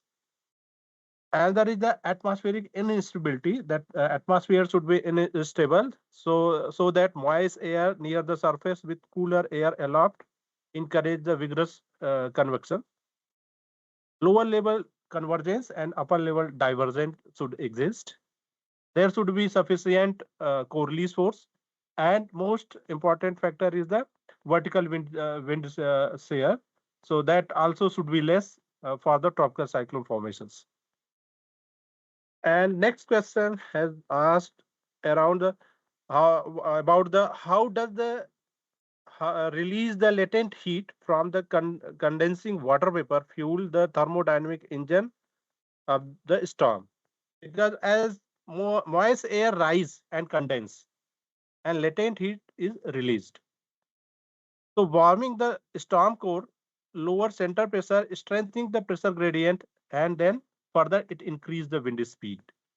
So during the condensation, it releases the latent heat, and latent heat it is further converted into the kinetic energy that maintains the tropical cyclone circulations and movement. Next question is why ocean heat content is better indicator for storm intensification compared to the sea surface temperature. Already we have discussed, because sea surface temperature is the skin temperature. Up to few centimeter depth, it is providing the temperature. However, the ocean heat content provides the ocean water column heat content. Heat is stored in the ocean water column. So if there is the cyclonic condition, there will be strong mixing due to the high wind. If mixing is there, so lower level water will come to the surface and it cools down the sea surface temperature. That's why up to certain depth, the temperature should maintain. So ocean heat content is one of the most important parameter which combine both SST and upper layer information both. That's why the ocean heat content is more useful. So from lecture 2, the question asked by the participants, I request Dr. Niru madam for the answer these questions. First question is, Niru madam, I am audible for you? Yes, Sanjeev, I can hear. Thank you. So if a cyclone is moving at 2 a.m. in total darkness, which sensor can track it? If cyclone is moving 2 a.m., yes, cyclone can move anytime. It's a diurnal process. It is not restricted to the sensor, but yes, visible channel is having a limitation. It is working only depending on the reflected sunlight. So visible channel will not provide the observations, but the IR sensor, which are also on board in the geostationary satellite, providing the data with the same temporal frequency, will give you the observations, because it is dependent on the radiation which is naturally emitted, like thermal radiation which is emitted by the body, like clouds, earth surface, ocean, and these things. So at that time, we will be getting the observations from visible, not visible, but by IR and as well as the water vapor channels. Okay, thank you, madam. And next question is, how does combining optical, infrared, and microwave observation to improve the forecast? All the channels are having their unique characteristics, right? IR will give us the top of the atmosphere information, cloud information, and microwave, if you go for the active microwave sensor, they will give you the surface wind observation like a scatterometer SAR. And if you go with the passive microwave sensor or radar or lidar type of microwave instrument, they will give you the information within the cloud. So if you integrate all the observations, you will get the complete structure of the tropical cyclone, bottom, surface, and in between the cloud. And when these all informations are integrated, we get the actual true representation of cyclone, which can be ingested into the models. Like it will provide you its accurate geolocation, its intensity, its wind asymmetry, its wind asymmetry. So Rmax, Vmax, and all the parameters which actually define the tropical cyclone vital statistics, which is a very required input for the NWP models.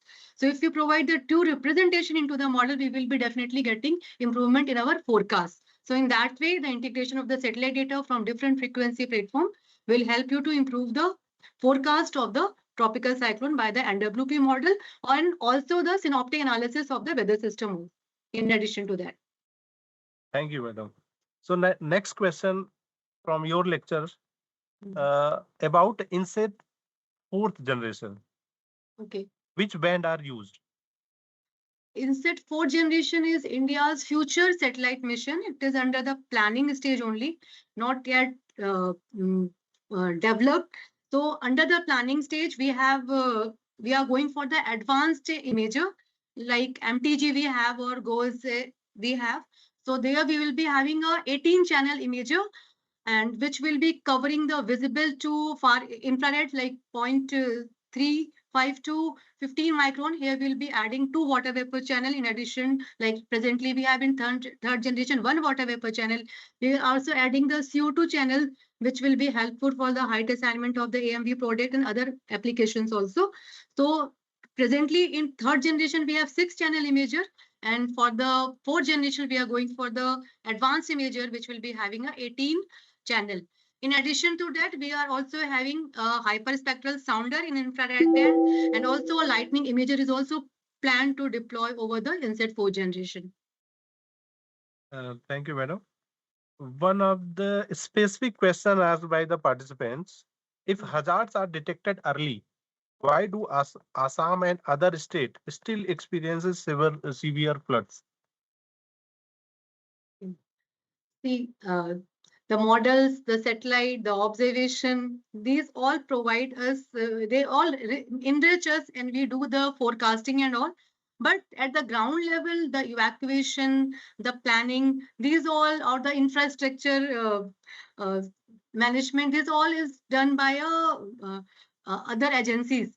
So we forecaster do provide the forecast and it is disseminated also as an early warning for all mission of the Indian government.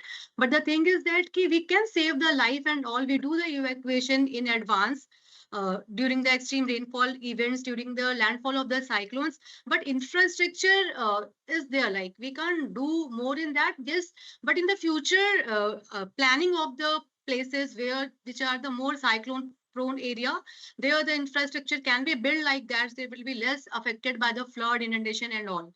But as of now, I can say that government do the plan and all the mitigation planning are being planned. People are like evacuated, displaced to the shelter regions and all. Okay, thank you, madam. Thank you for the answer. So now I'll take up the question from lecture number 5, taken by Sri CM Bhatt sir, because he has to go some another meeting. So first I'll take from their lecture. The first question is, what are the primary latency challenges when using satellite remote sensing for active flood response versus post-flood damage assessment? Once you speak about the latency, one is that these satellites are in orbit. They have their specific orbits and a specific time of pass So the cyclone landfall and the time of pass may be matching or may not be matching. So there can be a gap in the response time, and they have a these cyclones and these satellites also have a temporal revisit. Once it has passed today, then you have after 5 days or 6 days, depending upon the kind of satellite we are using. But still, in case of severe cyclones, once we triggered international charter, so, we have a constellation of satellites which are observing our landfall area, and you have almost 60 plus satellites that are observing. And in that case, I showed one example where we had a reset into filing. We had reset in the morning, reset in the afternoon. Next day, again, we have a reset in the morning. So every 12 hours, we were able to observe the data, and in future satellites are coming where at a coarser resolution maybe, but where we can have reduced this latency to much in 6 hours or less than that. And in case of Modis also, it provides twice a day, but Modis has a cloudy problem of cloud contamination. But in case of active at the moment, we are able to have one morning and one afternoon. That is the how we can respond. So, sir, thank you for the answer. Next question is, how can satellite remote sensing be used to monitor cyclone-induced inundation? As I said, active microwave remote sensing is very useful in case of cyclone-induced inundation, because it is able to penetrate the cloud cover, and it is weather independent, and it can provide any time of day. It can provide information.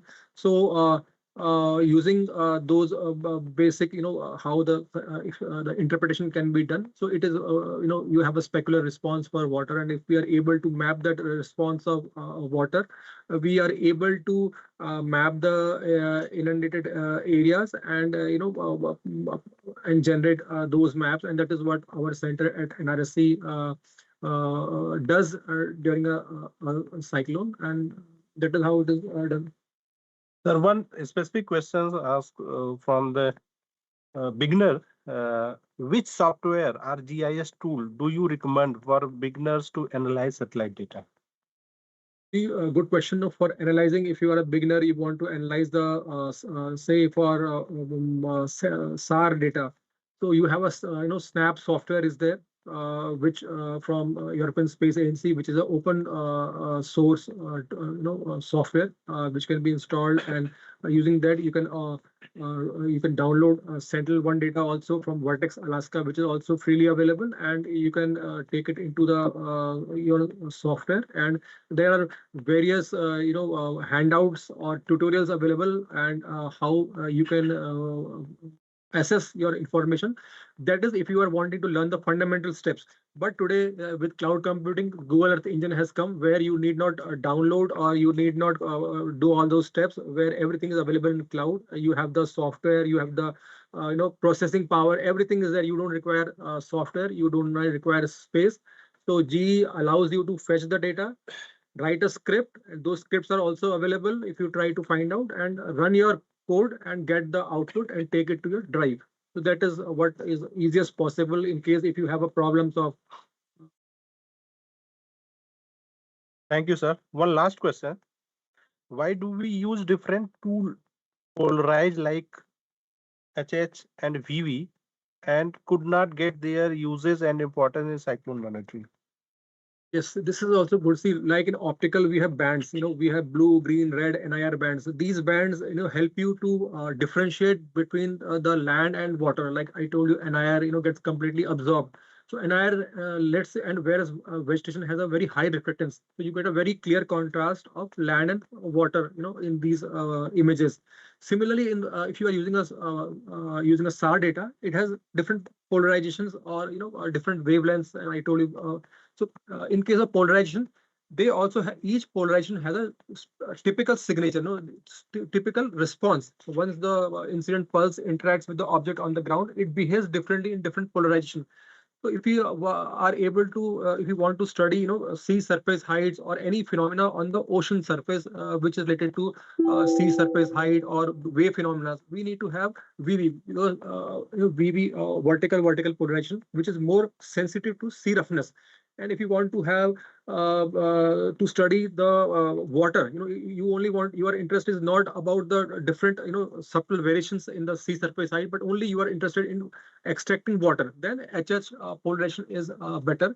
And if your interest is in getting the submerged crops, because we have then you have need to go for HV polarization, where you have horizontal and vertical. So those kind of areas where you have flooded vegetation or some kind of those components, so this will help you to delineate the flooded vegetation. So that is why these channels separately are also provide you information, and if you combine all channels together, you will be getting the best output that will be very close to your reference data. Suppose if you have some ground information or any data which you want to match, so that there are various papers which have proved that all polarization or quad pole data is there, which can help you. And with NISAR, I want to inform you, we have L band and S band, which will help you to get that flooded vegetation component, which in C band was not easily doable because of the shorter wavelength.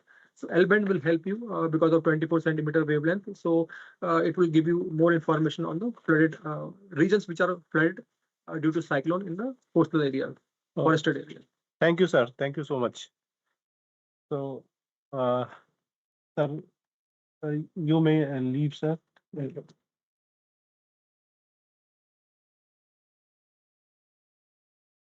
So the next question from lecture number 3, taken by Mr. Ravi Nivani. The question asked from the participants is, how does data assimilation improved AI ML model when observations are incomplete? Thank you for the question. So in the era of AI forecasting, when ECMWF has this AIFS operational, and it provides just the initial conditions to the ML-based forecasting system, and then the ML-based forecasting system provides the forecast, a medium range forecast, and that forecast also has to be corrected. So that forecast has to go through the data assimilation process with using of real observations. But then if the observations are having, if the observations are certain to, if they're prone to more uncertainty, then by default, there's a chance that the data assimilation system would trust the model, which is the background state, because if there is too much of uncertainty in the observations, that means there's too much of variance or covariance in the observations in the R matrix. So there's this trust between background error covariance matrix and then the observation error covariance matrix, which is R. These two actually fight for each other. If there's high variance in one of them, either one of them, the assimilation will take the background state near or away towards away to the observation. So that's how it works. If the observation has more uncertainty, then the AI prediction will be trusted more. Yeah. Thank you. Which I guess, yeah. Thanks. So next question is, when observation contradict model prediction, how does data assimilation decide which to trust? Yeah. Well, this is again, this relates to the first question. The answer to the first question, where the data assimilation system has this covariance matrices. The system trusts if there's too much of variance in either one of the covariance matrix, then the analysis curve is pulled towards the observations or the background based on the uncertainty. And it also matters where how well we are accounting for the uncertainty by using ensemble-based prediction systems and using a well-conditioned observation error covariance matrix and a background error covariance matrix. This is all matters on the covariances. Yeah. Okay, thank you. So next question is from lecture number 4, taken by Dr. Swapan Malik. The first question is, how does building a geographical aware machine learning model help the AI understand that whether we have differently over cold Arctic ice than flat plains? Dr. Swapan Malik. Yeah. So we are using the AI model based on the geographical information. So all the models are based on geographical information. So what we discuss we are using the reanalysis data, which contains all the geographical information, and the ERA5 is the very high resolution of a global model. So it takes, and those data already created by using the data assimilation method, huge number of data, including all satellite and the conventional data. So it's those informations are going in the training model, during training model, and then we are extracting particular domain wise, which domain we need specifically. Is it for the Arctic region or over the tropical region? So all the information, if the global model performs well, that machine learning also will perform well. Thank you. Next question is, how can AI improve the prediction of rare and rapid evolving extreme weather event? Yeah, this is a very interesting question. Thanks for who is asking this one. So what we are doing is, we are developing not a single machine learning model. Actually, the concept is that when we talk about the machine learning model for forecasting, there is a couple of systems. It's a couple system. So we are using different model for different information. Like suppose for tropical cyclone track forecast or intensity forecast, we need the as you mentioned, this sea surface temperature, then this surface pressure, then wind at different level, mid tropospheric level. So all the informations are we need to create the accurate forecast for those using the machine learning, and then it will generate the extreme events for heavy rainfall or the intensity of that forecast. Also, we are using the observation itself from different satellite data. So those information, physically those informations are using. Okay, thank you. So the last question is, what hardware specifications are used for running AI weather model? Yeah, So this question is actually different. No, from this it this is not is science also, question. no, they're fine, because now for machine learning generation, we need to know more about the GPU system, then PyTorch, Python package, and Coda, because most of all the machine learning model based on the GPU. This is doing parallel process. So what I mentioned, this ZAR input, ZAR format. This is actually based on the machine learning GPU system. It can extract parallelly from different chunk wise. So we are using like NVIDIA A100 with 80 gigabyte memory for each processor, and for what I show in this diffusion model, this is just a toy model, we can say. So here I use like 2 GPU, but if I want to run a full weather generator model, it needs more GPU and more memory. So if I cannot run with 2 GPU a whole globe whole data. So yeah, it's very important to know. And also, if I include some satellite data, because satellite is a huge data set, like IRC, CRIS, and those microwave channels. So it's need a huge memory power, memory and the processor. So yeah, GPU is one of the best option. So thank you so much. So all the questions we have addressed here, whatever asked by the participants. If any specific questions is there from the participants, they can send an email. Already, I think our speaker has provided the email ID. They can send and they can discuss further.